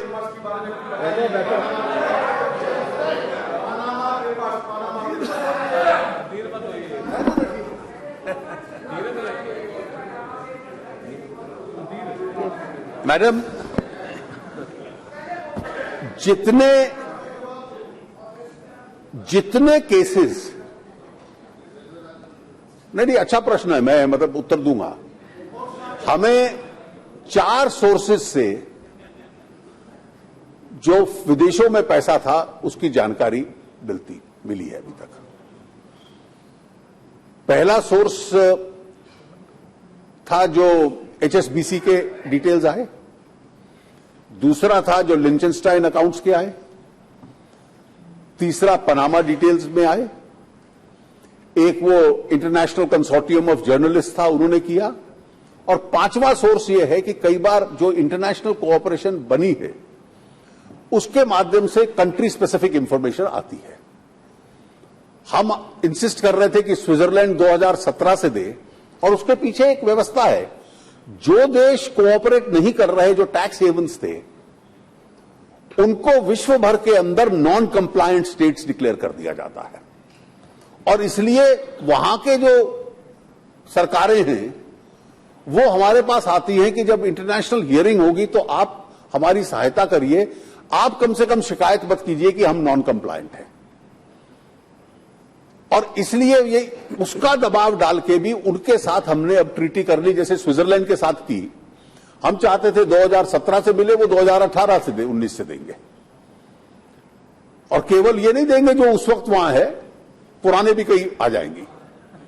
तो ये जितनी डिटेल्स आती हैं, इन सब डिटेल्स में आपको डॉक्यूमेंट्स चाहिए, क्योंकि बिना डॉक्यूमेंट के अगर आप केस चला दोगे तो जिसका अकाउंट है, नाम भी आ गया, लेकिन हमारे पास सबूत नहीं होगा। उस डॉक्यूमेंट की सर्टिफिकेशन चाहिए। तो जिन जिन केसेस में आते जा रहे हैं, उनमें पहला कदम होता है कि हम उनको नोटिस देते हैं, उनकी इनकम टैक्स की असेसमेंट करते हैं और उन पे टैक्स डिमांड रेज करते हैं, और उसके साथ साथ जो उपयुक्त कानून हम लोगों ने बनाए हुए हैं उनके खिलाफ क्रिमिनल प्रोसिक्यूशन डालते हैं, HSBC के अकाउंट्स में, लिंचनस्टाइन के अकाउंट्स में, और अब कुछ पनामा अकाउंट्स में भी ये प्रक्रिया, क्योंकि कुछ में डिटेल आई है, कुछ नहीं आई। और मैं ये भी कह दूं, उनमें से कई नाम ऐसे आते हैं जो एक तरीका लोगों को मिला हुआ है NRI स्टेटस क्लेम करने का, और वो NRI स्टेटस क्लेम कर लेता है तो फिर हम देखते हैं ये वैलिडली क्लेम किया है कि नहीं, और अगर वैलिडली क्लेम किया है तो उसको कुछ लाभ मिल जाता है, नहीं किया तो then he is liable for that prosecution and the consequences.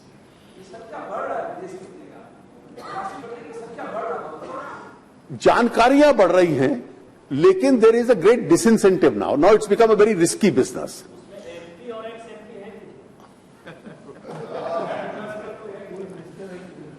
उसमें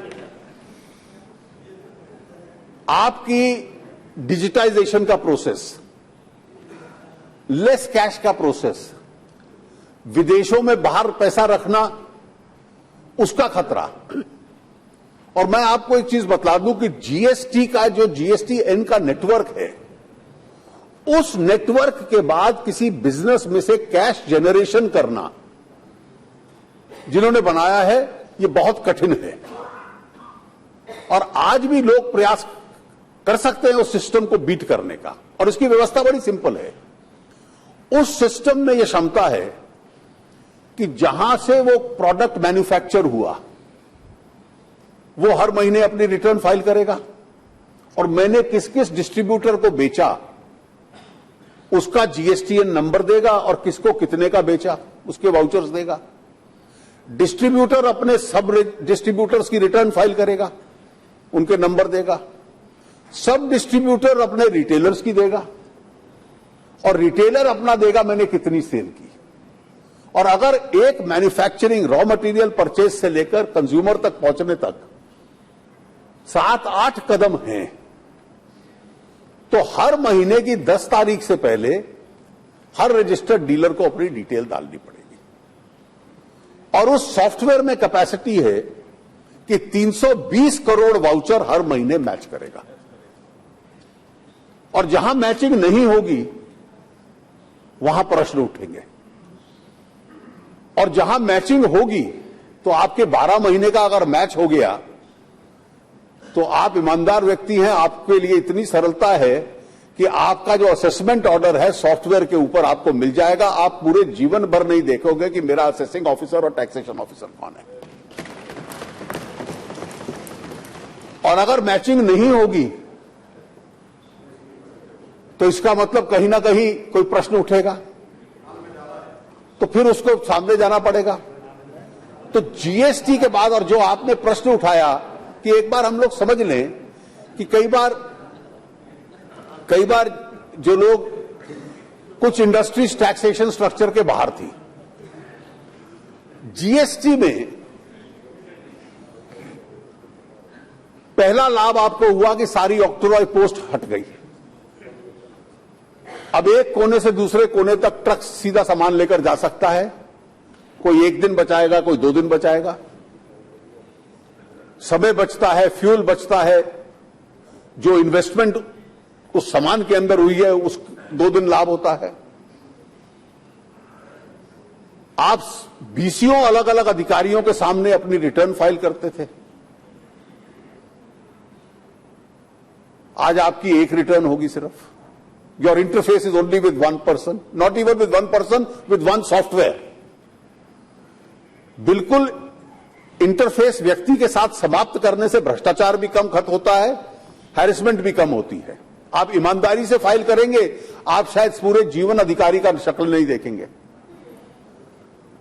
उसका तीसरा लाभ आप देख लीजिए कि वॉल्यूम जो बढ़ता है, मैं आपको आंकड़ा बतला दूं कि 125-130 करोड़ के इस देश में जितने इनडायरेक्ट टैक्सेस थे हमारे, जिसमें मेन वैट था, एक्साइज था, सर्विस टैक्स था, इसके टोटल रजिस्टर्ड डीलर्स हिंदुस्तान में लगभग 80 लाख थे।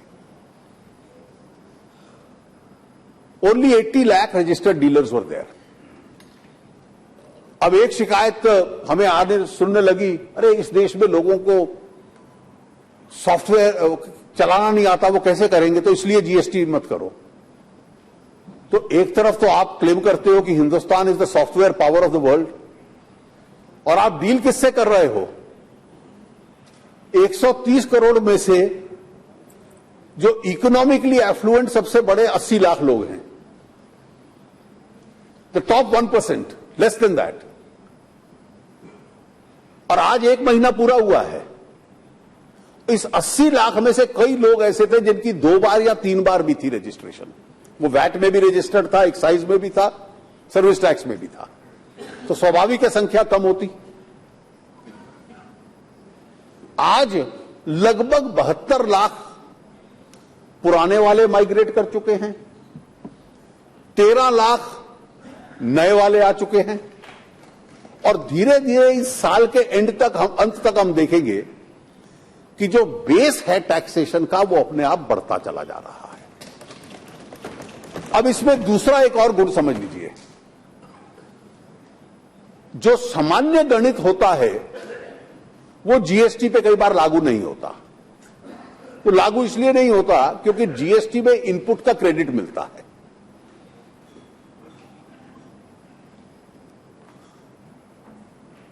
अगर किसी पे टैक्स 0 है तो वो सस्ता होगा और 5% वाला महंगा होगा, ये नहीं है जीएसटी में। 5% सस्ता होगा, 0 महंगा होगा, क्योंकि 0 वाले को इनपुट क्रेडिट नहीं मिलता। मान लीजिए अगर ये मेज है तो जब बनी तो लकड़ी के ऊपर भी टैक्स हुआ लगा होगा, स्टील लोहे पे भी लगा होगा, वायर्स पे भी लगा होगा। उन सब पे जो टैक्स दिया हुआ है वो इनपुट क्रेडिट, जो फाइनल प्रोडक्ट जब बिकेगा तो उसके अंदर आपको डिडक्शन मिल जाएगा। और क्योंकि हर व्यवसायी को वो डिडक्शन लेना है, इसलिए वो पूरा डिस्क्लोजर करे कि मैंने कितना ट्रेड किया, उसके हित में है। He has to disclose the transaction of his business. और कई बिजनेसेस ऐसे हैं जिसमें अलग अलग स्टेजेस होती हैं, अलग अलग स्टेजेस होती हैं, और पहली 2-3 स्टेजेस पे इतना टैक्स जा चुका है कि उसके इनपुट क्रेडिट से तीसरी स्टेज पे आपको टैक्स नहीं देना पड़ेगा।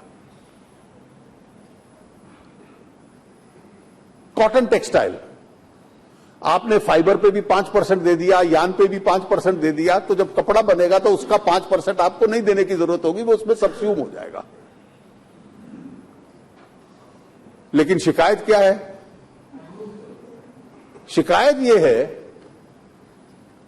कि 5% पे तो मुझे नहीं देना पड़ेगा, लेकिन मेरा वो 5% बचने के लिए मुझे अपना बिजनेस डिस्क्लोज करना पड़ेगा, इनकम टैक्स तो फिर देना पड़ेगा ना सारा। तो इसलिए जीएसटी का असर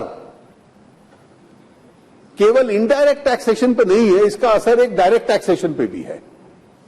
और एक प्रकार समझ लीजिए, ऐसी कोई, Venugopal ji, there is no such economic principal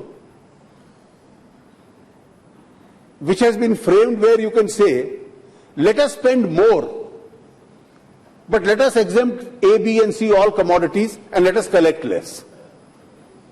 So this entire argument I have heard from several members, exempt X, Y and Z, collect less, but the country's economy needs a boost, therefore you spend more. और इसका असर देखिए, अगर मान लीजिए GST से आपका collection राज्यों का बढ़ता है या केंद्र का बढ़ता है या इनकम टैक्स बढ़ता है, तो जितने आप विषय उठाते हो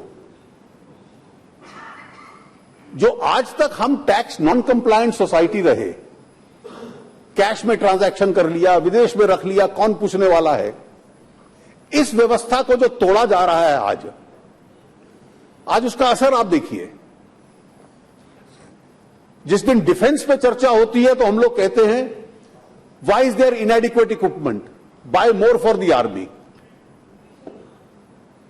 यूएस प्रेसिडेंशियल इलेक्शन में एक कैंडिडेट की टैक्स रिटर्न्स के विवाद को लेकर आया, did you contribute to the security of the country and the army? You did not pay taxes, so you are not deserving to be a president. ये argument था। और कोई भी व्यवसाय कहे, and please consider this responsibility because you are in power in some states, we are in power in some states. States are spending, center is spending. How can somebody say, for my industry, I can understand for poor, which is common man's user, food grain, open food grain which is sold, all items we zero rated them. They were not zero rated earlier. World over, the effort is to keep food at a cheaper price. तो हमने non branded food जितना था उसको zero में इसलिए ले आए कि गरीब आदमी भी उसको, आम आदमी भी इस्तेमाल करता है। पहले अगर देश की वेटेड एवरेज देख ली जाए तो जो फूड ग्रेन प्रोड्यूसिंग स्टेट्स थी, पंजाब था, हरियाणा था, उत्तर प्रदेश था, चाहे वैट लगता था चाहे परचेज टैक्स लगता था, ओपन फूड ग्रेन पे भी 5% के करीब वेटेड एवरेज देश भर में थी। फूड ग्रेन को हमने जीरो कर दिया। हमने मतलब पूरी जीएसटी काउंसिल ने, केंद्र और राज्यों ने मिलकर किया। और बाकी कमोडिटीज के ऊपर जितना आपको इक्विवेलेंस प्रिंसिपल पे था, और ये स्वाभाविक है, I am not saying that the council exercise is perfect. जब लोग रिप्रेजेंट करते हैं, काउंसिल मिलती है, 64 rates we reconsidered and reduce them. It's responsive to the people. Finance ministers are responsible to their own states.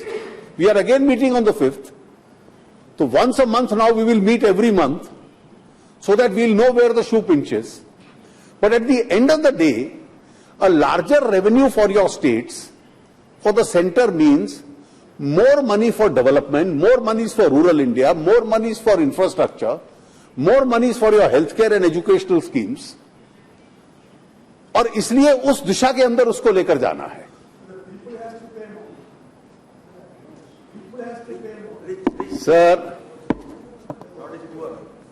Sir, we can take an isolated case and exaggerate it.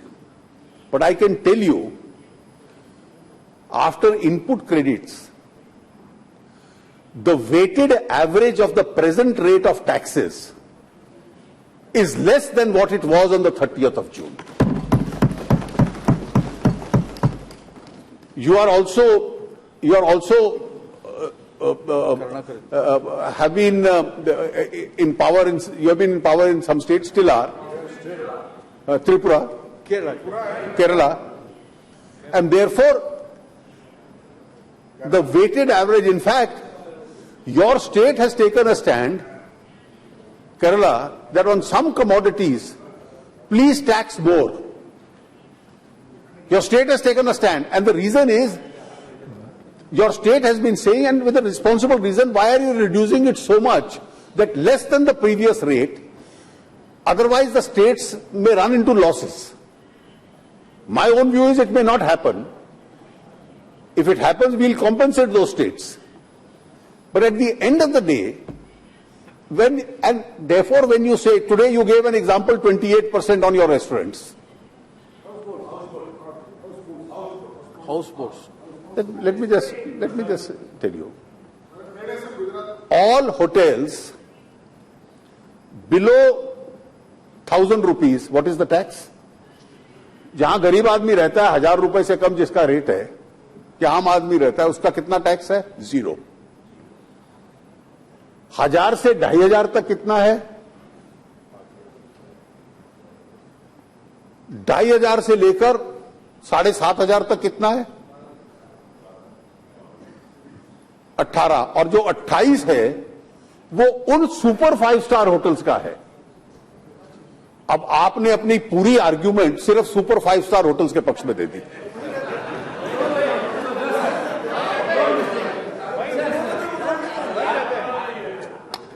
I'm telling that. I invite your attention on Kerala is depending upon tourism. The main income of tourism of Kerala is houseboats, that backwater tourism. Therefore, you have increased the tax of 28% in that house. It will affect tourism. That is what my argument. Our tourism minister is also here.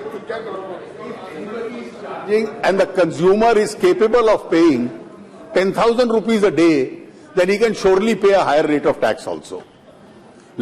Ultimately the houseboat owner doesn't pay. Let us be very clear. Please. At the end of the day, no trader is going to pay a single rupee out of his own pocket. It's the consumer who pays. And therefore, it's the consumer who pays. And which is the category of consumers which has objected? आपने 0 rate भी रखा, 5% भी रखा, 12% भी रखा, और जो बहुत सुपर 5 स्टार्स हैं उनके लिए 28 कर दिया। और आपने कहा कि मैं आज सिर्फ सुपर 5 स्टार्स का कॉस्ट प्लीड करूंगा। जो लोग उन होटलों में रहते हैं वो 1000-2000 रुपया एक्स्ट्रा टैक्स दे सकते हैं। All right.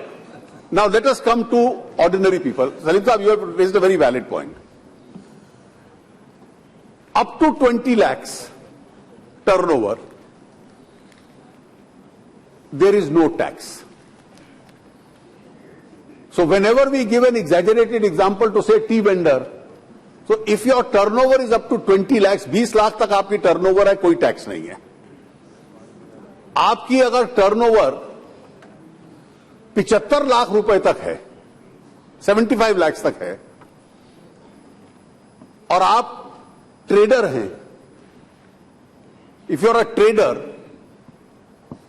व्यापारी हैं, तो 1% पे composition all over the country, 1%। इससे तो कम टैक्स हो नहीं सकता, वह 1 से कम तो सिर्फ 0 ही होता है। और मैन्युफैक्चरर हैं तो 2%, और अगर रेस्टोरेंट्स हैं तो 5%। और अगर आपकी टर्नओवर करोड़ों में है, मतलब if you are not even in the 75 lakh category, then if you are not air conditioned, it will be 12 if you are air conditioned and it's a luxury hotel or a restaurant, it will be 18. लंगर किसी भी प्रसाद लंगर के ऊपर tax नहीं है, क्योंकि वो बेचा नहीं जाता, वो बिकता नहीं है, तो इसलिए उसकी कोई कंसिडरेशन नहीं, उस पर कोई टैक्स नहीं है। तो इसलिए when you say road side up to 20 lakhs no tax. Salim sahab, please consider this, that those 29 states, union territories, center, they are also accountable to the people. They know in their states where the shoe pinches. So bulk of the very small ones will not pay tax. The medium size will get a composition scheme. The bigger ones, then of course will have to be a part of the taxation structure. And then please remember that in all cases when you say 12% or 18%, or even 28%, when you say 28%, it doesn't mean 12 or 18 or 28. It means 12, 18 or 28 minus input credit. So in a hotel, let us say, when he constructed the hotel, in the initial years, he has paid taxes on the construction part, on sanitary fittings, electricity, cement, steel, furniture. In the day-to-day operation, he has paid taxes on crockery, on cutlery purchase, on food items, on branded foods, on ketchup, on tea. जो उसके ऊपर दिया हुआ है वो सारा उसमें से सब्ट्रैक्ट करेंगे। आपने कहा जैसे टेलीकॉम कंपनीज पे 15 से 18 हो गया, अब 18 माइनस इनपुट। तो जो इन होटल्स में जो स्टाफ को मोबाइल फोन भी दिया हुआ है, उसके ऊपर भी जो टैक्स लगता है वो भी डिडक्शन मिलेगा इनपुट क्रेडिट में। तो इसलिए the point that Premachandran raised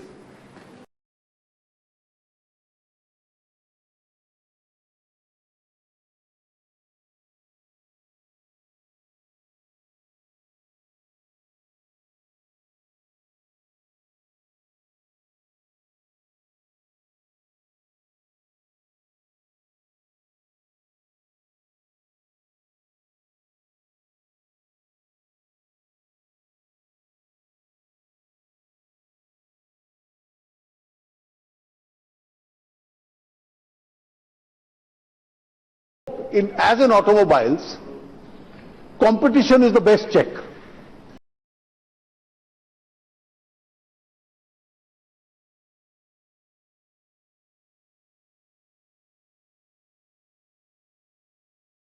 To this clause. But this was anticipated, so it has been put in the clause. And because it has been put in the clause, what the machinery is going to be so that there is no misuse of this clause also, the council is considering this, and as I said, we are meeting a few days from now, and therefore we are in the short while going to finalize the entire mechanism as far as the anti-profiteering is claimed. All you need is to make a few examples, and then everybody will fall in line. That if there is a benefit of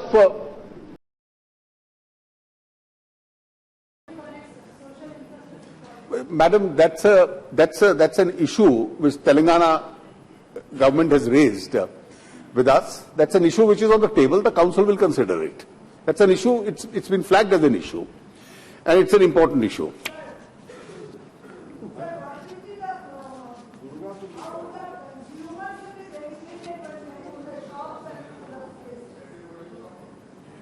Consumers. Madam, this is a transaction tax. The nature of products has not changed. The methodology of taxation has changed. And the methodology of taxation in the long run, medium and the long run, will bring those prices down because of the input chain which is created. Today, on several products, you are paying a tax twice over. Tax was being paid on the same product at the manufacturing stage. Then at the sale stage, the tax on tax itself was being paid. Cascading. Please. In the consumers in the restaurants.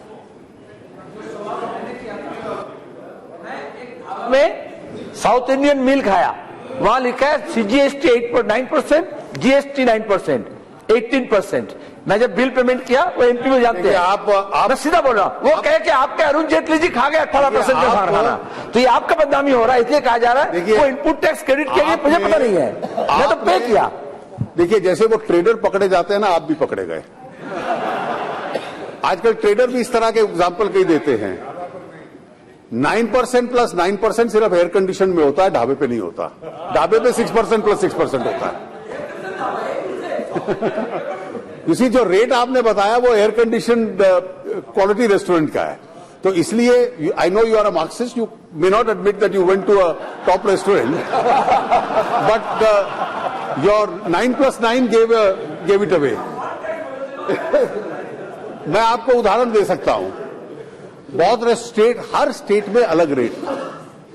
Delhi में कई hotels ऐसे हैं जिसमें 30 जून तक अलग अलग luxury taxes and plus your local VAT etcetera मिला के रेट जाता था 26% तक। और उसमें एक चीज याद रखिए सलीम साहब, सीरियस नोट पे, एक अंतर इस व्यवस्था में आया है।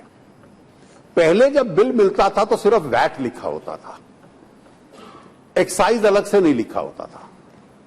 Excise was always embedded in the cost.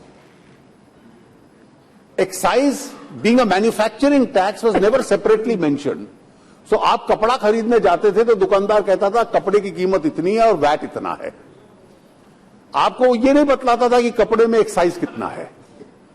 आज जो प्राइसिंग होगी उस कपड़े का दाम कम करेगा, उसमें से एक्साइज निकालेगा, फिर उसमें जो इनपुट क्रेडिट का आपको लाभ मिलना चाहिए और फिर उसके ऊपर जीएसटी लगेगा, तो स्वाभाविक है कि वैट की तुलना में जीएसटी का रेट ज्यादा लगेगा, because the embedded tax which was not visible to a naked eye because it was embedded in the cost as an excise, is today separately given. The CGST component is really the embedded tax earlier, which was the central excise. And therefore you will have to bear this in mind. Delhi में जैसे मैं उदाहरण दूं, ये बड़े hotels में जाकर 26 से 28% पड़ता था। जब 18% किया तो उसमें गिरावट आई है, क्योंकि यहां लग्जरी टैक्सेस और कई स्टेट्स में अपने उस प्रकार के टैक्सेस थे, वो सारे जीएसटी के अंदर उस तरीके से सब्स्यूम हुए। मैडम, इसके अतिरिक्त कई अन्य इश्यूज रेज हुए हैं और उसमें एक इशू बार बार आ रहा है ऑर्डिनेंस फैक्ट्री डिपोज के बारे में। An issue is being raised with regard to defense local manufacturing, particularly in the government sector. We have set up over the last few decades several good ordnance factories. The ordnance factories have been involved in some essential and good ammunition manufacturing. They have also been involved in some functions which are not ammunition manufacturing functions. So the object really is that all these ordnance factory depots, none of them is going to be privatized. There is no such proposal. No employee is going to be retrenched.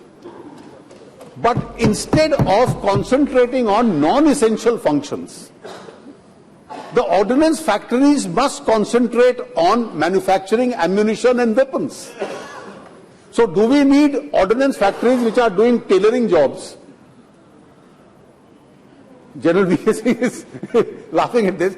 Our ordnance factories should not be doing tailoring jobs. They should be doing ammunition manufacturing. And therefore the ordnance factories are all being maintained. None of them is being privatized, and please don't have this particular fear.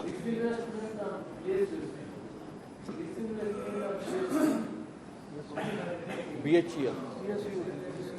You see, as far as from time to time, the government considers either disinvestment or even privatization. And therefore, in regard to any individual cases, I don't want to make a comment because these announcements start impacting on the market. The only one which is in public domain is with regard to Air India. An argument was raised by my friend from the other side. We really have to decide what we want to do. We want aviation in this country is becoming a success story. Today you have some 600 to 700 domestic planes domestically flying in India. China has 5,000. And therefore the manner in which our economy is growing over the next few years, this sector is going to radically expand. In India, we overcame the mental resistance and involved private sector in airports. Today I can say with certainty that some of our big airports in the country are better than most airports in the world. They are better than European airports, they are better than the American airports. They are being rated in the first 2-3 world over, some of the better ones, the ones in Mumbai, Delhi, Hyderabad, Bangalore. These are great airports which have come up. And therefore this... Please. Not like this, please. It is unending otherwise. Yes. Now, as far as Air India is concerned, Air India has, as far as the international sector is concerned, a certain market share. Domestically, it has about 15-16% market share. So as it is, in a competitive world today, some 84-85% of your passengers within the country are flying in private airlines. What has this led to? This has led to more flying, more aircrafts, even middle class, lower middle class people getting onto aircrafts. And now your move is for regional connectivity. You have 72 airports in the country which are carrying commercial airlines. The aviation ministry is now trying to have another 30, 35, 40 airports. And every state is clamoring for 2 or 3 more airports within the state. कि 2-3 बड़े airports मेरी state में भी बने, कई सदस्यों ने कहा कि मेरी स्टेट में दो, मेरी कंस्टिट्यूंसी में दो, ताकि कनेक्टिविटी बढ़े। और गवर्नमेंट ने जो रीजनल कनेक्टिविटी की योजना बनाई है कि 1 घंटे की फ्लाइट 2,500 रुपए में, जिसमें इनिशियल ईयर्स में थोड़ा टैक्सेशन बर्डन की सब्सिडी हम लोग देंगे ताकि देश के अंदर कनेक्टिविटी बढ़े। अब उसमें हम लोगों को तय करना है और तय ये करना है कि एयर इंडिया का क्या करना है, कब तक जनता से हम टैक्स इकट्ठा करते रहें। और एक public sector airlines, today the debt is 50 to 55,000 crore. ये कोई छोटा डेट नहीं है। और इसलिए किस तरीके से नेशनल कैरियर बना रहे, बचा रहे, उसमें सुधार हो, वो एक मेजर कंपेटिटर रहे, उसकी शेयर होल्डिंग और मैनेजमेंट किसके पास है। और अध्यक्ष जी, कुछ एक्सेप्शंस छोड़ के ये अनुभव रहा है कि जहां जब मोनोपोली थी तो मोनोपोली एनवायरनमेंट में ऐसी संस्थाएं चलती थी। कंपेटिटिव मार्केट के अंदर उसकी चुनौतियां अलग होती हैं और इसलिए इस कंपेटिटिव मार्केट के अंदर इसका क्या करना है, सरकार इस पे उपयुक्त निर्णय लेगी। इसमें कर्मचारियों की सर्विसेज बची रहे, ये भी हमारा भी स्वार्थ है। But we must not create a situation which leads to not being able to save the existing jobs. Because if we keep running any commercial establishment, I'm not talking of Air India, in general any PSU, where examples are given, and it is run as more as a government department rather than a commercial establishment, then let alone create new jobs, we won't be able to save some of those jobs. And therefore, we will take each case on its own merit and decide what is the larger interest of that corporation, and that corporation should be saved. We are not in favor of closing down any corporation itself to the extent that is possible. इसके अतिरिक्त madam, अगर देश के अंदर साधन बढ़ते हैं, मैंने कहा, तो देश की सुरक्षा, देश के ग्रामीण क्षेत्र, देश का फिजिकल इंफ्रास्ट्रक्चर, देश का सोशल इंफ्रास्ट्रक्चर, ये स्वाभाविक रूप से प्रायोरिटी एरियाज होंगे। और मैं उम्मीद करता हूं कि जिस प्रकार से इसका पहले 1 महीने में आरंभ हुआ है, मतलब people expected a major disruption, everybody surprise with a smooth turnover, and I must say in this smooth turnover the revenue officials of the centre and the states, and I am particularly also complimenting the states for the reason the states know that more the GST expands, more is the revenue they are going to get, because bulk of the revenue is going to go to them, and therefore the smooth switchover has been reasonably smooth. In a massive switchover of this kind, there can be technical glitches like overloading of the system at times, etc. But I think they are all rectifiable. With these few observations, Madam, I move that the...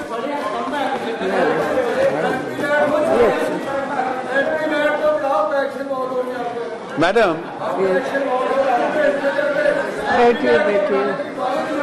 please. Yes. Madam, I'd like to answer Mr. Venugopal. Madam, in the absence of any other argument, the RBI must tell us immediately. And the RBI has said, whenever we finish this exercise, we'll let you know. Now, kindly understand the schedule. During the demonetization period, the RBI, from the banking chest, the details they were getting, they were giving you the approximate figure that this is the amount which seems to be coming. Today, they have to count every currency note. They have to take the fake currency out. These figures of fake currency that you gave are not the figures of these notes which have been deposited in the banks itself. That is yet to come. That exercise the RBI has taken to a very advanced level.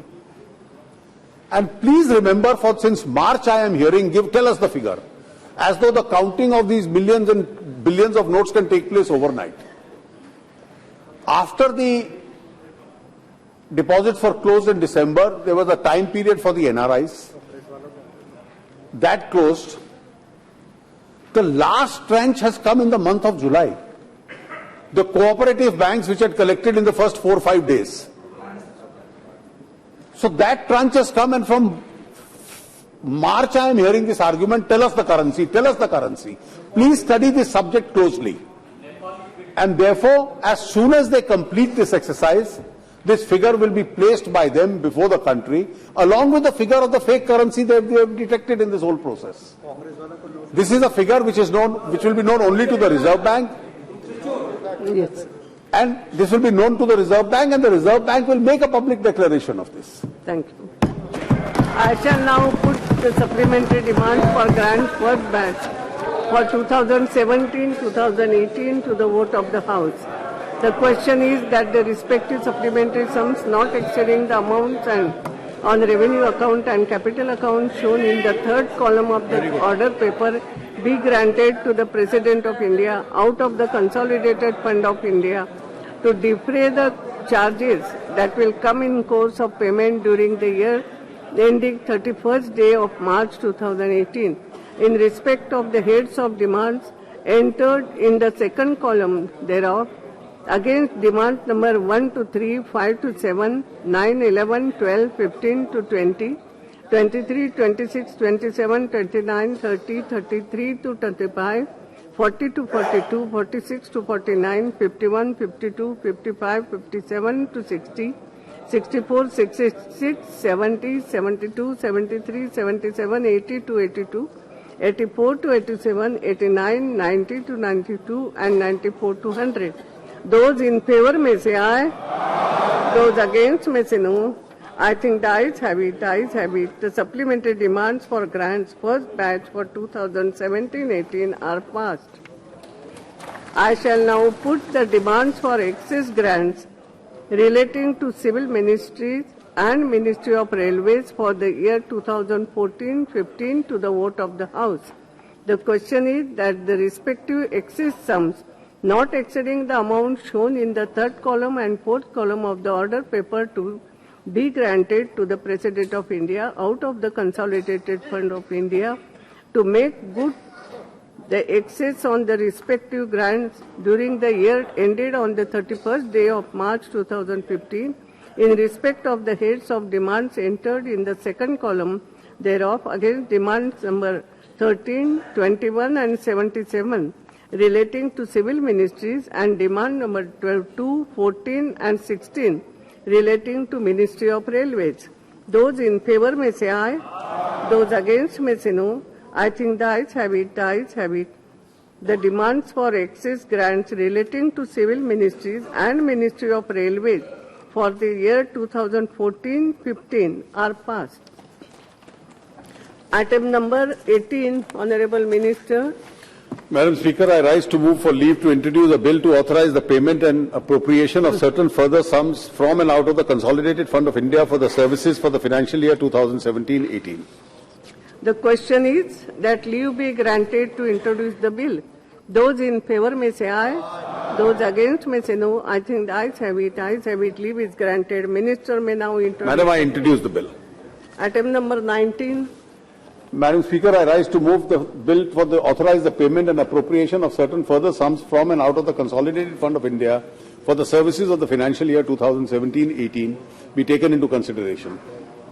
The question is that the bill be taken into consideration. Those in favor may say aye. Those against may say no. I think the ayes have it, the ayes have it.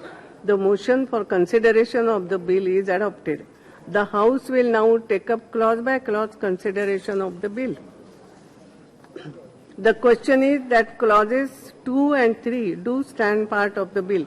Those in favor may say aye. Those against may say no. I think the ayes have it, ayes have it. Clauses 2 and 3 stands part of the bill. The question is that the schedule do stand part of the bill. Those in favor may say aye. Those against may say no. I think the ayes have it. Ayes have it. The schedule stands part of the bill. The question is that clause 1 enacting formula and long title do stand part of the bill. Those in favor may say aye. Those against may say no. I think ayes have it. Ayes have it. Clause 1 enacting formula and long title stands part of the bill. The minister may now move that the bill be passed. Madam, I move that the bill be passed.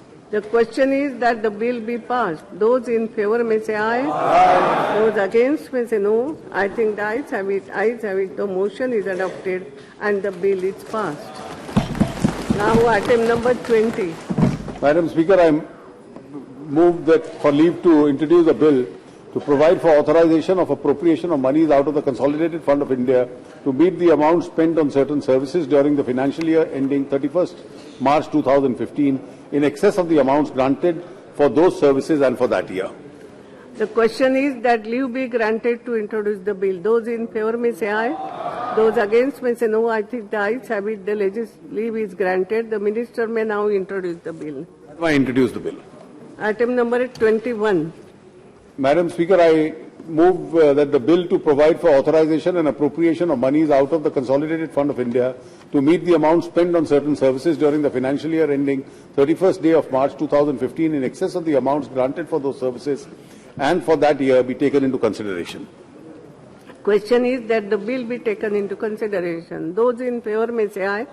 Those against may say no. I think the ayes have it. The motion for consideration of the bill is adopted. The House will now take up clause by clause. The question is that clauses 2 and 3 do stand part of the bill. Those in favor may say aye. Those against may say no. I think the ayes have it. Ayes have it. Clauses 2 and 3 stands part of the bill. The question is that the schedule do stand part of the bill. Those in favor may say aye. Those against may say no. I think the ayes have it. The schedule stands part of the bill. Question is clause 1 enacting formula and long title do stand part of the bill. Those in favor may say aye. Those against may say no. I think the ayes have it. Ayes have it. Clause 1 enacting formula and long title stands part of the bill. Minister may now move that the bill be passed. Madam, I rise to move that the bill be passed. The question is that the bill be passed. Those in favor may say aye. Aye. Those against may say no. I think the ayes have it. Ayes have it. The motion is adopted and the bill is passed.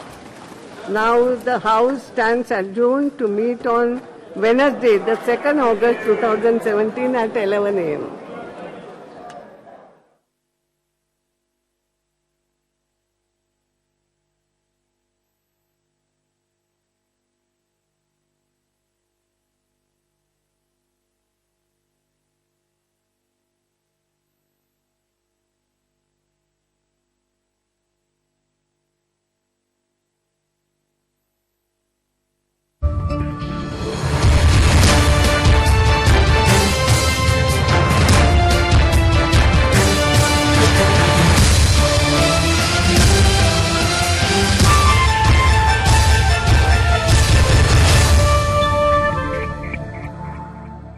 हम बात करते हैं उनसे जिन्हें चुनती है जनता, जो संसद में पहुंचाते हैं आपकी आवाज। सांसद से संवाद हर शुक्रवार रात 9:30 बजे सिर्फ लोकसभा टीवी पर। ये लीजिए आपका जीवन प्रमाण पत्र। जीवन में नहीं रही कोई दुविधा, घर बैठे पाई जीवन प्रमाण पत्र की सुविधा। बधाई हो, दीक्षा को स्कॉलरशिप मिल गई है। बच्चों के उज्जवल भविष्य की उड़ान, आधार से स्कॉलरशिप पाना बेहद आसान। अपने कल को बेहतर बनाने के लिए आज ही अपने आधार को विभिन्न सेवाओं से जोड़ें। मेरा आधार, मेरी पहचान। विदेश जाने वाले भारतीय श्रमिकों के लिए जरूरी सलाह। परदेश में नौकरी पाने के लिए केवल विदेश मंत्रालय के साथ पंजीकृत भर्ती एजेंटों के माध्यम से ही जाएं। फर्जी एजेंटों के जरिए न जाएं, वरना आप फंस सकते हैं। जाते समय किसी भी व्यक्ति द्वारा दिया गया कोई भी पैकेट लेकर ना जाएं, आप फंस सकते हैं। जिस काम के लिए जा रहे हैं उसका थोड़ा प्रशिक्षण अवश्य लेकर जाएं। परदेश में नौकरी पाओ तो सुरक्षित जाओ, प्रशिक्षित जाओ। विदेश पहुंचते ही भारतीय दूतावास से संपर्क करें। परदेश में आपका दोस्त भारतीय दूतावास। विदेश मंत्रालय द्वारा जनहित में जारी। किया दीदी, आज आप क्या खरीद रही हो? स्नैक्स। और आप क्या पढ़ रही हो? मैं कस्टमर केयर का नंबर देखती हूँ ताकि सामान में कोई भी गड़बड़ होने पर मैं कंपनी को कॉल कर सकूँ। इसके बाद मैं पोषण से जुड़ी जानकारी देखती हूँ और मैं इसमें शामिल चीजों की लिस्ट भी जांचती हूँ।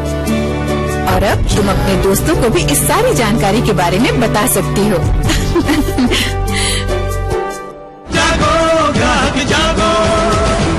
लो भाई, सरकार ने विकास की 5 नई योजनाएं लागू की। यार ये सरकार हमारे लिए विकास का कार्यक्रम बनाती कैसे? एनएसएसओ है ना। ये सरकार को इतनी जानकारी कहाँ से मिलती है? अरे एनएसएसओ है ना। एनएसएसओ? ये एनएसएसओ क्या है? एनएसएसओ यानी नेशनल सैंपल सर्वे ऑफिस, जिसका काम है जानकारियां और आंकड़े इकट्ठा करना, जिसके आधार पर सरकार हमारे विकास की योजनाएं और कार्यक्रम बनाती है। एनएसएसओ है ना। हाँ। निभाएं अपनी जिम्मेदारी, एनएसएसओ को दे सही जानकारी। ग्राम सड़क योजना ने हम गांव वालों के लिए तरक्की के रास्ते खोल दिए। सड़क के गड्ढों की फोटो खींच रहे हो? कोई खास बात है क्या? अरे काका, मेरे मोबाइल फोन में मेरी सड़क ऐप है, जिससे प्रधानमंत्री ग्राम सड़क से जुड़ी कोई भी जानकारी सरकार तक भेजी जा सकती है। सड़क से जुड़े सुझाव या शिकायत पर सरकार वाजिब कार्यवाही करती है। प्रधानमंत्री ग्राम सड़क से जुड़ी कोई भी बात, मेरी सड़क एंड्रॉइड ऐप अब हर पल मेरे साथ। विदेश जाने वाले भारतीय श्रमिकों के लिए जरूरी सलाह। परदेश में नौकरी पाने के लिए केवल विदेश मंत्रालय के साथ पंजीकृत भर्ती एजेंटों के माध्यम से ही जाएं। फर्जी एजेंटों के जरिए न जाएं, वरना आप फंस सकते हैं। जाते समय किसी भी व्यक्ति द्वारा दिया गया कोई भी पैकेट लेकर न जाएं, आप फंस सकते हैं। जिस काम के लिए जा रहे हैं उसका थोड़ा प्रशिक्षण अवश्य लेकर जाएं। परदेश में नौकरी पाओ तो सुरक्षित जाओ, प्रशिक्षित जाओ। विदेश पहुंचते ही भारतीय दूतावास से संपर्क करें। परदेश में आपका दोस्त भारतीय दूतावास। विदेश मंत्रालय द्वारा जनहित में जारी। हमने एक सपना देखा है कि जब आजादी के 75 साल हो तब हिंदुस्तान के गरीब को भी अपना घर हो। प्रधानमंत्री आवास योजना ग्रामीण लाभार्थी का चयन बीपीएल सूची की बजाय सामाजिक आर्थिक जनगणना वर्ष 2011 के आधार पर सहायता राशि 1,20,000 या 1,30,000 रुपए। निर्माण क्षेत्रफल न्यूनतम 25 वर्ग मीटर यानी 267 वर्ग फुट। घर में रसोई, बिजली, पानी और शौचालय की व्यवस्था। आवास ऐप द्वारा निर्माण प्रगति की मॉनिटरिंग। ग्रामीण विकास मंत्रालय, भारत सरकार। लो भाई, सरकार ने विकास की 5 नई योजनाएं लागू की। यार ये सरकार हमारे लिए विकास का कार्यक्रम बनाती कैसे? एनएसएसओ है ना। ये सरकार को इतनी जानकारी कहाँ से मिलती है? अरे एनएसएसओ है ना। एनएसएसओ? ये एनएसएसओ क्या है? एनएसएसओ यानी नेशनल सैंपल सर्वे ऑफिस, जिसका काम है जानकारियां और आंकड़े इकट्ठा करना, जिसके आधार पर सरकार हमारे विकास की योजनाएं और कार्यक्रम बनाती है। एनएसएसओ है ना। हाँ। निभाएं अपनी जिम्मेदारी, एनएसएसओ को दे सही जानकारी। आप लोग बाजार आते हैं, सामान खरीदते हैं, पैसे देते हैं और चले जाते हैं, यही ना? तो बिल कौन लेगा? बिल का क्या करना है? और बिना बिल के सामान सस्ता भी तो मिल जाता है। क्या आपको मालूम है कि बिना बिल के सामान आपको सस्ता क्यों मिल जाता है? ऐसा करके आप नकली और तस्करी के सामानों को बढ़ावा देते हैं और इस खतरनाक कारोबार से हमारे देश को हर साल लगभग 73,000 करोड़ का नुकसान होता है। तो अब से आप क्या करेंगे? जागो ग्राहक जागो। आधार मनरेगा के लिए सही पहचान दिलाए, मेहनत का पैसा सीधे बैंक खाते में जाए। लीजिए, खुल गया आपका खाता। आधार से खोलिए अपना बैंक खाता, जो बने आपकी सभी सुविधाओं का भाग्य विधाता। लीजिए सर। दूरियां मिटाकर अपनों को पास लाएं। आधार से मोबाइल कनेक्शन आसानी से पाएं। अपने कल को बेहतर बनाने के लिए आज ही अपने आधार को विभिन्न सेवाओं से जोड़ें। मेरा आधार, मेरी पहचान। विदेश जाने वाले भारतीय श्रमिकों के लिए जरूरी सलाह। परदेश में नौकरी पाने के लिए केवल विदेश मंत्रालय के साथ पंजीकृत भर्ती एजेंटों के माध्यम से ही जाएं। फर्जी एजेंटों के जरिए न जाएं, वरना आप फंस सकते हैं। जाते समय किसी भी व्यक्ति द्वारा दिया गया कोई भी पैकेट लेकर न जाएं, आप फंस सकते हैं। जिस काम के लिए जा रहे हैं उसका थोड़ा प्रशिक्षण अवश्य लेकर जाएं। परदेश में नौकरी पाओ तो सुरक्षित जाओ, प्रशिक्षित जाओ। विदेश पहुंचते ही भारतीय दूतावास से संपर्क करें। परदेश में आपका दोस्त भारतीय दूतावास। विदेश मंत्रालय द्वारा जनहित में जारी। गांव में खसरा फैला है और राजू बाहर खेल रहा है, तो कब समझोगी? समझ गई दीदी, खसरे का एक ही बचाव होता है, वो है टीका। लगवा लिया है हमने। 9 महीने की उम्र में खसरे का टीका लगवाना जरूरी है। किसी कारण नहीं लगवाया तो फौरन जाकर लगवाइए। खसरा आपके बच्चे को कमजोर बना देता है, जिससे कि दस्त और निमोनिया जैसी बीमारियां झट से लग जाती हैं। ऐसी माँ को नजर न लगे। टीके के लिए ANM, आशा या आंगनबाड़ी बहन से संपर्क करें। ग्राम सड़क योजना ने हम गांव वालों के लिए तरक्की के रास्ते खोल दिए।